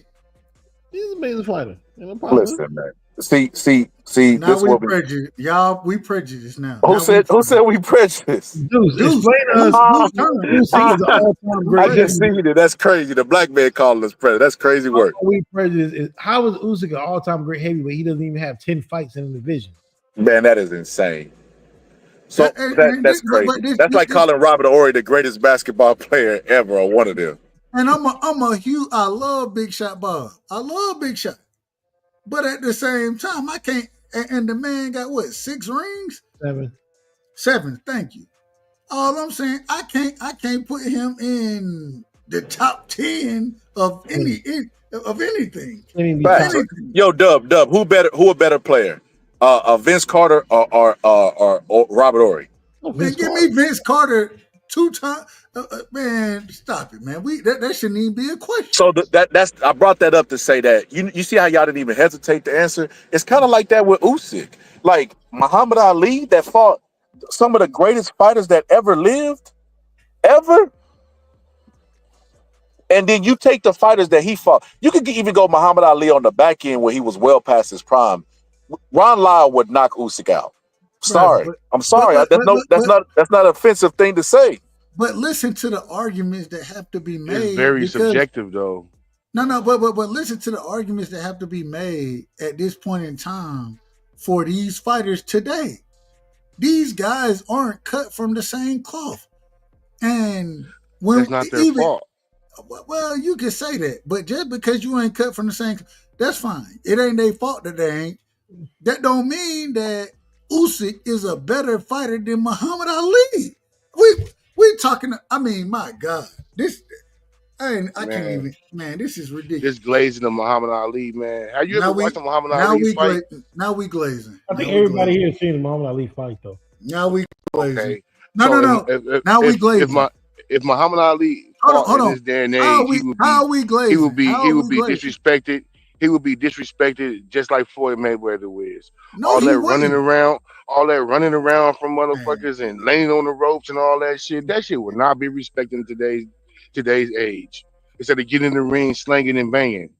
That's why when he fought Joe Frazier and shit, he couldn't stop that damn left hook. What if I told you Muhammad Ali had a high knockout ratio? Would you believe me? But who did he knock out? And is knockout of George Foreman? Sonny Liston? Like, are you serious, Deuce? No. He stopped Ron Lyle. No, it's not like Mike Tyson knockouts. It's like fatigue knockouts. A knockout is a knockout, bro. Come on, bro. All dunks aren't the same. All 2 points aren't the same. But you just made it seem as if he was just a fighter that got in there, ran around the ring, and didn't do anything. He was knocking people out, dude. That was his strategy to run niggas out, make them tired. No, he only did that. He only did that in like 2 fights. The fights I seen, I didn't see Muhammad Ali. Clearly, you didn't watch him then. I didn't watch all 80 fights. How you speaking on a man you ain't watched, dude? Come on. I said the fights I've seen. Hold on. The fights I've seen. I didn't say I didn't see no fights. No. Let's clarify. Let's put it in proper perspective. You got up here. Let's put it in proper perspective. You got on this panel and said what fights did y'all see of Muhammad Ali? That's what you said. And then we telling, and then you hold on, wait a minute, man, calm down. And then you get up here and say, "Well, I only seen 2 fights. I only seen 2 of them." I didn't say that. I said I've seen some fights, and the fights I've seen. Give us a number. What's a roundabout number you didn't see Ali? About 5. Oh God. Oh. So you missed out on 50 fights, 51 fights. No, and you watched all 51 fights. Ali had 61 fights. Oh, excuse me, 61. And you watched all 60 fights. No, but I've seen almost all of them. Like, I've seen the Thriller Maletta. I've seen the George Foreman. Ain't like he was out there tipping George Foreman up and just fading him.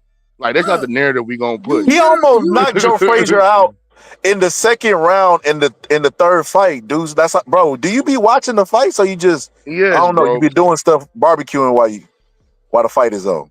Bro, you literally Well, just I wasn't barbecuing. Hold on. You literally just got up and said you only seen a handful of Muhammad Ali fights. You literally said that, and now. And if you've seen a handful of Mike Tyson fights, you really know how he fights. If No, you don't. No, you don't. No, you don't. You can. Yes, you can, bro. Now, I've seen every out of Tyson here. fight. Man, this is all crazy. I said, if you seen a handful of Roy Jones fights, you have a barometer of how he fights. It's not like you go out there with different strategy every damn fight. We're not gonna say that, are we? No. Yes. No, great fighters adapt. They're not gonna fight everybody the same way. That's not a great fighter. His fighting style is pretty much the same. Whether he's doing the pull, he fought Joe Frazier the same way he did George Foreman. In my opinion, absolutely not. You didn't even watch the fights. I watched the Thriller and Manila, bro. Okay, you watched that fight. Like, we seen that shit. What are we talking about, man? No, bro. Like I say, if Muhammad Ali was out here with that fighting style right now, motherfuckers would be hating on that nigga, and niggas would not be revering him. Man, you crazy as hell. Muhammad Ali, that nigga, it's a handful of fights that you could tell me that you can even say that he quote unquote ran in, and even in those fights, he still put hands on motherfuckers. Like, running around, using his reach, using his speed. You got it, man. That's why I know that I have a different opinion, bro. Like, no, it's cool. It ain't an opinion. It ain't an opinion. You just it is a fucking opinion. You ain't watched 60 of his fights. I didn't, and you did. I watched at least 40 of them. No, I didn't watch 40 of them. Yeah, I know. I've seen over 40. Ali fight that. I know that for a fact. And I know that if Muhammad Ali was out here with that same kind of fighting style right now, niggas be disrespecting how they disrespect. He wouldn't. He would. It did. So it don't matter what they do to Floyd Mayweather. Floyd Mayweather still got them high gates. They were still showing up. And that's no matter what. That's more like promotion than admiration. Like, one thing you'll never be able to say is Ali was in a boring fight. So that's what I'm trying to say. They criticize Mayweather for being in boring. I would have booed that shit. If motherfuckers were running around the ring and laying on the ropes and trying to tire a nigga out, I would have booed that shit. Swear to God, if I was in, I do know shit. But you like Usyk style. But hold on, you like Usyk style. Get in there and engage, bro. He not running from shit. Bro, are you serious, bro? Man, I watched Usyk's last. You definitely have you seen Derek Chisora versus Usyk? Which one was that? The Russian dude? No, Derek Chisora was the black UK guy. Hold on. Did you say Derek Chisora was Russian? I thought it was like the brown skin nigga. Like you don't even know who Derek Chisora is? No, bro, I don't even know what Russian. I don't even know what Russian you talk about. What are we doing right now? What are we doing? What you mean? Who the fuck is Derek Chisora? You act like this some household name and shit. I'm not fucking he is sitting here in the acting UK, like, bro. I'm not in the fucking UK, nigga. Neither are you. But you're watching the aficionado. So I guess I didn't watch Derek Chisora fight. So fucking what, bro? You're like in the top 10% minority on that shit. So when was Derek Chisora last fight? Hold on. The same way I'm making an argument. The same he way beat what's the juggernaut name? What's the name? No, you would know that, Scholar. You into that shit. Hold on. No. Let's answer the question, bro. You act like you such a Derek Chisora, man. Answer that question first before we go to anything else. It ain't about. No, you gonna act like, oh, you don't know who this is? No, nigga. I don't know. Can I finish No, the nigga, statement? speak. We have a I conjecture, can't. nigga. I can't finish the statement. Okay, Relax. man. Like, what the fuck? How the fuck you get, Don't try to diminish me or admonish me for when not knowing a nigga that you don't fucking know. when What? I'm telling you that you're not watching these guys fight on a regular basis, and then want to I sit watch here. all Usyk fights. All right, I didn't. All right, you got it, bro. Fuck it. I know, nigga. I do gotta watch all Usyk fights. Yeah, you got Scholar, it. don't I be on here pumping this nigga shit up? You got it. This isn't the Yeah, first that's time. why. That's why he pulled up to defend Usyk. No. But I say this. I say this. You got this. You know how I be talking about basketball, Deuce, and I be right on point sometimes, but I don't really know like the defensive schemes and stuff like this. Trust me when I tell you, Deuce, Usyk is a good fighter, bro. A great fighter, probably the greatest cruiserweight of all time. Arguably, Holyfield is gonna be him or Holyfield. But when we talk about heavyweight, you can't bring 5 fights to the table of debating this man being one of the greatest heavyweights of all time. I don't even think he's better than George Foreman. Forget about Ali. I don't think that he's one of the greatest heavyweights of all time. But in this era, in this era, like, bro, it don't get no better. What's just like, okay, we'll go from like maybe 2012, 13 to now. Like this, Yo, I give him credit, Deuce. Dude, close. look, Deuce, Nobody's close to this nigga. the best, and then that's saying a lot about the division right now. That the little guy is bullying them, bro. You can't make this up. The little guy, and he old too, bro. He's like 38 years old. The little guy that's old, that moved up when he was older, is bullying the big guys that's young. But it just shows how weak the division is mentally. Like, I feel like Deuce, if he'd have fought in the 90s, where them dudes really had struggle, where them dudes really had good coaching, he wouldn't have been able to pull this shit off that he pulling now. That's just my personal opinion. Me either, bro. But we gotta call a spade, just like they said about LeBron James and Steph Curry. They say them niggas wouldn't be able to be good in any other era except the era they're in right now. You know, that's debatable, that's whatever, but that's the same thing right now. Like, Usyk, his competition, the niggas he playing, he's miles ahead of these niggas. I don't disagree. I think Yeah. Usyk's strong suit is between his ears. I think he said it after the fight. Matter of fact, I got a video for the drop on members only where he basically said, "I don't got motivation, I got discipline." You know, like, there's a difference between motivation and discipline. Like, motivation won't last, but discipline will get you through tough times. Yeah. And that was that's the breakdown I'm gonna start off of, like the origin of it. I believe every bit of that, bro. Usyk made a believer out of me after he beat AJ, bro. And I ain't gonna lie, but when he fought AJ, I picked AJ, but it was something that let me know AJ was for the get beat, bro. Usyk was why. Like, he was in a pool. You gotta see. You didn't see that Chisora fight. Chisora gave Usyk a tough fight. He did not look good in that fight at all, bro. And I'm like, if Chisora could do that, bully him, then AJ definitely can, because he's bigger and he punches harder. But it was something in the pre-fight, bro. It was he definitely punched harder than Chisora, bro. AJ could punch, bro. But it was something in the pillow fisted. Bro, you done lost your mind, bro. Did you see what he did to Ngannou? Bro, some MMA fighter in the second professional fight. Bro, did you see what he did to Klitschko?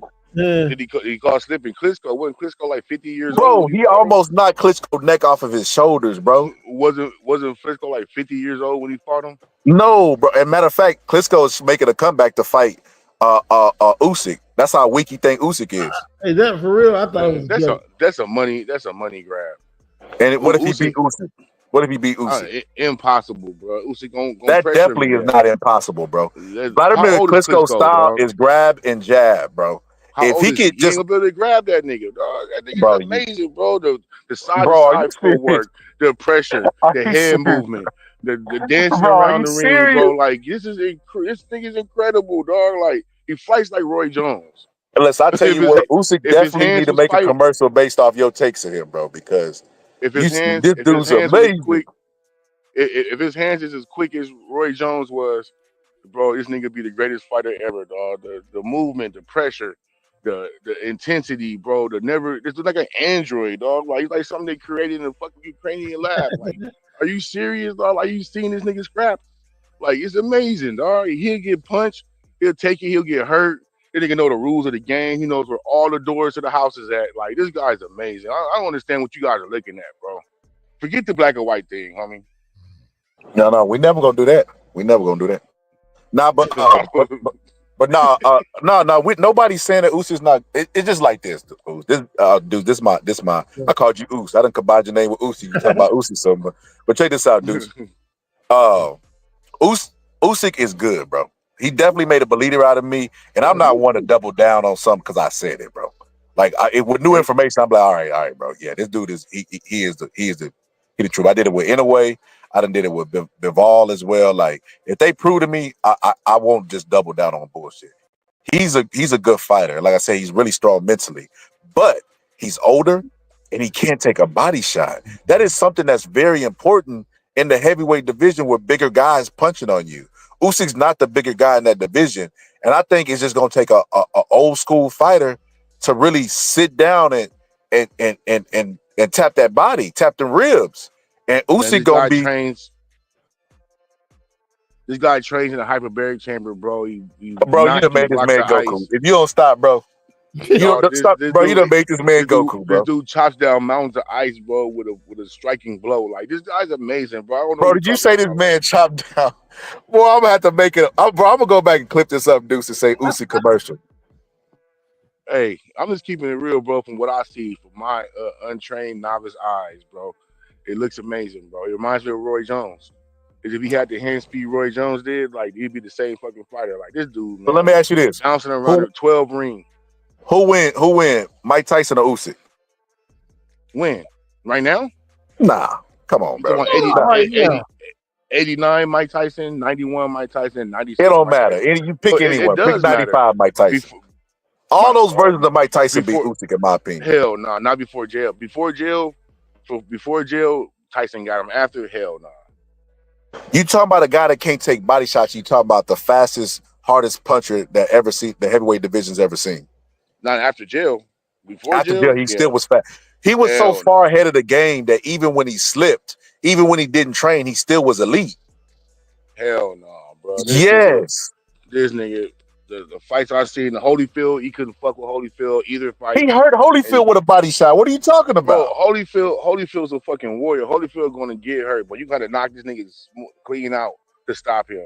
And Tyson, but that's what I'm saying. If he hurt Holyfield with a body shot, what make you think Usyk, who can't take body shots, Holyfield can't take body shot. He ain't never been stopped with no body punch. Usyk has been stopped with body punches in the amateurs. No, I'm not aware of that. I'm aware of the last 10 fights I've seen this nigga fight. And this nigga, he'll take a punch. Like I said, that's why I say he's an android, bro. This nigga built for war. He built for the firefight. Like he, it doesn't. It's not the size of the dog. It's the size of the dog. You know what I mean? Like, this nigga got heart, bro. He's standing in the middle. He's head movement. He'll take a punch. He'll recover. He know how to dance too. Remember the Fury fight? Niggas thought that Fury fight was over. He figured it out. He took his punishment. He helped. He regained himself. Got his composure, and ended up almost stopping fucking Fury. He should have stopped Fury, but the referee was in his pocket. Hey man, real quick, I gotta say this. Even right now, you know who I take? I take Caballero. I would take Caballero. Oh, Caballero's next. Hold on. Caballero's next. Let me say this.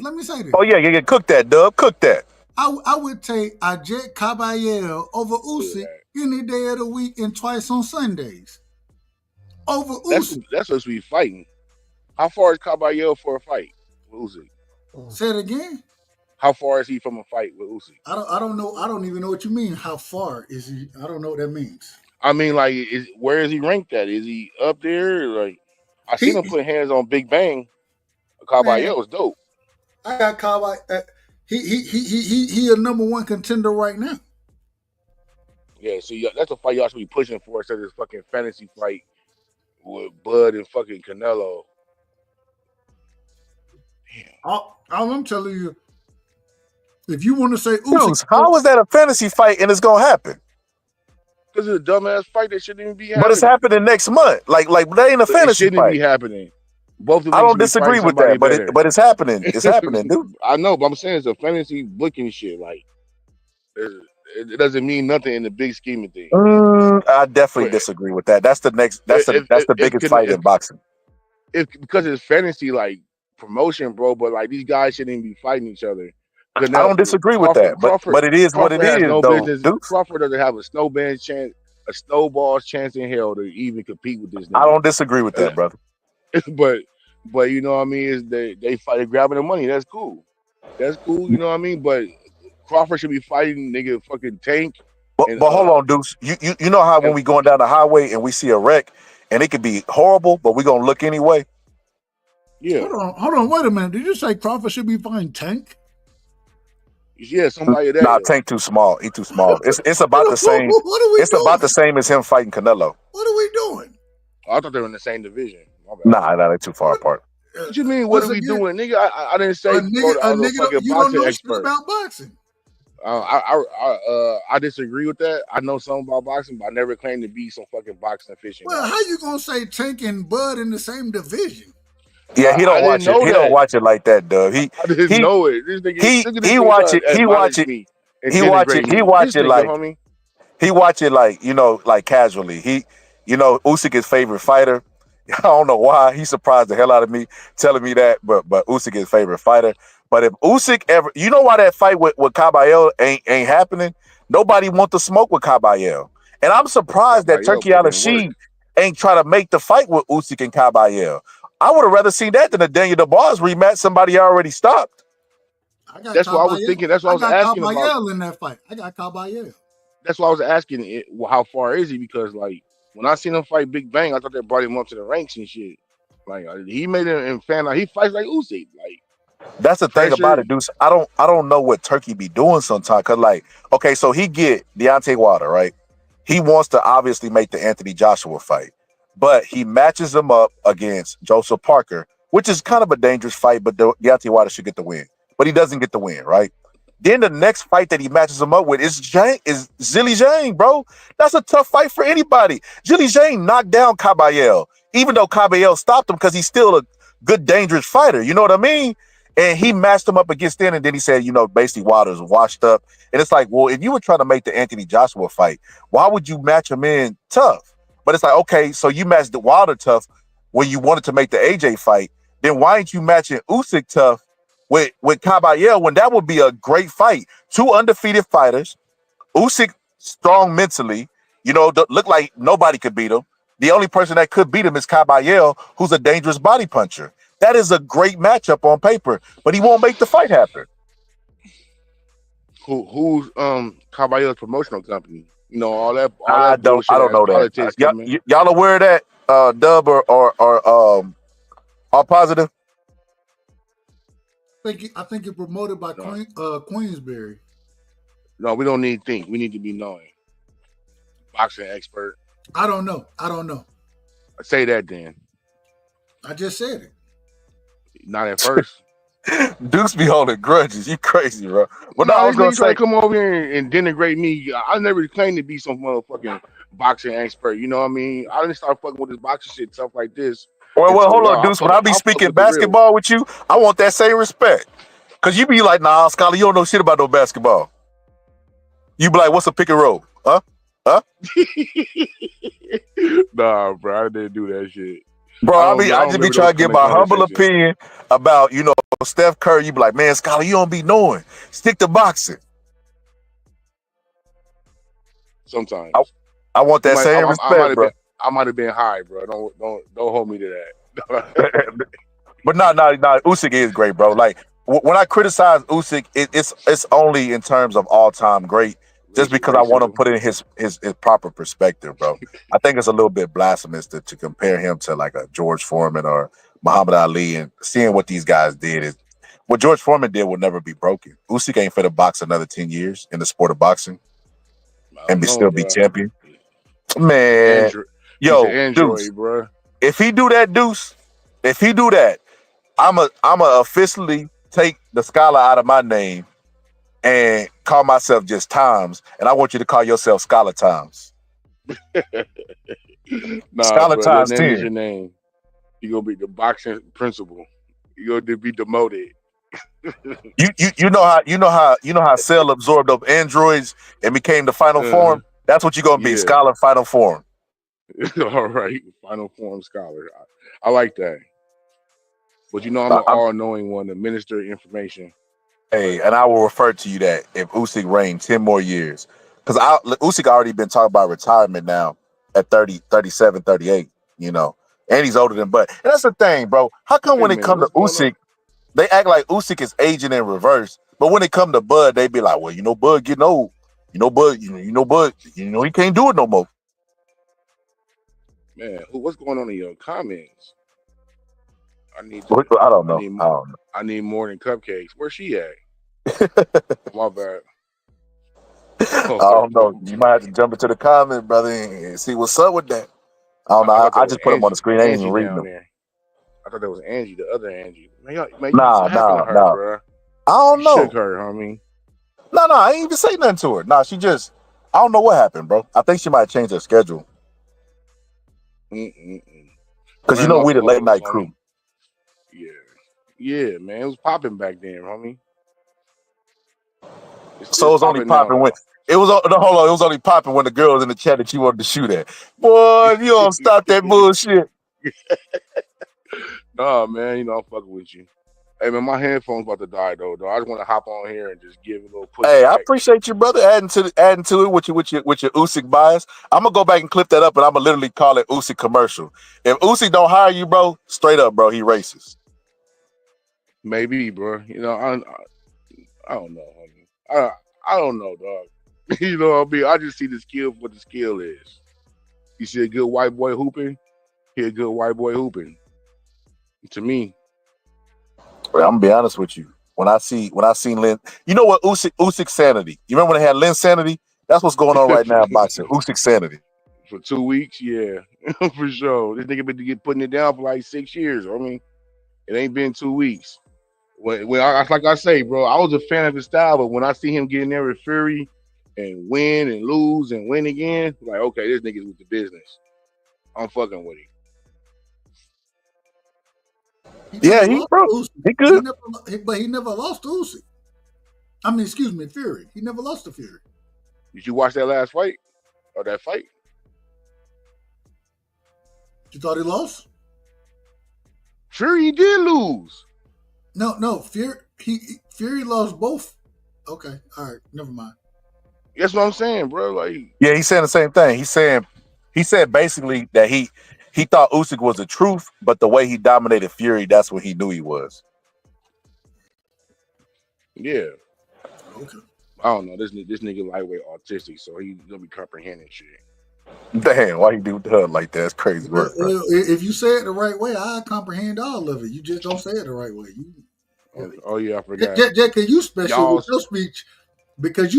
your speech, don't put that on me, brother. I gotta say it the right way. Y'all's down there, look, reach in your billfold and go in there and tear a little something off. Hey, that was good English to me, brother. Hey, shibbity dibbity dog. Hey, I'm from Texas.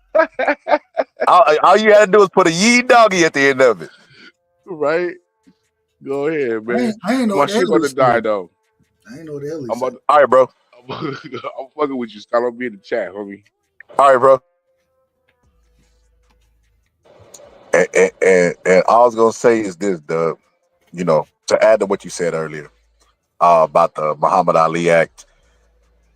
I feel like this is out of our pay grade, so all we could do is talk about it. Because I don't think we're gonna make any changes. Even if we did the out of order promotions thing, we would still be on the local level type stuff. So it's out of our pay grade. But if the boxing fans don't care, we're gonna do it where they are now, or where were you when Turkey took over the sport edition? Because they did it beautifully. They snuck in with the medicine to the system. Oh, I don't want to change anything. I want to work with boxing promoters. He got close enough to the boxing promoters to learn the game, to give their fighters historical paydays that they had to split with them, but it was about warring the fighters in. Now that they have the fighters' attention, the Ryan Garcias, the T.O.s, all the people, even Tank was talking about, I'm open to work with them. Now that they got all the top fighters, what they're going to do is they're going to try to sign the top fighters and pay them historical paydays and continue to do that. That way, that other fighters will be forced to fight on the undercard of the star fighter. Because that's how fighters are built.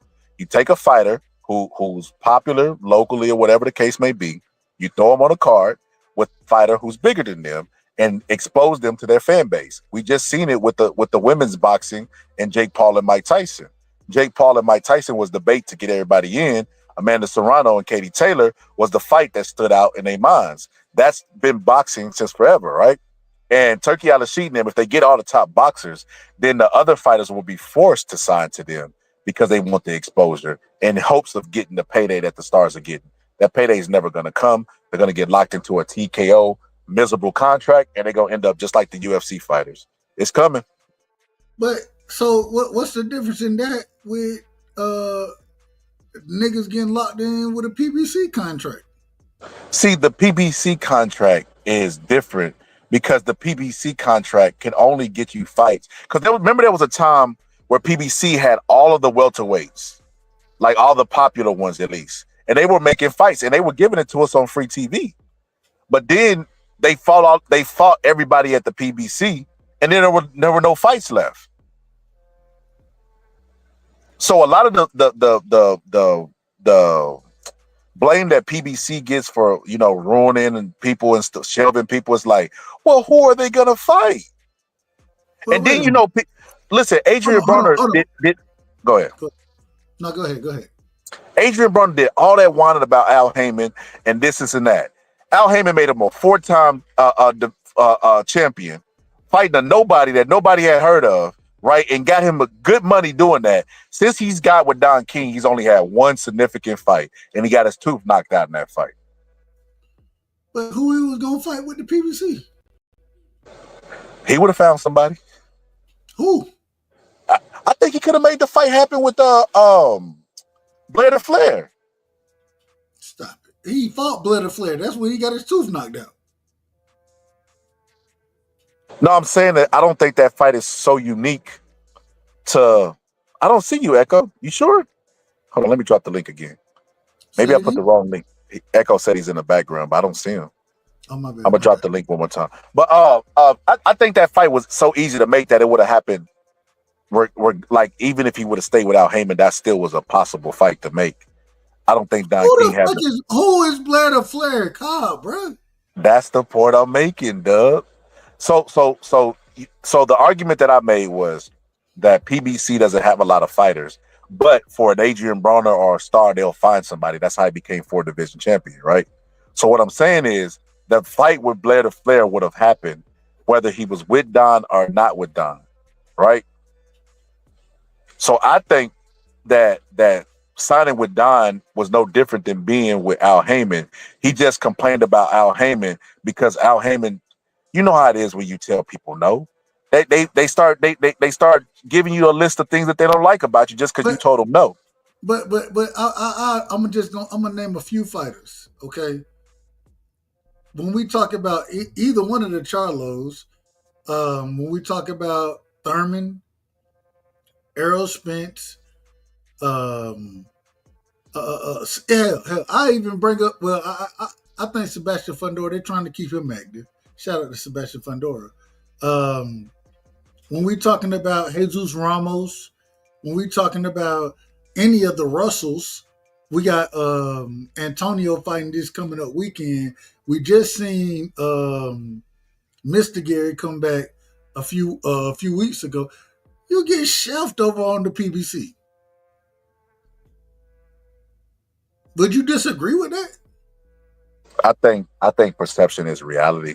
I think if the rumor. Wait. Do you think that, yes or no? Do you think they get shelved on the PBC? Come on, Dub. You know me, bro. I'm gonna answer it, but I'm gonna give you the reasoning before I say what I say. I want a yes or no first, and then no. I'll do it backwards for you. No, thank you. You're not getting shelved. But perception is reality, right? You know how when people say something about a company, that sticks, right? Even if it's true or not, people don't care about the lie when the truth is more entertaining, right? Because there's a rumor that Al Heyman shelves his fighters, right? People go out and believe that. But if you look at the Charlos, they don't want to fight anybody. It's them.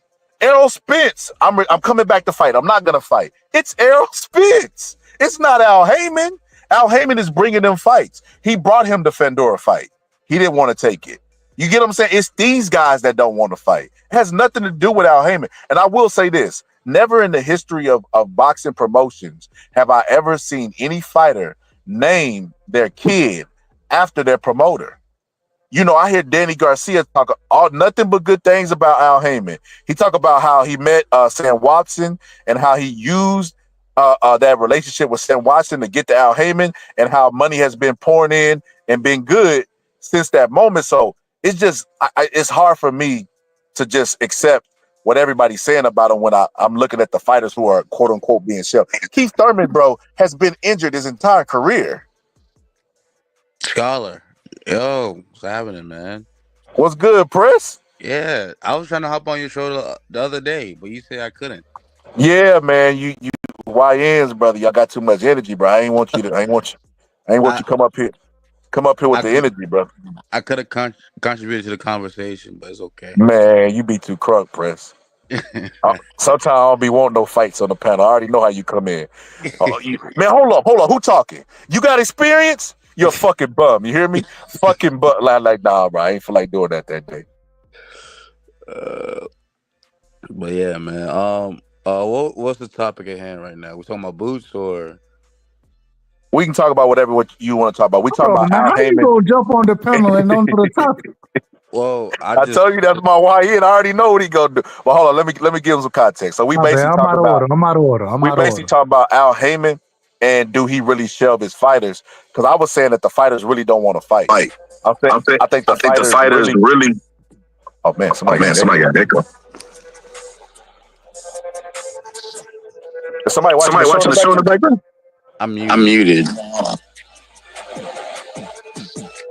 It's me. Let me. Okay, let me beat you, Echo. Maybe you're watching in the background. But I was gonna say, basically, I don't think Al Heyman is shelving his fighters. I think the fighters just don't want to fight.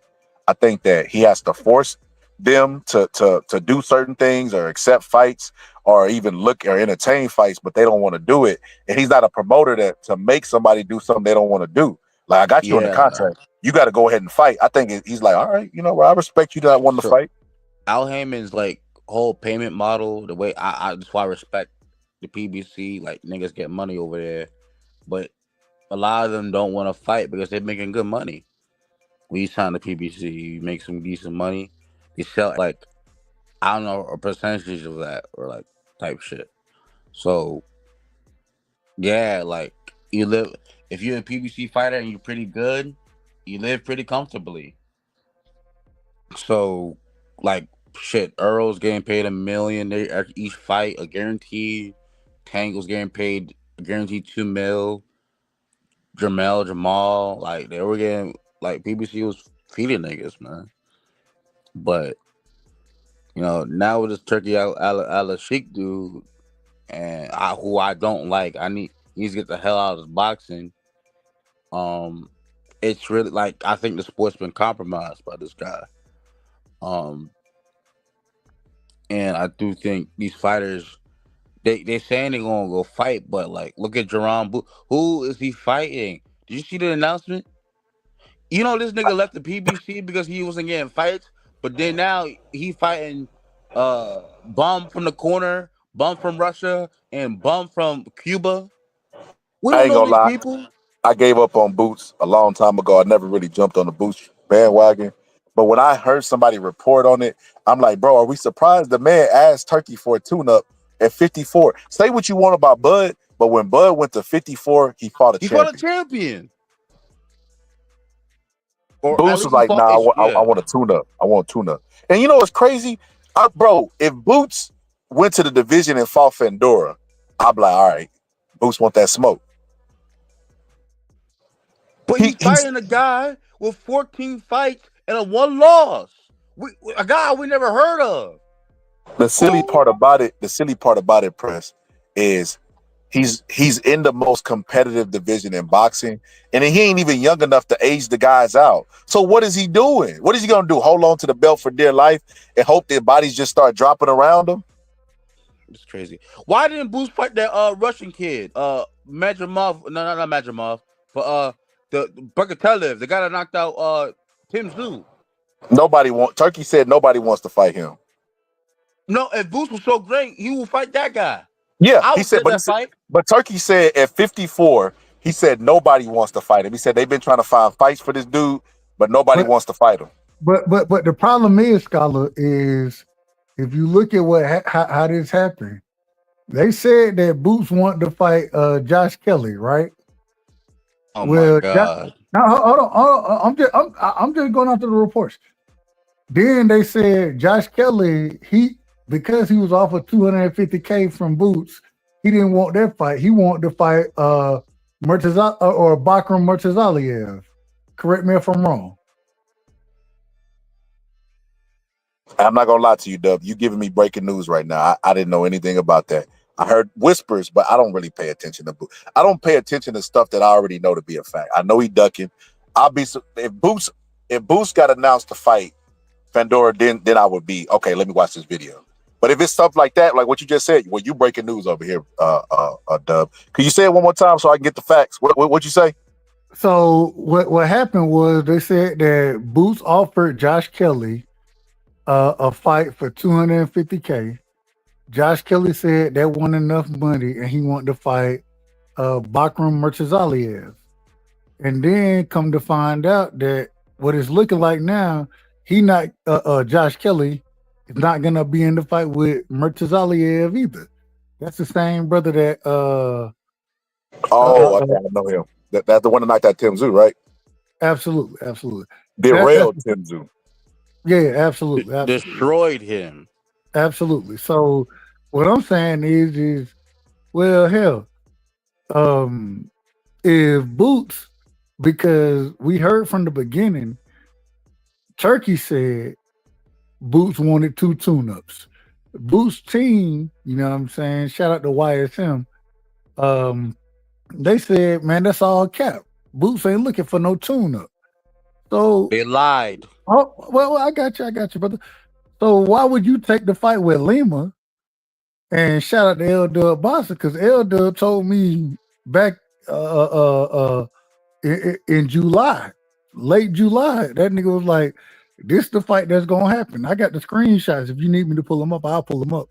But he was like, nah, he gonna be fighting Lima, bro. And I was like, man, I don't even know who this dude is. Why would he be fighting him? The man say he don't want no tune-ups. So if anything, he need to be fighting either. And then for him to come out, and I'm just going off of what Jesus Ramos said. These ain't my words. These Jesus Ramos words.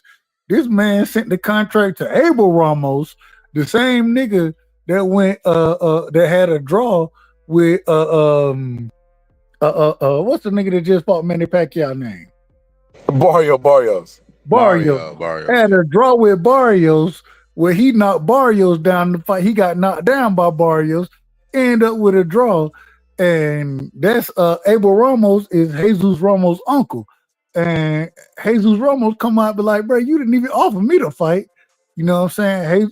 Jesus Ramos, the same nigga who lost to the Hammer Lubin when I actually thought that he won the fight, me personally. But at the same time, okay, whatever. Lubin fit be the one fighting who Lubin fight? I think he fighting Bakram now. I think Lubin gonna be the one fighting Bakram, but how the fuck you gonna sit here and offer a fight to a nigga uncle and not offer the nigga in your division? Man, this shit done got crazy with Boots. It done got crazy with all of them. And man, niggas out here, it seems like they just running from the smoke, man. Ain't nobody trying to fight each other. That's what it seems like. They're not competitors at all, especially this Boots guy. How you have 34 fights? 34 fights. You fought nobody. The only guy you say is like Stenionis, but that nigga had a pregnant wife at home. He don't count.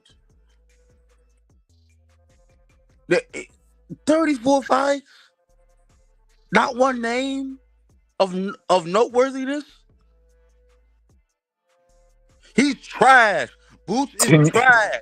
He 10 is years a of pro, bro. bum. 10 years of pro. That's crazy. I know somebody that worked 10 years at McDonald's and they wasn't on fries. Like, bro, when you gonna get off fries, Boots?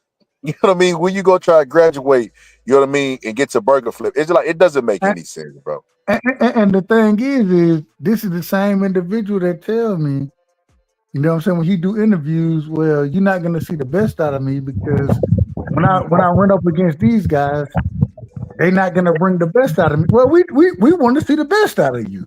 You ain't got you in your prime right now. Well, what is he? 28, 29 years old? Yeah, the best out of him is the fear he talking about, Doug. That's what he's talking about.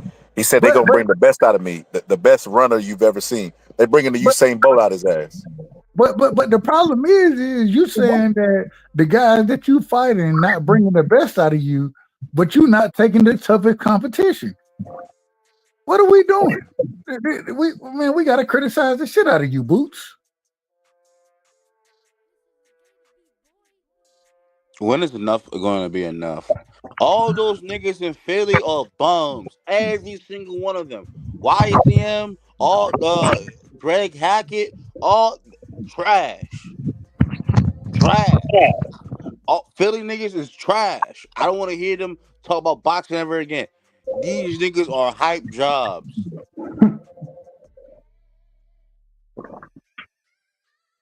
When Y'all you want to get on Tank. Y'all want to Prez, get on. hey Prez, Y'all want to get on Tank Prez, Davis not Prez, fighting nobody. Prez, Tank is hey Prez, supposed hold on, Prez. Where you from? from Baltimore. All right, go ahead, brother, go They ahead. want to say Tank don't fight nobody. Who is Boots for? Well, You can name names on Tank resume. well, Y'all go into the Hall of Fame. Can two, you two, name that in two what's things, his name?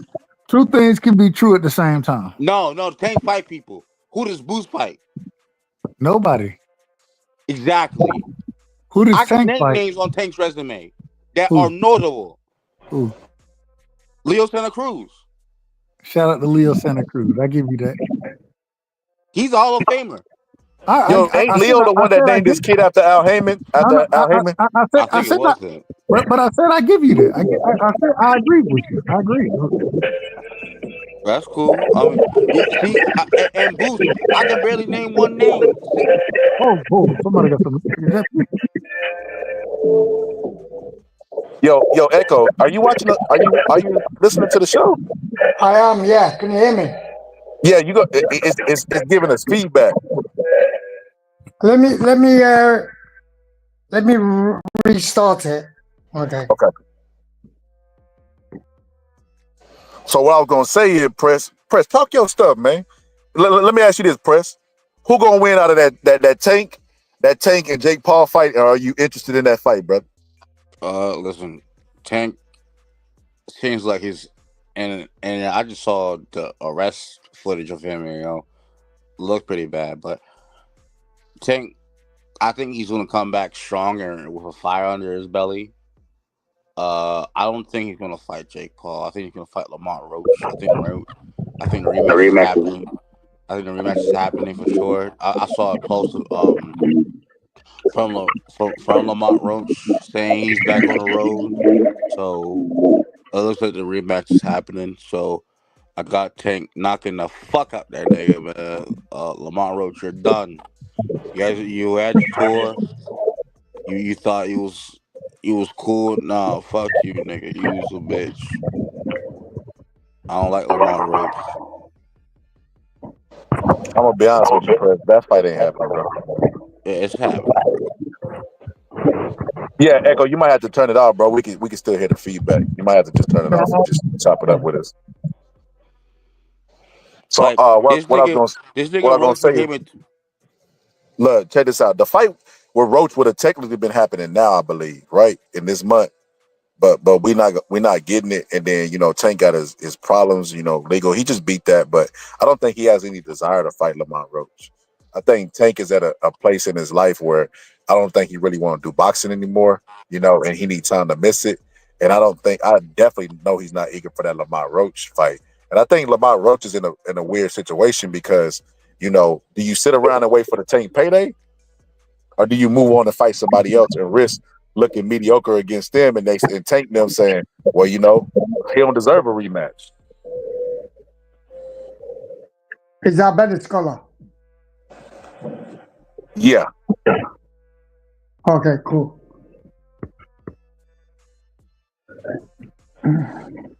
See, I think he's just in a weird place. I don't think we get that rematch though.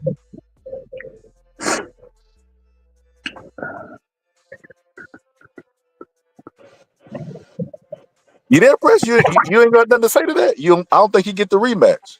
No, they're gonna rematch, bro. Press, you over there falling asleep. Nah, I'm just telling you, like they're gonna rematch. Like I just know they're gonna rematch. It's gonna happen. How much push-ups you want to put on that, Press? Let's bet some push-ups. I ain't putting push-ups on nothing. Why not? Come on, you a YN, bro. You supposed to wake up and just drop to the floor and give yourself 50 just for being a YN. Nah, Tank gonna come back. It's gonna surprise a lot of y'all. I'm not gonna lie to you. I'm not gonna lie to you, Press. I think Tank is out of the sport, bro. If you say so, I can't. I mean, that's your opinion, bro. I just don't see it, Press. I see what he's up against, and I just don't see him coming back, bro. I mean, shit. People have had worse. Like, look at what happened to Mike Tyson. That nigga had all that shit happen to him. He came back and won belts. So I mean, Tank is gonna be all right. When I say come back, I mean, you know how Floyd be like, you got Pretty Boy Floyd and you got Money Mayweather. I think what we looking at is Money Tank, and I think that Money Tank ain't fighting no Lamont rematch. I think he'll fight Jake Paul. I ain't gonna lie to you, Press. I don't know that he just gonna walk through Jake Paul. Jake Paul. Yo, not that Jake Paul is cold, but he gonna be able to dish what Tank put out. I think because that dude is obviously on steroids. He might show up 300 pounds for the fight. Like, bro, I don't know, man. I don't think Tank can just knock Jake Paul out. I'm gonna be honest with you. I think Tank can do some. Yeah, I think Tank could beat him. Tank will knock him out. Yeah, pretty Beat bad. him? Yes. I don't know about it. I don't know if he knocking out Jake Paul, bro. He knocking him out. I don't know, bro. Because Jake Paul, Jake Paul don't got no chin. I guarantee you, he don't got no chin. He don't got shit. You'll get hit with some shit that he never been hit with before. It's gonna. They said it, bro. Tank knock out heavyweights. But the same people that say that, Press also said Tank was knocked out by the Russian. No, Ryan Garcia told you niggas, yo, knocked out by a Russian. I'm not gonna lie to you, Press. I seen the tape, bro. I ain't gonna lie to You you, did bro. not see that tape. The tape has Bro, it never was been. nasty, bro. It was blood, You guts, and never ass seen the everywhere, tape. all over the ring, bro. Bro, it got You never graphic, bro. seen that tape. You Bro, never I'm seen not gonna that lie tape. to you, bro. I seen that tape, bro. You never seen that tape. Bro, I ain't gonna lie. I was shocked. You know, a little insider sent it to me. They mailed it in a VHS form to my house. It And they just is. put it on the envelope. They put, I know. I'm like, what the fuck? I thought it was like a sex tape. Where I was like, damn, let me watch this shit. So when I popped it in, bro, it was Tank just getting knocked out, bro. It was crazy. Bill Haney was there. You know, he was over there getting his hair braided. Crazy how the she was there. It was crazy, bro. Who was this Russian they speak of that knocked out Tank? Bro, I ain't Have you gonna ever lie to got you. a name? I could pick him up out of a lineup, bro, but I don't really know his name like that, bro. But that dude, he dangerous, bro. He dangerous, bro. That nigga has never been named. We ever seen him fight nobody? This is crazy.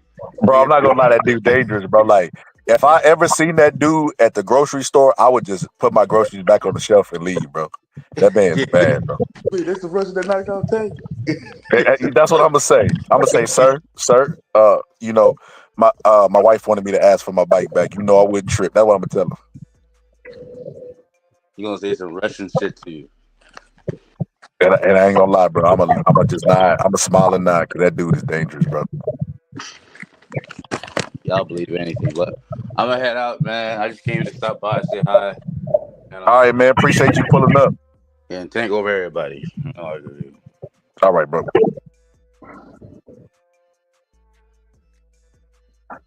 Well, there you have it. Tank or everybody. You know, Tank is coming back.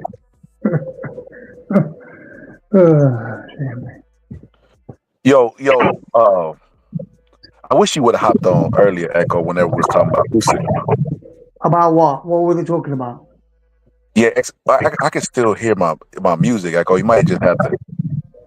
I haven't You got might anything else in the background or nothing. hold Sorry. on, hold on. Maybe hold on. Is it me, Dub? Am I tripping? I can hear something like doing dee dee dee. Yeah, that's my beat. That's Is it not loud? from me Hold on, though. hold on. Okay, maybe. Hold on. Okay, I am getting feedback, but what I'm gonna do is I'm gonna hit the refresh button. So hold on.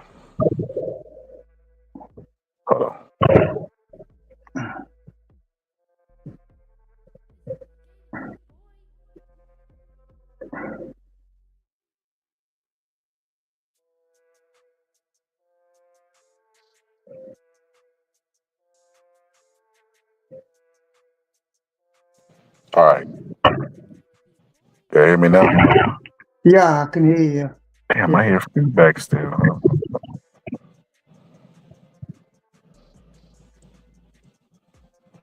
Forget it. It is what. Yeah, you were talking about Usyk. What about him?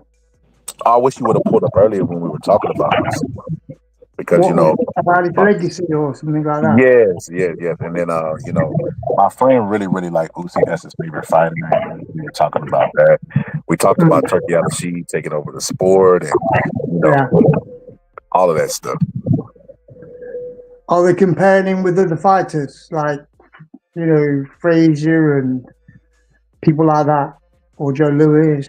What did you do? I don't know. I didn't hear it.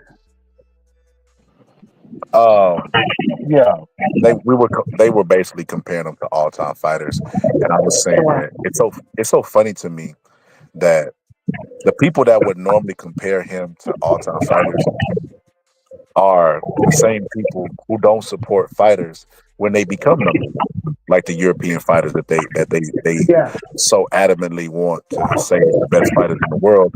When they become the the number one fighter, they don't support. The thing is, a lot of people are going to say this, like Usyk's not had a lot of heavyweight fights. It was his cruiserweight, where he was at. You know what I mean? So to put him as a top heavyweight, we've got to wait if he has any more fights. But to be honest, he's not going to catch up with Muhammad Ali or anybody like that, because it's going to be very difficult, because the fights are not there now. Ali, I mean, he fought some killers, as we know, Liston, Cleveland Williams, people like that. Even Zora Foley was a good fighter, who he fought in 1967. He knocked him out in the 7th round. He was a good fighter. He fought Frazier, he fought Ellis, he fought, all these guys. Chevalo was tough as hell. He fought in 1966. So it's very difficult to put him anywhere in that category. Plus Ali had 10 defenses as well. So, and he had 2 careers really, because after the 1967 fight, the last with Zora Foley, he come back and fought Jerry Quarry, Oscar Bonavina. Then he lost to Frazier in March 8th, 1971. Then he fought Jimmy Ellis in July 26th, 1971. He fought some really good fighters, you know what I mean? And he had 3 years out of the ring as well. So we can't put even Usyk says himself he won't do that. It's unfair because he's only had 5, 6 fights. So what I was gonna say is KP had a question for you. He said, a question, okay. He said, "Ask Echo who wins, Bivol or Usyk at cruiserweight, and why." Bivol and who? Usyk. Yeah. What? I mean, when Usyk was, beating the. I'm on about going back to cruiserweight, or when he was cruiserweight. Yeah, you would. KP, which time period? Two different Usyks. It's two different Usyks. He's a heavyweight fighter now. He fights like a heavyweight. Paces himself more punch selection, whatever. As a cruiserweight, he was more busier. And he had the punch as well. A cruiserweight. And he's still got it at heavyweight still. Still got a decent punch. I think Usyk probably would have beaten Bivol. That was But Bivol's the light heavyweight. Yes, at cruiserweight. So we're talking another 50 pounds again. So we'd have to go get.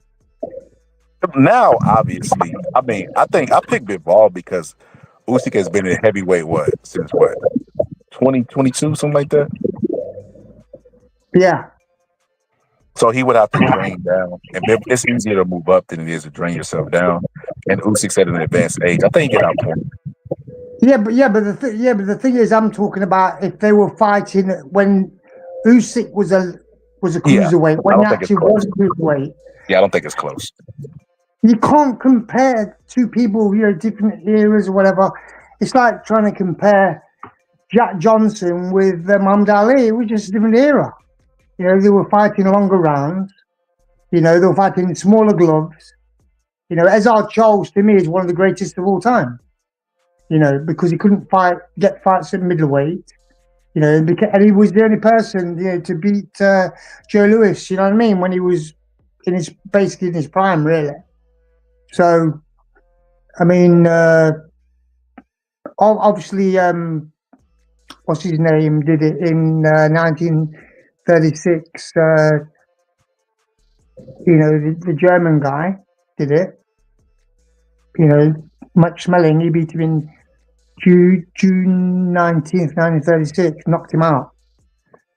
But Lewis, he had a good run, call it the bum of the month club kind of thing. So it's unfair to rank people, when they've already gone up, and what would they have done if they went back down? It's like trying to rate Sugar Ray Leonard when he was a welterweight. Would he have beaten somebody like Don Curry? Would he have beaten Sugar Ray Robinson? Would he have beaten whoever? It's just not possible to do that. It's not. We only have the eye. We only have the eye to look at what Sugar Ray Leonard was, right, as a welterweight, as his peak. When he was, when he was fighting the people, like, Bruce Curry and all those guys, knocking out Dave Boy Green, that kind of guy. But we haven't got much of Robinson. We haven't got the fight when he won the fight in 1946 when he beat Tommy Bell for the title, and he was unbeaten for, what was it, 1946, 51. So it's 5 years. So this is what I was going to say, Echo. I agree with you to a certain degree. Right. So I agree with you about the eras being compared. It definitely is difficult to do, unless we had a time machine, and then we have to have some DNA manipulation as well. But Usyk and Bivol was kind of a realistic fight, especially seeing as how Bud has moved up all these weights to fight a guy that nobody asked him to fight. Because there was a time where Usyk, not Usyk, what's his name? Bivol was supposed to fight in discussions to fight Sergey Kovalev. And during that time, it was really hard to get Bivol fights, even though he only had a couple of them. So he could have put the weight on, because he was already sparring bigger guys. Like, he was already sparring cruiserweights anyway, or people that would eventually go up to cruiserweight like the Zertos. So he could have easily moved up in weight and fought them. But I think at that time, I think Usyk beats him. I think Usyk at cruiserweight was damn near as unstoppable as it gets. You know, especially seeing as how Ball does throw body shots, but it's not what he needs. He needs to sit down and throw a body shot. Yeah, yeah.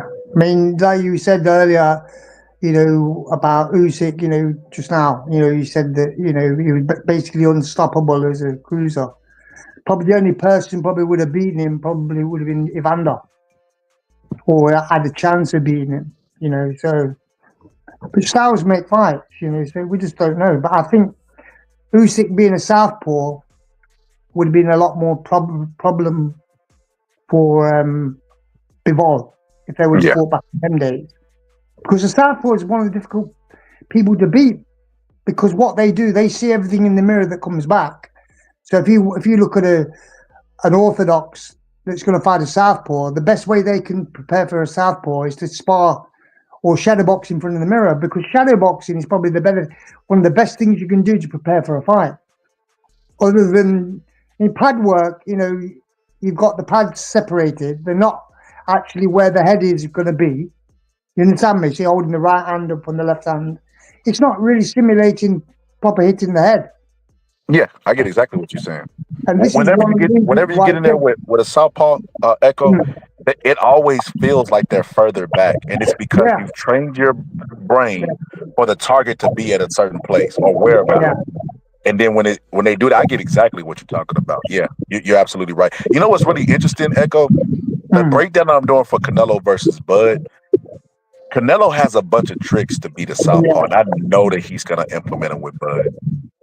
Stepping on the foot, trying to trip him, leg sweeps, all that stuff, hitting on the shoulders. He fights really dirty versus southpaws. The key to beating the opposite lead is, you know, it'd always be on the outside. You know, it's like if you watch Usyk, right, when Dubois would throw his jab, right, whatever, it'd always slip on the outside. It would always be on the outside slipping. It wouldn't slip on the inside. But obviously, when you're moving around and you're feinting, you're hedge feinting, you can go left, right, left, right, left, right. It doesn't matter. But if you notice what happens when he was fighting Dubois, I mean, Dubois would always be trying to get that jab to land, and he wasn't able to land it because he was always offline. So, and Usyk never puts his head on line, very rarely. Probably the better way to beat Usyk would be to probably be more of a brawler. You know, to just throw, a bit like what Chisora did. Because Chisora gave him a hard fight. It wasn't so easy for Usyk. You know, and I've always said that the pure boxer is always having problems with the technically skillful brawlers. Just like, you know, any of the brawlers that have been great in the history of fighting. They weren't just throwing punches, they set things up. Joe Frazier was known for setting his left hook up. That's right, everything set his left hook up, you know. And if you watch him when he was doing pad work with Eddie Futch, all the pad work was geared for Muhammad Ali to throw the left uppercut. But obviously Ali don't throw many uppercuts or hooks. He's throwing rights and lefts. You know, you never seen Ali throw a body shot. Hardly in any fight. So he's never going to drop his hands. So technically, people win fights with strategy a lot of times, not just on skill. A lot of times strategy overcomes. Yeah, of course, yeah. That's why Errol Spence was demolished and almost knocked out in the second round because of strategy. Yeah. I went on a podcast and I said that Errol Spence will get knocked out. And they go, no, he won't. No. And I was like criticized about that, you know what I mean? Same as I was criticized. Sorry, what were you going to say? You missed it. X pulled up and owed you an apology. And because of the Manny Pacquiao prediction that we both gave and said that Mario Barrios would get beat. Yeah. Right. Yeah, but it is what it is. You know, I just look at the strategy of the fighters and what they can do. And obviously, I don't think Pacquiao would just come back just to make some money. I'm sure he's not poor, you know, and because he could focus on that fight more than he would have done when he was a senator, it makes it easier for him to train. And I think if he fights in December, he'll be better than he was as he fought his last fight. You know, but the thing is with the Crawford fight, you think of the Madrimov fight, right? He fought him, what was it, August 4th last year. He had trouble with Madrimov. He did. If you watch the fight, Madrimov was landing quite a lot of right hands. Some on the trot. I mean, like 3 right hands. So Crawford's either slipping, right? He's not able to see the shots. Because you know what it is, Scholar? A lot of times people say people got good reflexes. A lot of times it's awareness as well. Because awareness, you can have, if you've got good awareness, you don't have to have so fast reflexes.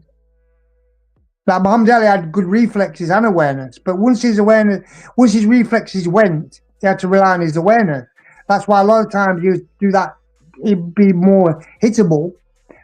But the reflexes don't slow down that much, really. But your awareness, you can keep that up for a long time. But Crawford didn't look the same when he fought. What's his name? Porter. I thought he didn't look that good in that fight. That's what I believe anyway. And when he fought Kavaliauskas, he didn't look good in that fight. So we're talking about 47. He's going up all these weights. We're talking 21 pounds now. But we'll have to wait and see. But I've got Canelo winning in this fight. Are you still there? Yeah, I'm here. I'm over here. Okay, well, let me go ahead and block it. Since you got the answer. It'd be people that got small balls, hiding from burner accounts, trying to distract and just begging for attention. So, I can't see the chat. So this is what they said. Let me tell you how stupid they are, Echo. You know what I mean? Because they definitely try to distract, but even when you're trying to troll or distract, at least be good at trying to debate or articulate your point. So this is what they said. The boxing talk that we're having is hypothetical. And this is the challenge that I issued to them and they never answered because they have a reading comprehension problem.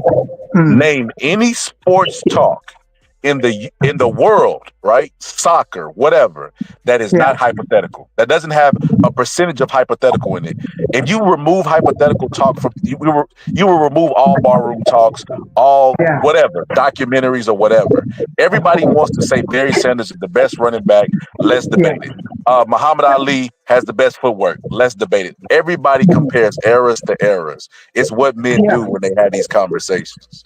So you got to find another talking point to be disruptive because that don't work.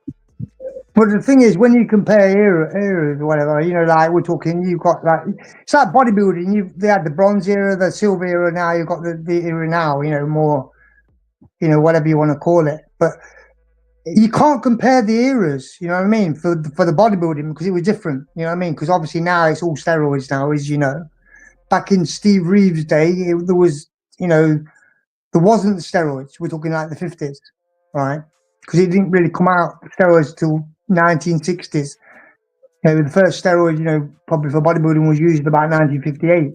So we're talking about bodybuilders of the 30s, 40s. I mean, there is even some strong men that have got records now, Scholar, that haven't been broken. That that even to this day, you know what I mean? They were breaking the records in the 1920s. We're talking 100 years ago. People still can't break them records. So, and that can't be steroids. But you still can't compare them because it was a different way they trained and whatever, different nutrition, whatever. Just like the boxers, you can't compare the boxers today from the past. 6-ounce gloves. When Ezard Charles fought Rocky Marciano, they fought in 6-ounce gloves. People don't even realize that. They were fighting 45 rounds. It's just ridiculous. And they would allow 5 knockdowns or 10 knockdowns in a fight. They wouldn't stop them so early. There was a fight in 1989 where there were 38 knockdowns. Yo, you know what I just thought about when you said that? Whenever Bruce Sheldon was begging for the referee to stop the fight without begging, he was begging without using his mouth. Remember, You don't he need kind of started wobbling, shaking his head, trying to yeah. get the referee to say, "Okay, this guy's had enough." Yeah, because remember, actions speak louder than words. You can tell when a person doesn't want to carry on. A lot of times you can see this. You know, then you'll see somebody like Zab Judah get knocked down by Costa Zoo, and he gets up and he falls down. He's doing doing the funky chicken, you know, what you call the skanky leg. But he wasn't going to he didn't want to give up. You could see that. But then you'll get a guy that will get hit and his legs will go numb, and he knows his legs have gone, and he'll give up because he knows he's going to be in for a harder time after he gets up. You know, so it depends on where people are willing to go in order to win the fight or lose. You know, and this is the difference nowadays. They won't allow people to fight now with an eye like, you know, somebody like Carmen Basilio when he fought Sugar Ray Robinson. That fight would have been stopped for sure nowadays, as you know. Oh, absolutely. So, Echo, I have an event to go to tomorrow, like a weigh-in. It's going to be like a local fight in my city. Mm. So I'm probably going to be more than likely going live from that. And I hope you can join the live, bro. Because, listen, I don't know the rules to last time I went to an event, I was literally streaming it and showing it and stuff like that. So I don't know if I can show it. I don't know if they're mad at me. I don't know the rules to this media stuff. You know what I mean? Like, I know if I'm at the Terrence Bud Crawford fight and I show the fight, they might strike me. Maybe. Right? Yeah. Especially the entire fight with no commentating. But if I'm doing commentary and I'm showing a little bit of the fight and I'm talking about it, a little bit of the fight I'm talking about, I don't know if they'll get me because it's not a televised event. So we'll see. I'm going to ask these type of questions. Like I said, it's a local event. So, yeah, man, I hope to see y'all there. Is it professional? Yeah. When is it? What time? Because tomorrow I've got to be somewhere. So tomorrow's just a weigh-in. It's going to be Saturday like most boxing events. Okay. Tomorrow's just a weigh-in. So what do you think about having the same day weigh-ins that they used to have? What do you think about that now? Yeah, I'm still out for that. Man, I'm positive talk about that a lot. And you know what's crazy? We as much stuff as I talk about Turkey out of sheet, a lot of stuff that we talk about over here, we see, like when I criticized his card, he called him an amateur, and why are you having fights this late?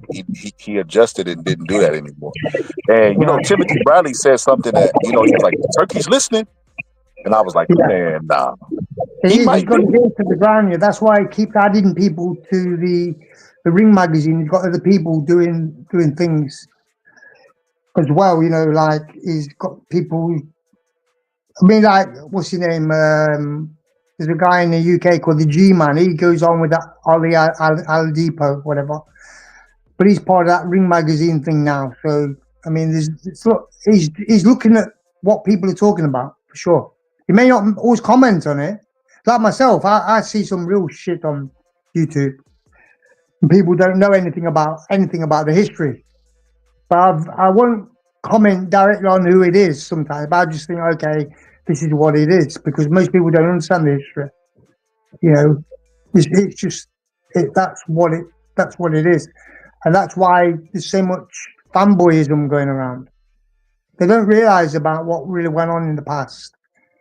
You know, and that's sad, really, because if you're going to be a spokesperson, could be a woman, man, whatever, on a boxing channel, you should at least know something about the sport.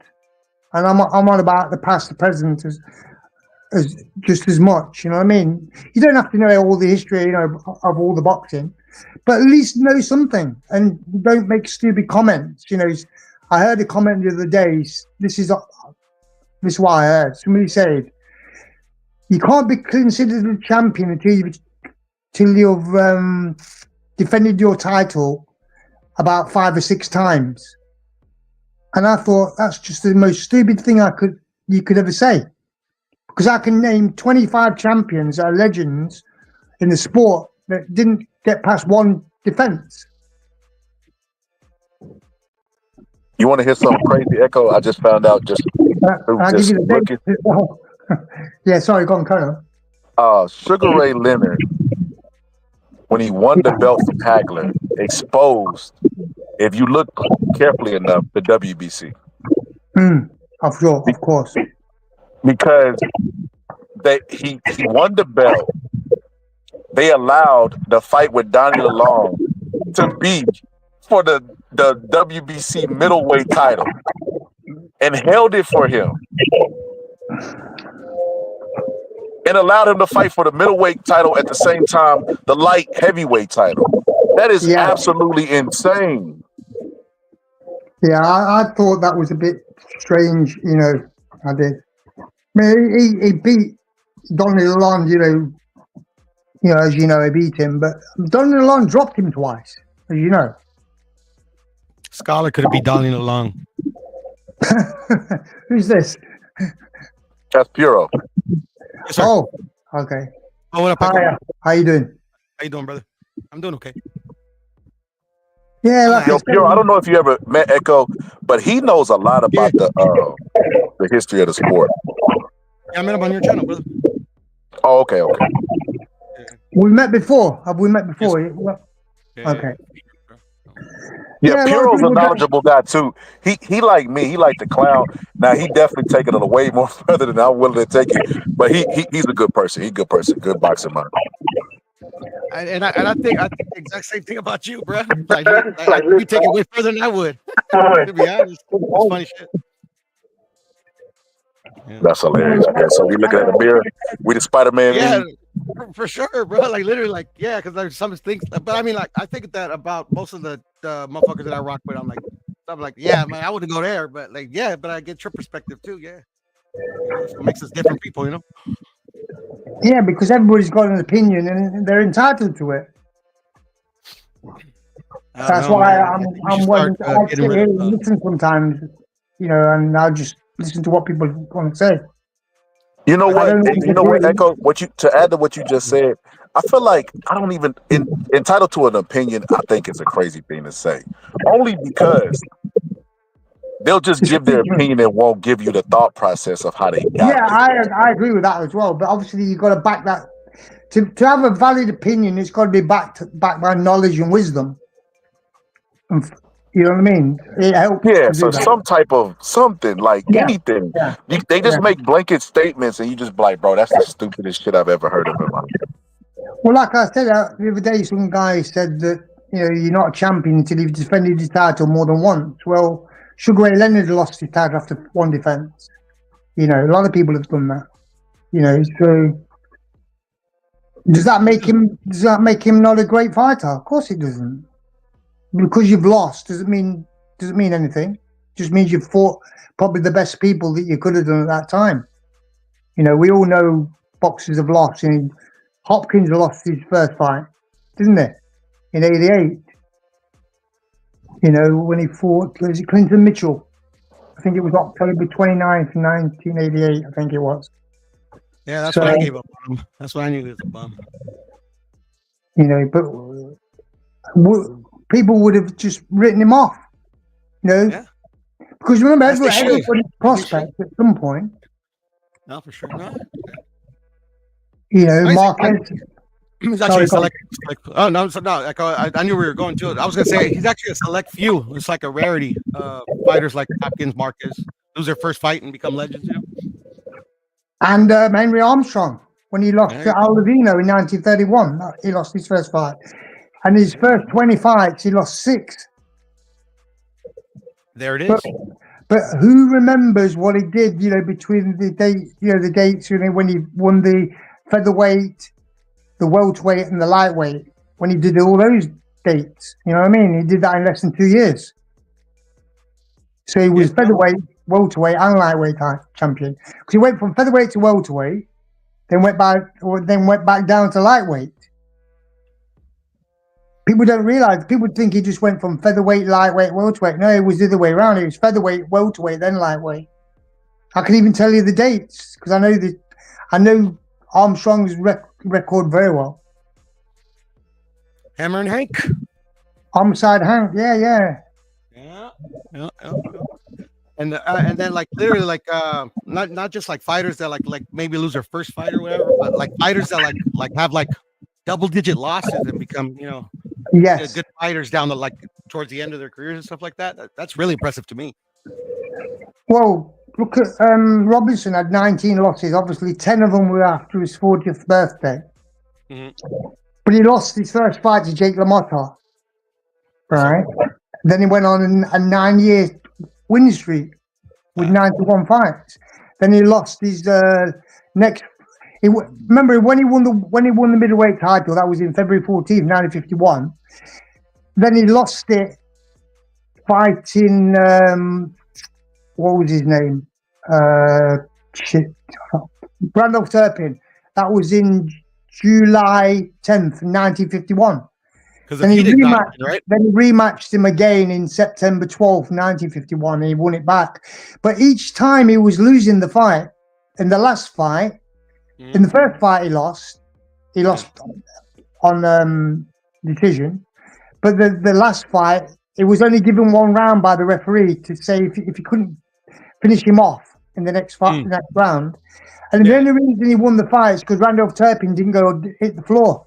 Because if he'd have gone and hit the floor and he'd have got up, he would have seen that round out and they would have stopped the fight.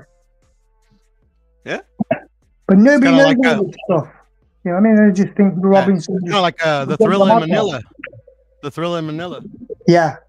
You know, like Joe Frazier didn't want to quit, but was like, nah, you're done. But then Muhammad Ali like says, after the fight, that like literally like he was gonna quit anyways. They didn't know that. Yeah, Eddie Futch. Eddie Futch, caused that decision. But that was probably the greatest heavyweight fight of all time, or probably one of the most brutal. No, facts. I love watching that fight. I watched it probably all three of them, to be honest. All three of them. Again? All three, yeah. All three, man. Yeah. It's like insane. Scholar, do you agree that Ken Norton won 2 of the Ali fights? Or do you think he won only 1? Oh, I'm biased, but Ali won all 8 of them, bro. Nah, but yeah, I agree. They were close. They gave it to Ali. He better. I'm gonna be honest with you. I'd have told Ali not to fight Ken Norton after the first fight if I knew him, because that was insanely close. Angelo Dundee said the difficulty in that fight was not Norton. It was his overhand. It was his overhand right that was causing trouble to set up other punches. And Ali was expecting right hand, straight right. Because if you watch Norton with his cross arm defense, with his X guard, the armadillo defense, what they call it, the armadillo defense. It caused Ali a lot of problems. It is. Because nobody wants to throw hooks against elbows when they're across your face. Like same with Gene Fullmer, he had the same thing, but he had it reversed. He could reverse it as well. He could.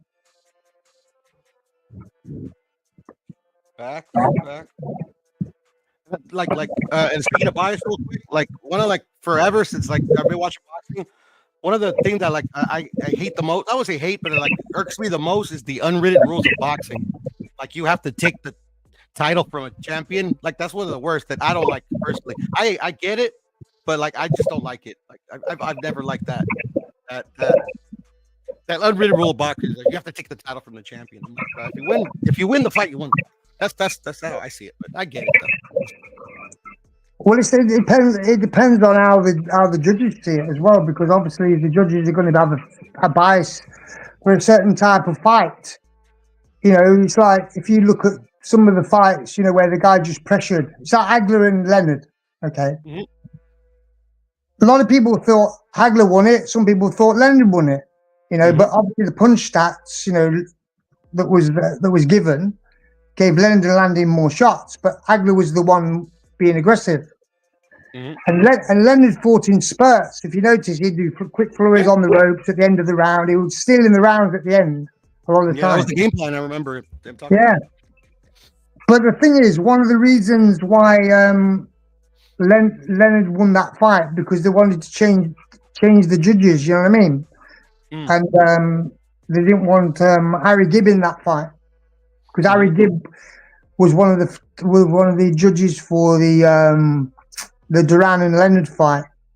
He was, and the funny thing is, because of Goody Petronelli not wanting him to be the judge, Harry Gibb gave the fight to Hagler if he'd have been judging, but they didn't want him to be judging because they thought he would be more predisposed to choosing Leonard because of the style. I got you. And that's kind of like another thing that and I get it, like, and it's like it's impossible not to be like partly true because like all human beings are human beings. But Yeah, like, at least the judges are trained not to favor one style over the other. You know, there's like criteria that they have to look for. They have to be as unbiased as they can be. So that's like kind of always bothered me too. But like, you know, it's just it is what it is. It's like I can't get too mad at it. You know, humans are humans. You know. Yeah, but you look at the 4 criteria of boxing as it's judged by. Right. Look at the fight between Mayweather and Maidana. Yes, sir. Look how aggressive Maidana was in that fight, in the first fight.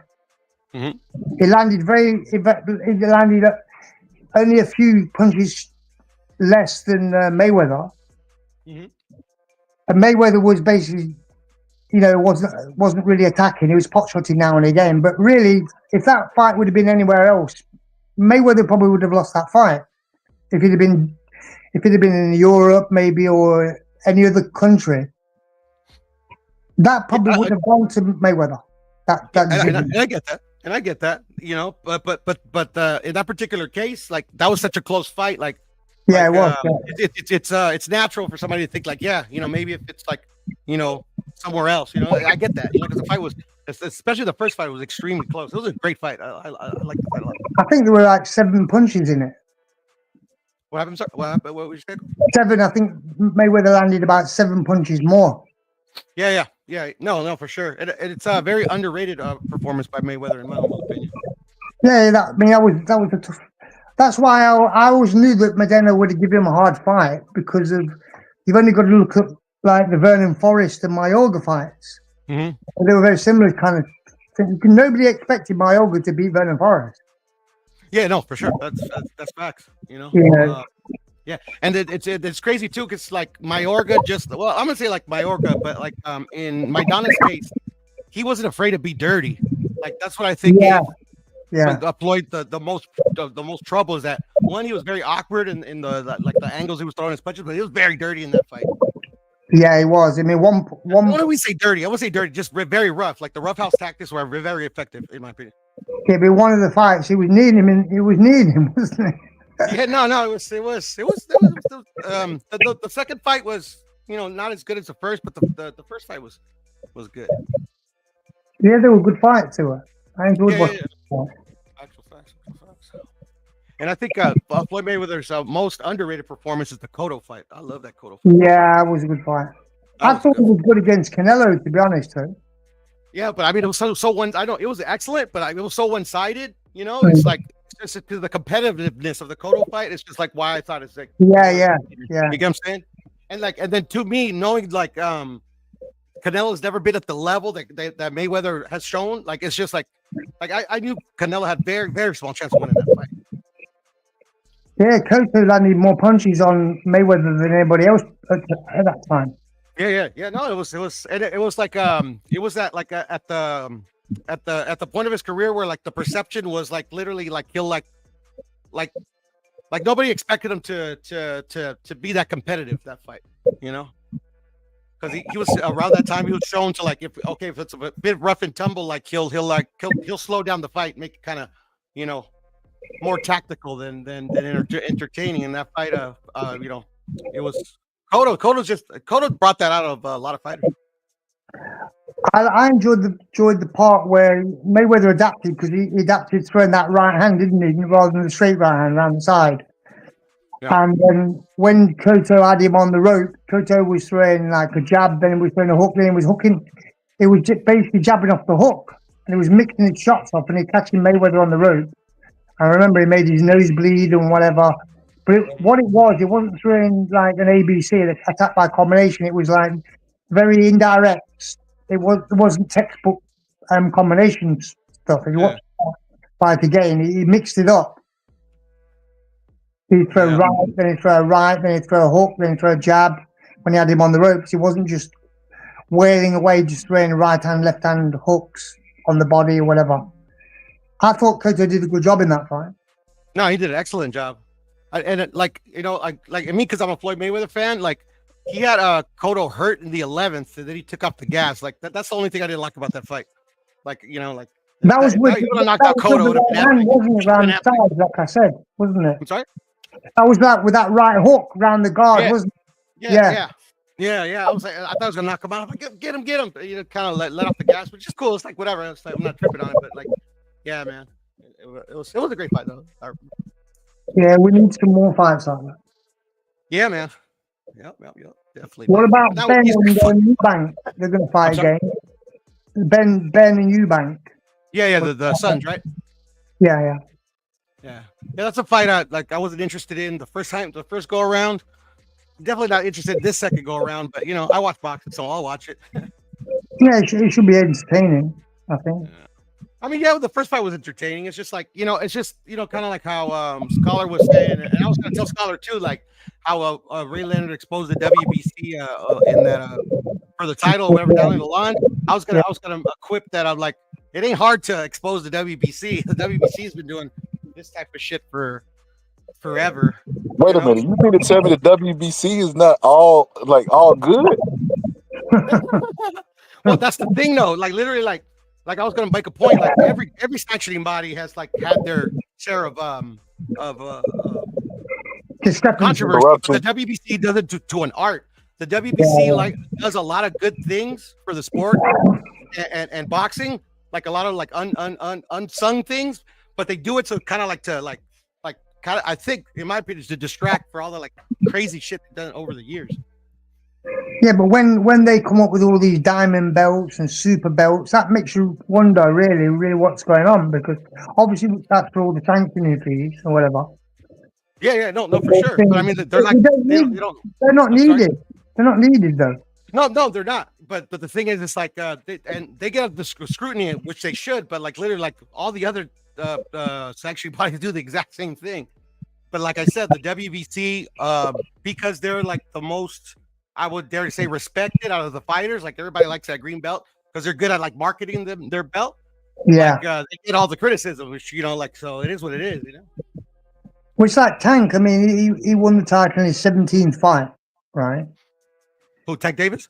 Yeah, in his 17th fight, and Mayweather won it in the 18th. I was expecting Tank to be like that kind of caliber and go up and do. I really was looking forward to him doing an Henry Armstrong kind of thing, going up and just fighting everybody and just not worried about losing and whatever. No, for sure. I expected the same thing, and I think he is that caliber. It's just like the skill, like you have to like show the skill versus the best in the sport. That's like Tank. I think is all that. It's just like literally to me, it's like wasted talent, man. It's unfortunate. It's one of my favorite fighters, but it is what it is. These guys, I don't know. To be great, that's what it is. Yeah. Such a cliche that is. No, that's exactly what he's not doing. Like this kid is fucking talented, bro. But it is what it is. And nowadays, it's all about undefeated. That's the problem. Yeah, that's one of the problems. They blame Floyd for that shit, bro. But like, in my humble opinion, like Floyd ain't undefeated. He might say undefeated on his record, but I don't think he's undefeated. And even if he had like 2 losses on his record, he would still be fucking recognized as one of the best to ever do it, bro. Who do you think beat him? Who do you think beat him? I think Castillo beat him. Right. Okay. I agree with that. In the first one, yeah. The other fights, like the close ones, like if other people want to make valid opinions on it, yeah, cool. But the one I actually thought he truly lost was the Castillo fight. A lot of people did, even in. And I think Floyd even thought that because like that's the one thing that Floyd gets credit for sometimes, but I give him credit for. It's like the fights that were always close, he always rematched. And to me, it was always like it was always bugged him in the back of his head of like, I can't like retire without knowing if I can beat this dude. So that's why I thought he gave these guys a rematch. I think when he fought the rematch with Castillo, he basically he beat him up, didn't he? So Yeah. They like yeah. I don't think like it was like a lot of people like to say, oh yeah, he beat him easily, whatever. Like it wasn't easy, but like it was clear. It's just like it wasn't. Yeah. It wasn't half as competitive as the first one, you know. But that But was a he good came thing. back That's and what I beat think him. about Floyd is his adjustments, especially Yeah. like you know, it's just like it's IQ is off the charts, in my opinion. I would have liked to see him give Oscar a rematch because he retired after that. Yeah. No, for sure. Why did he retire? He didn't need to retire. Yeah, no, yeah, but that's a lot. That's the warranted criticism that he gets is that like for as skilled that he was and the things that he did in the sport, he also used the politics in his favor, you know. So it is what it is. Yeah, I'm looking forward to seeing the Crawford and Canelo fight. As am I. I just wanted it to be a good fight. You know? I just wanted it to be a good fight. I think Canelo will win. Yeah, I think Canelo's going to win too. You know, but it's you know, it's not impossible. A lot of people are saying it's impossible. It's not impossible. The guy's really good. What, Crawford? Yeah, of course he is. Yeah, it's just like he's putting himself behind the eight ball, doing it the way he's doing it. But go ahead, I'm sorry. Well, like I mentioned earlier, you know about he fought Madrimov, he fought what's his name, Porter, and they weren't good fights for him. I don't think. And Kavalaskas, they shown vulnerabilities for me for sure. Yeah. But every fighter shows vulnerabilities, you know. But a lot. You know? That shown a lot. Yeah, you know. When people talk about him being all-time great, you know, ranking him with the welterweights like Sugar Ray Leonard, because I believe Sugar Ray Leonard was in the eye test is probably the best welterweight we've seen. However, we didn't get to see Robinson because Robinson's fights weren't televised and weren't filmed. You know, when he was a welterweight, when he won the title in 1946. I thought Jose Napoles is the best. Nobody ever saw that fight. Nobody's ever seen that fight when he beat Tommy Bell in 1946. And that was his 75th fight, by the way. And who was this? Tommy Bell. When Sugar Ray Robinson fought Tommy Bell for the welterweight title, that was in 1946. That was December 20th, 1946. Nobody's ever seen that fight. But we do know Sugar Ray Robinson was dropped in the second round. Then he got dropped. Then he dropped Bella. He dropped Bella in the 11th. But nobody's ever seen that fight. Yeah, no, for sure. This is the problem. We don't get to see all these fights sometimes. Yeah, no, for sure. It's like me, like the age difference. Like I got a lot of my knowledge of like old school fighting from like the ones that are on film, but from my dad. Yeah, but, like that's why like me like I respect like dudes that like the young ones that like could like quote these other fighters and how good they were, whatever, and stuff like that. Me personally, I can't do that. Like literally, I'm more confident speaking on the ones that I at least lived it in my lifetime. You get what I'm saying? Like I actually see it as they happened. Yeah, I'm not saying that you can't go back and and obviously you can. It's just like for me, that's why I try not to I try not to compare eras. You know, because I have to live to it just for me, just my own personal like confidence. You can only beat who you can fight, and then you can only fight the best people when you're willing to take a test. Yeah, no, that's all it is. I mean, people talk about Muhammad Ali and Usyk, but Usyk's career is nowhere near Ali's. I mean, Ali fought. I know Ali's career back to front. I can tell you the dates and everything about when he won his title, who he lost to, who he beat, whatever. The European tour they went on, with Cooper, London, Mildenberger, when he fought Cleveland Williams in 1966. That was September 10th, November 14th, 1966. They were great fights, but those guys were killers, Williams was a killer. Cleveland Williams was a killer. Story Foley had a good record, All these guys he fought were tough guys. Albert Patterson wasn't really a heavyweight, when he fought him in 65. But Patterson won the title from Archie Moore, and that wasn't even Archie Moore didn't even have the title. It was like for a vacant title. Vacant title, yeah. That was on 1956, November 1956, 30th, I think. Yeah, if I'm not mistaken. Yeah, it was. Yeah, November 30th, 1956. That was for a vacant, and he knocked more out in 4 rounds.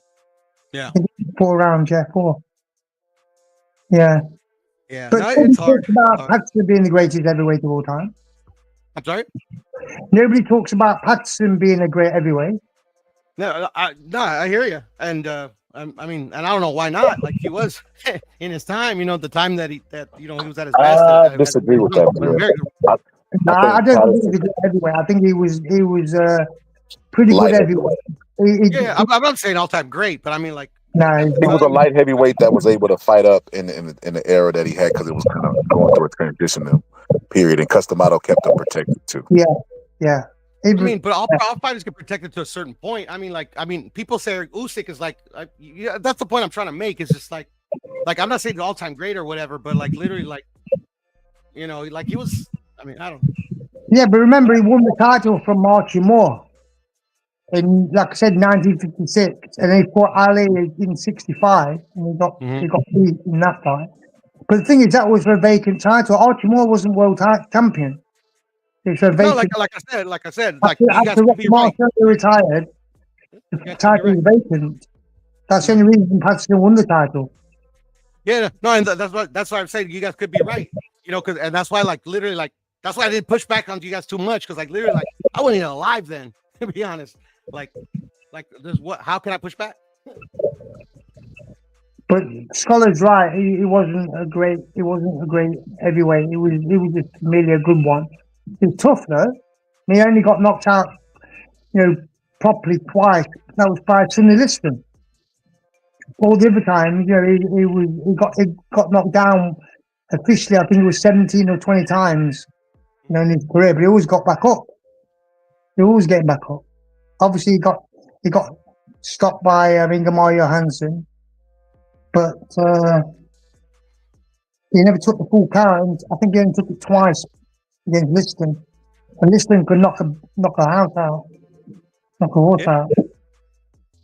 It wasn't an all-time great. No, I definitely wouldn't say that. Yeah. What I've seen of him, and like I said, the film, I didn't live it. Like he looked pretty good to me.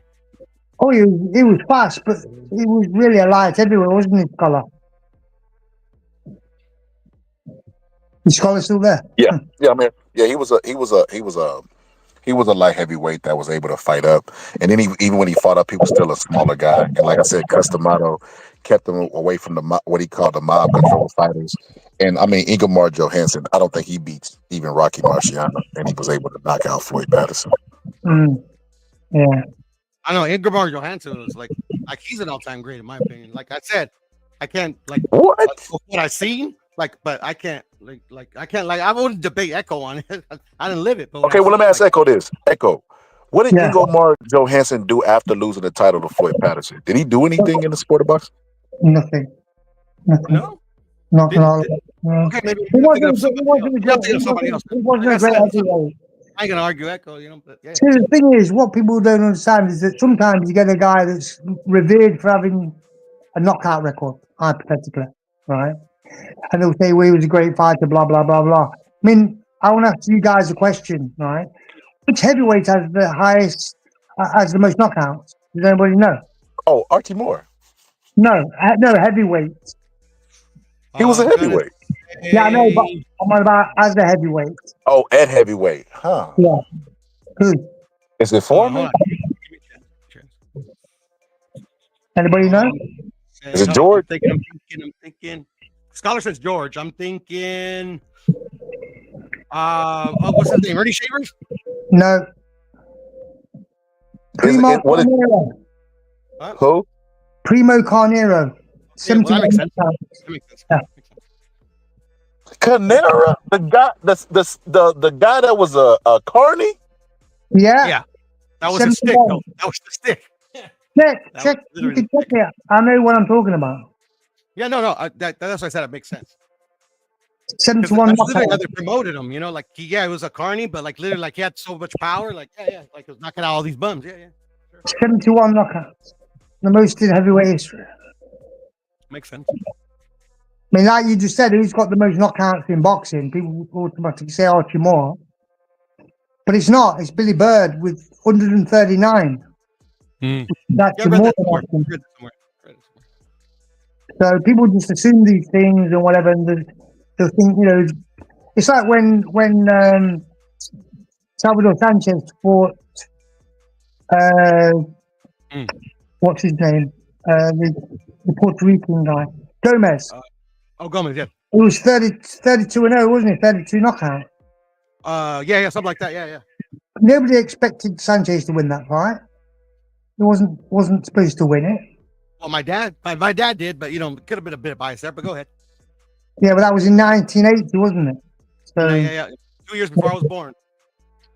Yeah, so I mean, people don't expect some things. It's like people think that somebody will just win because they're supposed to win. But there's so many upsets in boxing. People don't. When people say to me, "I know who's going to win," you don't know. You only believe. Yeah, especially like fights that you could never ever prove. Like, yeah, okay, That's why I don't. I very rarely go out on a limb and say I know who's going to win. I just said the other day I believe that Pacquiao will beat Barrios. I believe that Usyk will knock out Dubois, and I kind of got that right. I got the rounds right as well. So, but the thing is, that could have been wrong. Yeah. But I don't base anything on any biases. It's always through my knowledge of the sport and having some wisdom, because I've done the fighting as well. But I also know the history of how things can happen. And styles do make fights. That's a bit of a cliche, but it's true. And then you also have to factor in how a fighter, like in a particular fight, how a fighter's coming in. Like, are they coming in, kind of like not looking as well as they once did? Yeah. Like styles make fights. Like how does one style mesh with the other? Stuff like that. Like there's a lot of factors that go in. But to answer like Tyler's question in the chat that he was posing to somebody, like what's the percentage of hypothetical in sports? I would say just particular in boxing, it's 50-50. I don't think it's a debate. Well, the thing is, as long as somebody can punch the other guy, that's all that counts. You know what I mean? Because anybody can be knocked out, and you don't even have to feel the punch. And I remember reading something in a magazine in the UK, and Lloyd Hunnigan was talking about he was playing with his kid. He held him in his hands, and he punched him on the chin. Next minute, he woke up on the sofa. And then you're talking about a guy that was welterweight champion that fought Don Curry. No, I hear you. And a lot of people. That's a funny story. Say that again. I said that's a funny story. That's all I was saying. Yeah. But it's true. Well, it was true because it came from him. It was a quote. Yeah, no, for sure. I mean, yeah, no, yeah. I mean, it sounds made up, but I'll take his word for it. But I just think it's an interesting story. It's funny. Yeah, when I read it, I was thinking, I don't know if you know the psychology or the physiology of a knockout. A lot of people don't really understand it. Yeah. Yes, I do. Yes. You do? Yes. In what do you call it? In medical terms. In medical terms, if I remember it correctly, you tell me if I'm wrong, Echo. It's the punch that moves your jaw or moves your head to a point where your neck can't support it anymore and you go down. Is that right? Well, what it is, the two parts of the knockout. Okay, go ahead. So you've got the medulla oblongata, right? That's involved in the knockout, and it causes it to go. It causes it to go to slide to the pons civicus, which is the basic part of and basically what it does, it shortcuts the brain. So what happens is that the anterior part of the pons slides against that, and what happens? It causes a concussion. But the thing is, there's two parts to the knockout. You've got a knockout on the jaw and a knockout on the chin. Yeah. The knockout on the chin involves two parts, where the knockout on the jaw is on the jawline, which is a different part. Yeah. So isn't there a nerve right there, Echo? A nerve right there on the point of your jaw, or something like that? you've got the nerve point on your jaw, right? But the thing is, what happens? It's like, imagine you've got a tree and you're shaking a tree, Yeah. right? If you shake a tree near the top, the apples will fall off the tree. Shake it down the bottom, it'll have less shake. You understand what I'm trying to say? Depending on how much. Yeah. I got you. Yeah. So therefore, it's the medulla oblongata that causes the knockout, and it short circuits the brain. That is one of the reasons why in hypnosis you can make somebody go to sleep by creating the part of the brain which short circuits, and by just saying somebody sleep by stimulating certain parts of the brain. I got you. And Makes that's sense. why a lot of people don't even know they've been knocked out. So I think Dylan Weiss might be stimulated by uppercuts. Say that again. I think Dylan Weiss might be stimulated by uppercuts. Well, it's a punch that you don't really see. That's why left hooks and right hooks and uppercuts and things like that, they have more knockouts, because obviously they come from the periphery. And also the punch you don't see is going to want to knock you out more lightly than straight shot. Because you can't brace for it, right? Well, this is why, if you look at Tommy Hearns, right, when he threw his right hand, he chopped it down, didn't it? It didn't come straight. He'd drop it like a hammer. And if you look, when he fought Roberto Duran, you see the elbow flip up at the moment of impact, and then his little knuckles, or the ring finger knuckles, would land. Duran never saw that. Yeah. And same as James Shuley didn't see it, and all the other guys. That's why they were all knocked out. Yeah, now that you bring up the Hitman, you know what knockout, like obviously it's like one of his famous knockouts is how he won the title when he beat Pepino Cuevas. Oh yeah. What amazed me about that fight, after he knocked him out, is that like in comparison to Roberto Duran, which we all know has a great chin, even though he's been knocked out before, is that like literally like Roberto Duran, like he got hit with that shot and not one hitter quitter, and it turned his lights out. And Pepino Cuevas, like he took that shot that gave him the famous, like it's probably originated the chicken dance, like or like description of it. Yeah. What amazed me, and that's what I was going to ask you, Echo, how much you think will it has to do with somebody getting up, or somebody like absorbing enough punishment to soldier on? Because even though Pepino Cuevas lost the fight because his corner threw the towel, he got up. Yeah. Like he got up. Like he was ready to continue. Like to me, that blows my mind. Like literally, he got hit by Tommy Hearns out by more than one, and Roberto Duran. So did he, but he went lights out, and like this guy got up. Like it's just amazing to me. How much do you think Will has to do with that? Yeah, for sure. I mean, when you talk about Duran, he'd been knocked down before that. Anyway, he'd been knocked down by Esteban de Jesus in both of the first fights. The fight he had in November 17th when he lost his first fight to him. Then he fought him in 1974. That was March 16th, 1974. He was knocked down in that fight as well. And the same, it was basically early on again. You know what I mean? So people are always vulnerable earlier on to get knocked out. It's always the case. And remember, Hearns knocked him out. It wasn't like 8th round, 9th round, was it? Yeah. So this is one of the reasons why. That's why I think sometimes you see a guy that gets hit and he's not got used to the speed yet. So it's like a pitcher that pitches baseball. Eventually, that ball starts getting slower and slower. Yeah. Because you get a high for it. But that's why cricketers can stay in bat for maybe 4 or 5 hours without getting bowled out, because the ball gets slower and slower and slower. The only difference is in cricket you can spin the ball more off the floor, doing different, like spins and whatever.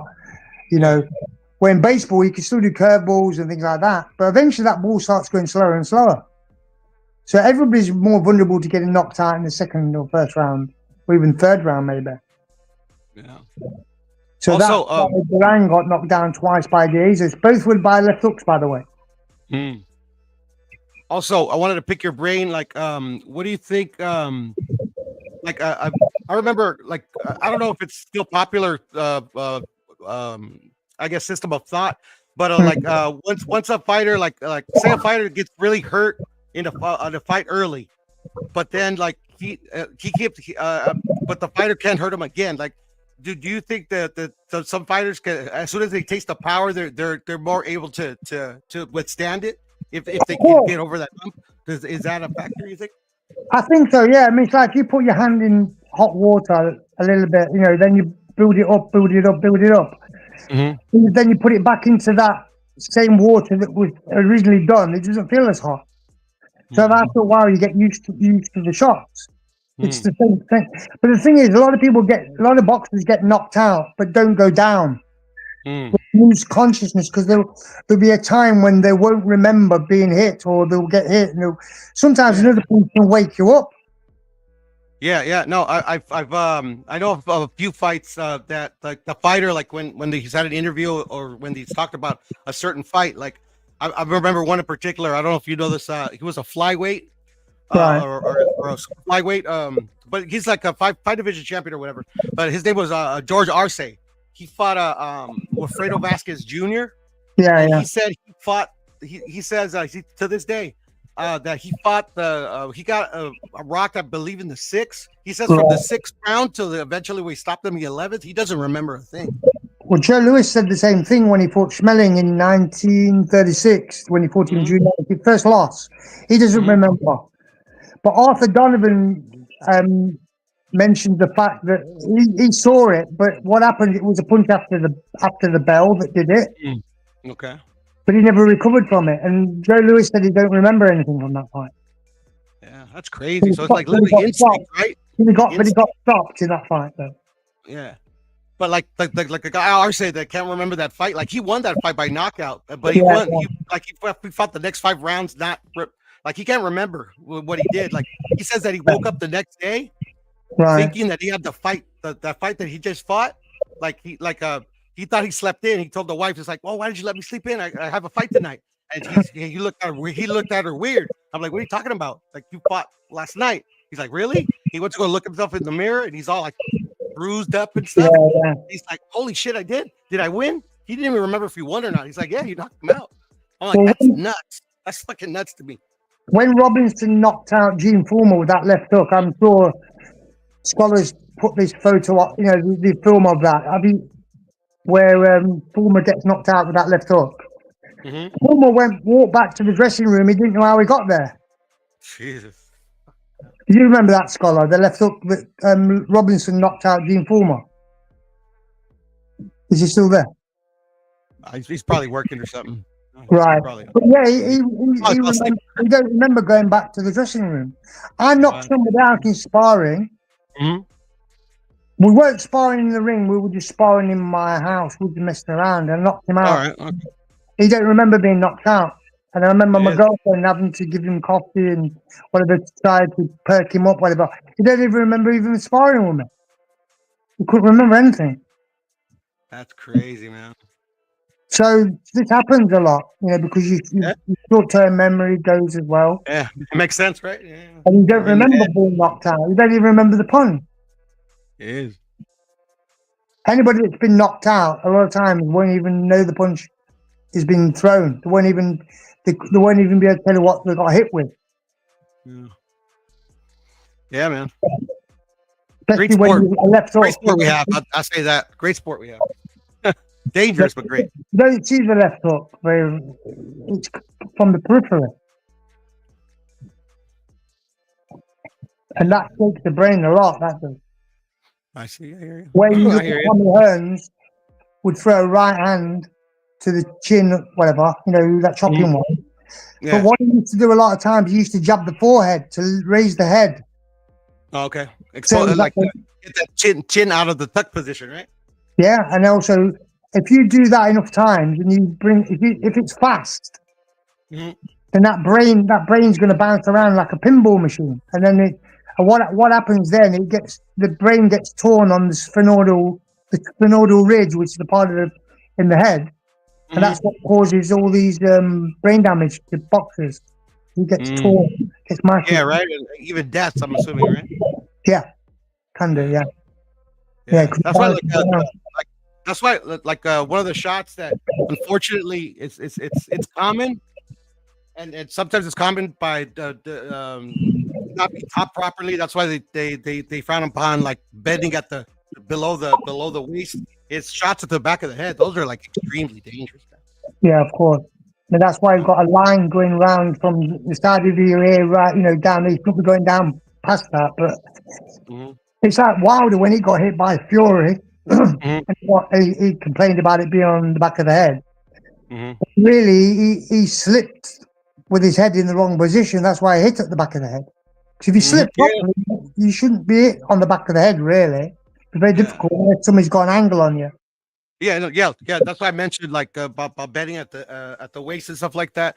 Because like in my humble opinion, most shots to the back of the head are rarely intentional. Like I've never really seen, other than like boxers that are like pieces of shit, like the guy that fought Pritchard Cologne. Like it's usually accidental. If it's not accidental, man, you're I don't know what you're doing, man. You're trying to fucking hurt somebody for real. Well, it was just like when Joe Frazier knocked down Muhammad Ali in his first loss, in Ali's first loss, with that left hook. Oh, yeah, beautiful. That was a beautiful left hook. But the thing is, if you look at the fight when Cooper knocked Ali down, that was June 18th, 1963, when he knocked him down. He landed on the ropes, didn't he? If he'd have been in the middle of the ring, probably wouldn't have got up from that, Yeah, right. Probably would have slammed his head or something. Yeah, and that sometimes causes the concussion, the rebound, the head is in the canvas. Yeah, those are like the nastiest knockouts. Like Amir Khan and Canelo, like that like you could just see his head just. I'm like, holy shit. Well, one time I sparred with somebody. I hit him with we were not in the clinch, but we were like close to close. And I hit him with this right hook.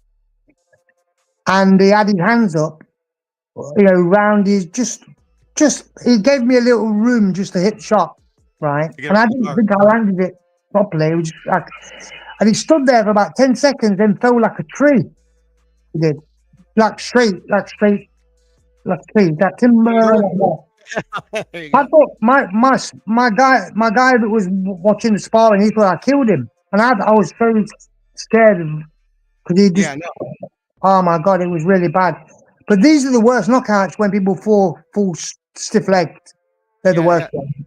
Actual facts. No, that you can tell the fighters like when they land them, like unless it's like they don't notice that they because sometimes they're in the moment or whatever. But like I've seen like fighters where they land those like literally they're like calming down the crowd or getting on their knees because you can tell they're scared. Like, oh shit, what I do? Well, look what happened to Duran when Hearns hit him. He just fell flat in his face. I mean, that was one of the best right hands you're ever going to see. Yeah, man. Same as when Wilfred Benitez knocked out Maurice Hope when he won the junior middleweight title. That was a big right hand. Have you seen that fight where he hit him on the ropes? Possibly. I can't pinpoint it right now, but I'm sure I've seen it. And you see Benitez walk towards the ropes and just look up in the air like celebrate. He's just smiling. He knew he wasn't going to get up from that. Yeah. So you just know sometimes when somebody gets hit, they're not getting up. Yeah, they feel like maybe the shot going through their arm, right? Well, you don't even think. See, the thing is, people think that, but you don't know. That's the thing, because remember, you're hitting the jaw, right, or the chin. Yeah. You've got only it's very small target, so there's not a lot of resistance really when it gets hit properly. Why it's important to be able to roll a punch. Yeah. No, that's an art. Like, it's like a lost art, man. That is one of the things. You watch Roberto Duran when he fought Aaron Barkley. One of the reasons why he was able to do so well because he was able to roll with the shots. Yeah, and it's like almost, in my opinion, almost like a cart, it's like not a cardinal rule, but it's a necessity, especially if you're like a like I would definitely a pressure fighter, but like, but especially like if you throw a combination, you know, because like in combination is when you can like it's obviously when you can set up the knockout punches or whatever, but it's also where you're the most vulnerable because you can be countered, right? Yeah, and also if you get hit with a good shot, a lot of times, I mean, I've been hit with a shot, and I sparred with this guy before, and he wasn't known as a puncher. But I remember sparring with him, and I ended up stopping him. I think the third round, I think it was, with the 3 rounds. And my friend said to me, "Oh yeah, you really beat him up, right? That's what he wasn't really doing much." But I said to him, he hit me with a shot that made my legs kind of like felt a bit numb. I gotcha. But nobody knew. My legs didn't buckle. Yeah, you knew. I knew, and I'm telling you, a lot of boxers are experiencing this. Yeah. They know. They know. Face, right? Have a good poker face, right? Well, that's why they used to call Joe Louis Poker Face, because he never used to change his expression. Oh, okay. Even if he was rocked, he was never going to let you know it. Yeah, that's why he was able to carry on the fight, Max Melling, even though he didn't remember the fight. He said he don't remember anything after that, after he got hurt. So some boxers, they're able to put that poker. See, when you get a guy stick his tongue out or whatever, yeah, you see Crawford doing that against Madrimov. Yeah, Madrimov, yeah. Yeah, and what's his name? Jack Johnson used to smile at people, didn't he? He was known for that. Yeah, with his gold teeth, right? Yeah. Do we really know if he's hurt or not? We don't know. Yeah, or like a lot of people. Yeah, a lot. I remember. I don't know if they say it as much as they used to, but I remember back, like they used to say it a lot. Where like when a fighter gets hit with a really good shot and he shakes his head like to tell the fighter it didn't hurt him. Like most people think it's the opposite. That it did hurt him. He's just trying to show the fighter that like, no, it didn't hurt me at all. But we're never going to know. Yeah, no, exactly. Because like, at the end of the day, you could ask him, but the fighter will never. Like, can you trust the fighter to be actually like? Is he gonna actually be honest about it? Some do. I mean, did Tank get hurt when Roach hit him when he took a knee? Or in that particular case, no, not at all. yeah, but why did he take a knee? It wasn't his hair. I don't know, but it wasn't his hair. But at the end of the day, like I seen that sequence a few times. The punch did not even land. But he did hit him with a punch before that. Because remember, you might have a delay to a punch. No, yeah, you're 100% correct, and I agree with you. But the thing is, like, just in my experience of seeing like delayed shots, like I didn't see anything in Tank to ascertain that for me to be like, yeah, I think he was hurt. He was just, he did whatever he took. So I don't know. To be honest, I don't know. He wouldn't have. He didn't look hurt to me. He didn't look hurt to me at all. Well, like I said, when I was hit with that punch by that guy, right? I didn't show I was hurt, and nobody else knew that I was hurt. Yeah. Now I could have took a knee. I could have took a knee, couldn't I? You could have, but I didn't, because I just put it down to experience, and this is what happens, in fights. And I know this from sparring with people that have been in the ring with greats. I'm on about great fighters. So I know how this works. And a lot of boxers will say they've never been hurt. They're not going to admit it. Do you think Kavalauskas? I don't think it's smart to admit it. To be honest. Do you think Kavalauskas hurt Crawford? Well, I think because in that particular case, I mean, I think hurt. I think maybe it's up for debate if you want to have that debate, but I definitely think that he got enough of that on that shot that was a legitimate knockdown that wasn't counted. Yeah, I agree with that. And same as when he fought. That happens all the time. Like literally, the refs are human, and sometimes they're at a bad angle, whatever the case may be. At the end of the day, I don't like referees being undermined in the decisions that they make, whether correct or not. Because at the end of the day, like they're human. Like, guy made a mistake. Like, what are you gonna do? Well, it's like when. Go ahead. I'm sorry.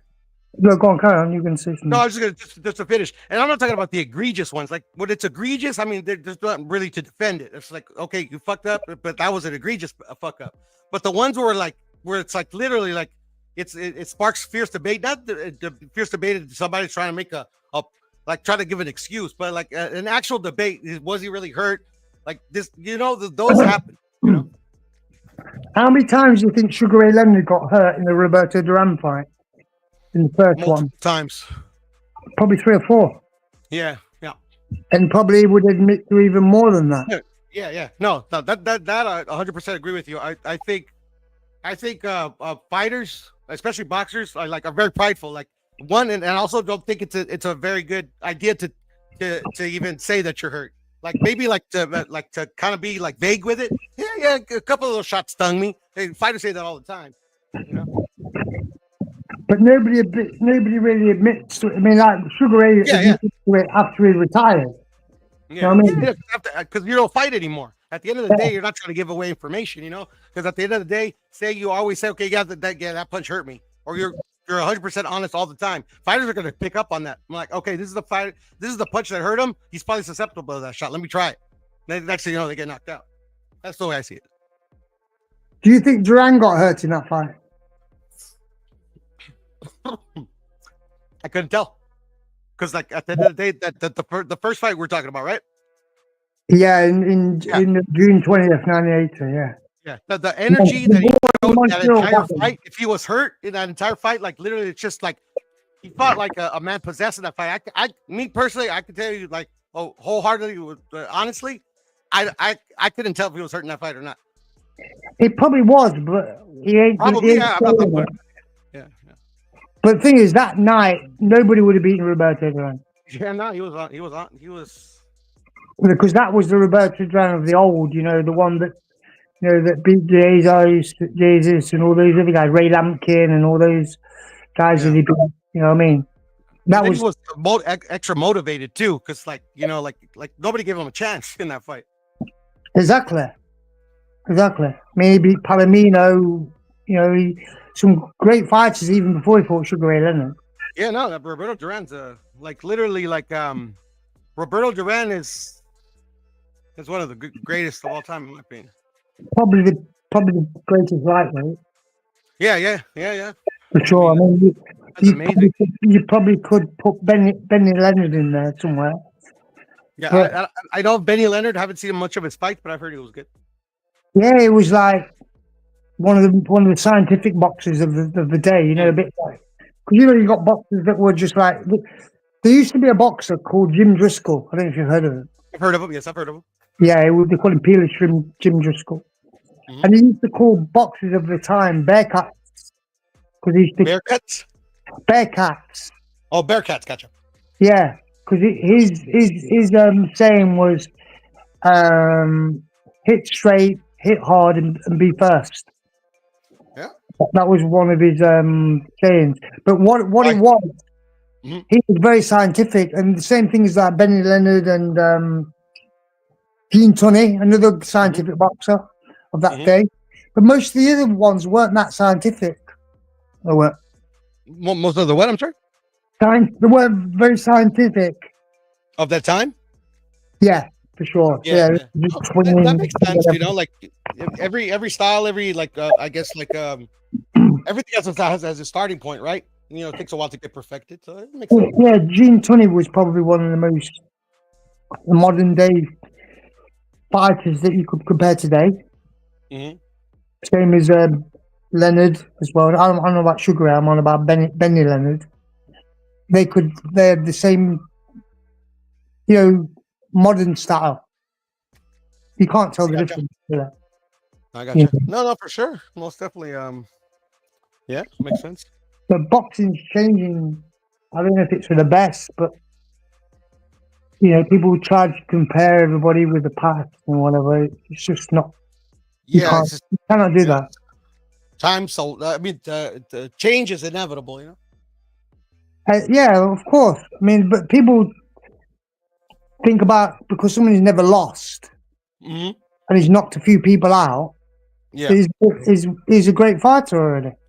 Yeah, well, for sure. Edwin Valero never lost, but like he also got his career cut short when he killed himself. So we'll never know if he was going to be like.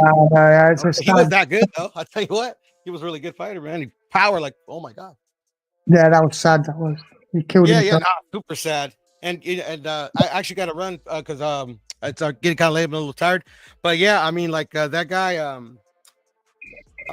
Just I don't know how much you know about severe brain trauma and like drug addiction and like actually being a little like affecting like your because apparently this guy was in a motorcycle accident. Evan Valero almost killed himself, but like apparently the guy was like after the accident it's like night and day. So I've read about that a little bit about like he nobody before the accident would ever thought, like I remember reading a little about the situation about when they did a little dive into it, that nobody that ever knew him before he was in that accident would ever thought he was capable of murdering anybody. So it's interesting. People change though, that's the thing. Yeah. That they're trying, like some have theorized that could be caused if you encounter like severe head trauma. It's just sad that he didn't get to see what he could do. I was excited to see what more he could do, to be honest. Yeah, no, I want to see that Manny fight. That was what was getting built up. Yeah, all these fights that never happened over the years with all these boxers for whatever reason. It happens. That's why it's very difficult to say to people, this guy never ducked anybody, whatever. But sometimes fights don't get made because of, other reasons. It's not just ducking. It could be maybe Echo. If you would have knocked out your sparring partner, the fighter would have happened. You know what I'm saying? It happens sometimes. Yeah, I mean the thing is, a lot of boxers nowadays. There's lots of pressure on them now because of the media. Yeah. And media is a loose term too. Media is a very loose term nowadays. Well, anybody can put up anything on making it make a comment about anybody. He's ducking, blah blah blah blah, and they probably don't know, because we don't really know what goes on behind the scenes. We don't see if anybody gets any contract. Yeah, exactly. I've never seen any contract. I tell you what, and I've looked. And what happens, when people say, "Well, I phoned him up," whatever, but it should be the managers and the promoters arranging the fights, not the fighters. Yeah, and yeah, exactly. Like literally, like not Tank emailing Shakur. Yeah, that's still a rarity of like fighters making anything happen. Like fighters usually do what they're told. Like Floyd Mayweather, Oscar De La Hoya, Canelo. Like there's a few other fighters are very rare that they actually get to decide what they do in their careers. Yeah, that's true. Yeah, everybody's pulling everybody else's strings. Exactly, and then you got, like I said, like a loose media, like loose definition of media. People call themselves the boxing scholar, thinking they know boxing and stuff like that. It's unfortunate. I just playing around. But thanks, Scholar. Echo. Have a great day. Have a great night. All right, Scholar. Peace out, man. I'm out. All right. Good day. Bye. You too. Bye bye. Scholar, are you there? Scholar.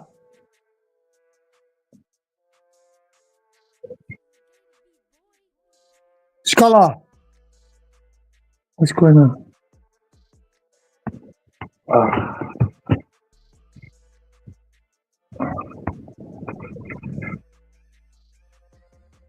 Scholar.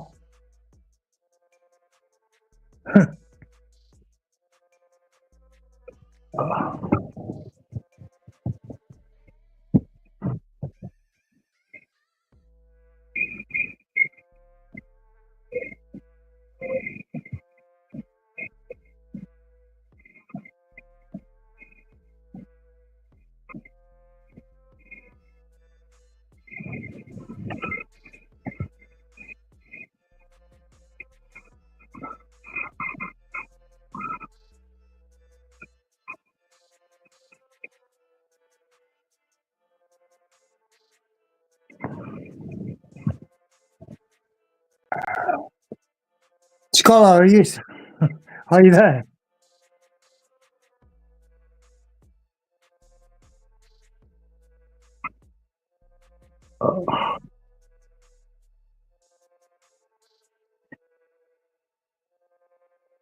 Scholar, I'm going to go now. It seems like you've gone sleep or maybe you're busy. I'll catch up with you another time. Hold on. Let me turn the Oh, you volume there? up. Can you hear me? Yeah. I thought you fell asleep, man. No. No, I was over here Could you hear me listening. then?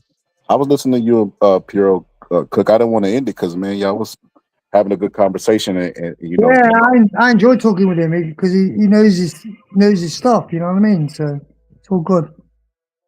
I like to talk to people that have got some knowledge on something and not just fanboying.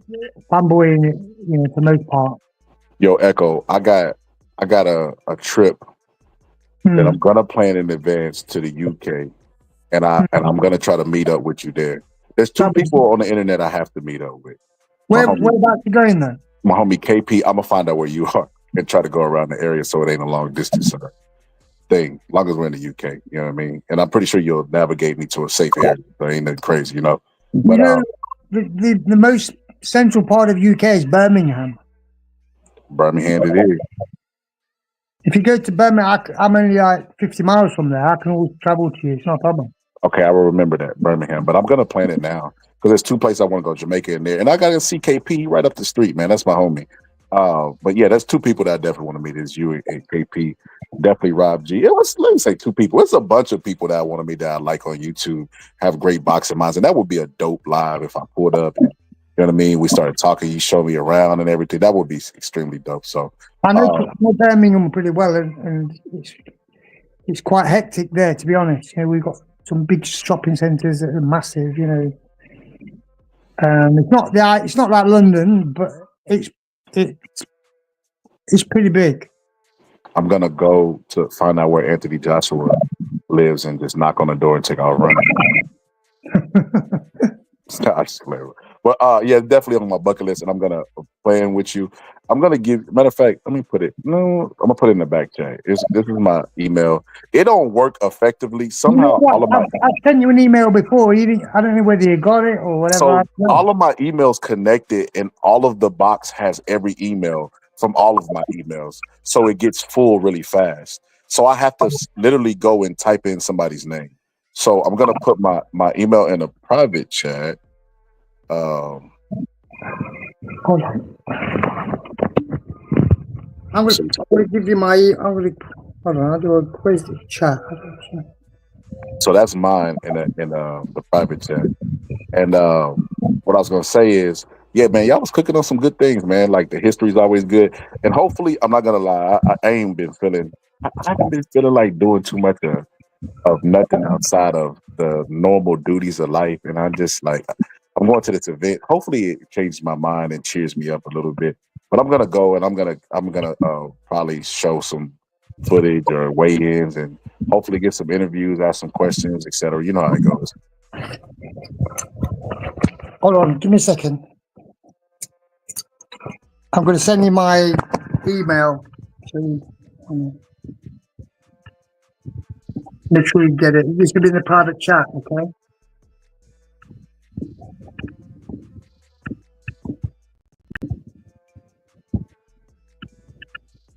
Did you get it?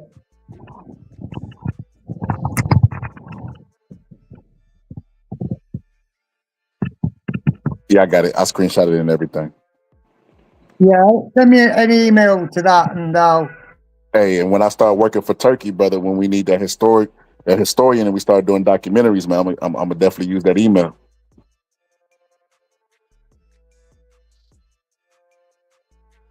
Oh man, he didn't got cut off. Man, that's crazy work. But yeah, man, appreciate everybody for pulling up. This was a good one. You know, I had to give the boxing. I'm gonna be honest with you. I was only supposed to do like 3 or 4 hours of boxing, but you know how it is. We ain't had a boxing live in a long time, so everybody was just, you know, ready for the boxing conversation. And this is exactly why I always tell boxing content creators, don't just do boxing. Because if you do boxing, and you don't have a historian on, you're gonna run out of stuff to talk about, number one. And then number two, it's not something that's exciting that's happening in boxing all the time. So then you have to just put on a show and pretend to be excited about stuff that's not exciting. Like right now, they're talking about VADA testing. Oh no, you Bud's VADA test, Victor Conte. They're just whipping up old stuff and trying to make it stick. You know what I mean? But it's really fluff. And it's really nothing. It has nothing to do with the fight, any of that. So yes, basically. That's why my show is the best. That's all I was telling y'all. We got the best group over here. Even when it gets heated, it don't get disrespectful. It's still civilized discourse. Man, this is the greatest. It's such a great show that even the non-boxing people like to hang out over here. So, but the next episode will be it won't be non-boxing because I got the fight coming up. But I'm gonna try to squeeze in some non-boxing topics because some things I want to talk about. But anyway, appreciate everybody for pulling up. To the people that didn't pull up and you just not pulling up, make sure you subscribe, make sure you hit the playback. And if you don't do any of those things, just check out my regular videos. They are so dope. You're going to learn the sport of boxing because I am the boxing scholar and appreciate the 61% of the chat that said they missed the boxing scholar. The other 39%, y'all know what y'all could do. Y'all know what y'all could do. You know what I mean? Y'all know what y'all could do with y'all hating aces. Yeah. And when you are, for instance, when we were here before, you know what? I mean, all the things ever printed in the tabloid, the only thing's ever been true is when they said I couldn't dance. It doesn't we were here the last time shooting the commercial, you were like in between shots, running off, conceiving the dance, choreographing the dance. You were up all night dancing. And she did. That's to the 39%. That's how I feel about y'all, with y'all hating asses. Y'all. Mike, what they doing, Mike? What are they doing, Mike? You've had implants in your cheeks. Oh, God. You've had a dimple made in your chin. You've had your lips enlarged. You've had your eyelids reconstructed. Eyelids reconstructed. Stupid. None of it's true. None of it's true. None of it's true. It's BS. They made it up. They lie. They don't want to give me credit for anything. Y'all don't want to give me credit for anything. Yeah, I'm still here, Echo. I got your email. I screenshotted it, so I definitely will be emailing you. I don't know if you see mine in the back chat as well. But yeah, I got it. I know you voted no, babe. I know you part of that 1%. That's why I just ignored you like Mike did Oprah. But Juice Man, what's up with Southpaw? I'm imagining you are Southpaw. Because you're asking. I know Southpaw will pull up from burners and be like, "Hey man, what you think about Southpaw?" If you are Southpaw, I would say Southpaw, stop beefing with everybody. I don't know if you're on medication or whatever you're on, bro, but you got to control these emotional urges that you have to just turn friends into enemies and just start beefing with random people that ain't got nothing to do with anything. And you'll be better because you need allies in this game. Everybody can't be an enemy. Got to have allies in this game to go far. You could get subscriber counts don't equal success. There are a bunch of people out there with a whole bunch of subscriber counts, subscriptions, and they don't do anything in the sport of boxing. If you want to do something, you have to have connections. You have to not dislike everybody. You know what I mean? And you can't beef with everybody. So that would be my advice to Southpaw. Because he's the boxing version of Charleston White, my personal opinion. But like I said, to the people that pulled up, make sure you subscribe. Make sure you check out the content. Make sure you dopest channel. But anyway, I'm gonna let Ray J take y'all home so I can get up out of here because, like I said, I got a busy day tomorrow. But anyway, it's the Boxing Scholar, and I'm out. Ray J, sing to him. Hey, Juice Man, subscribe to this channel. I guarantee you'll love it as a USC fan. Wish to have a fancy car. Wish to have $1 million bucks. Well, I wish I don't be in love. So feel me, pretty baby. I make one wish and I wish it all on you. Make it love to the break of dawn. Me and you to the baby's born. Till my baby's born.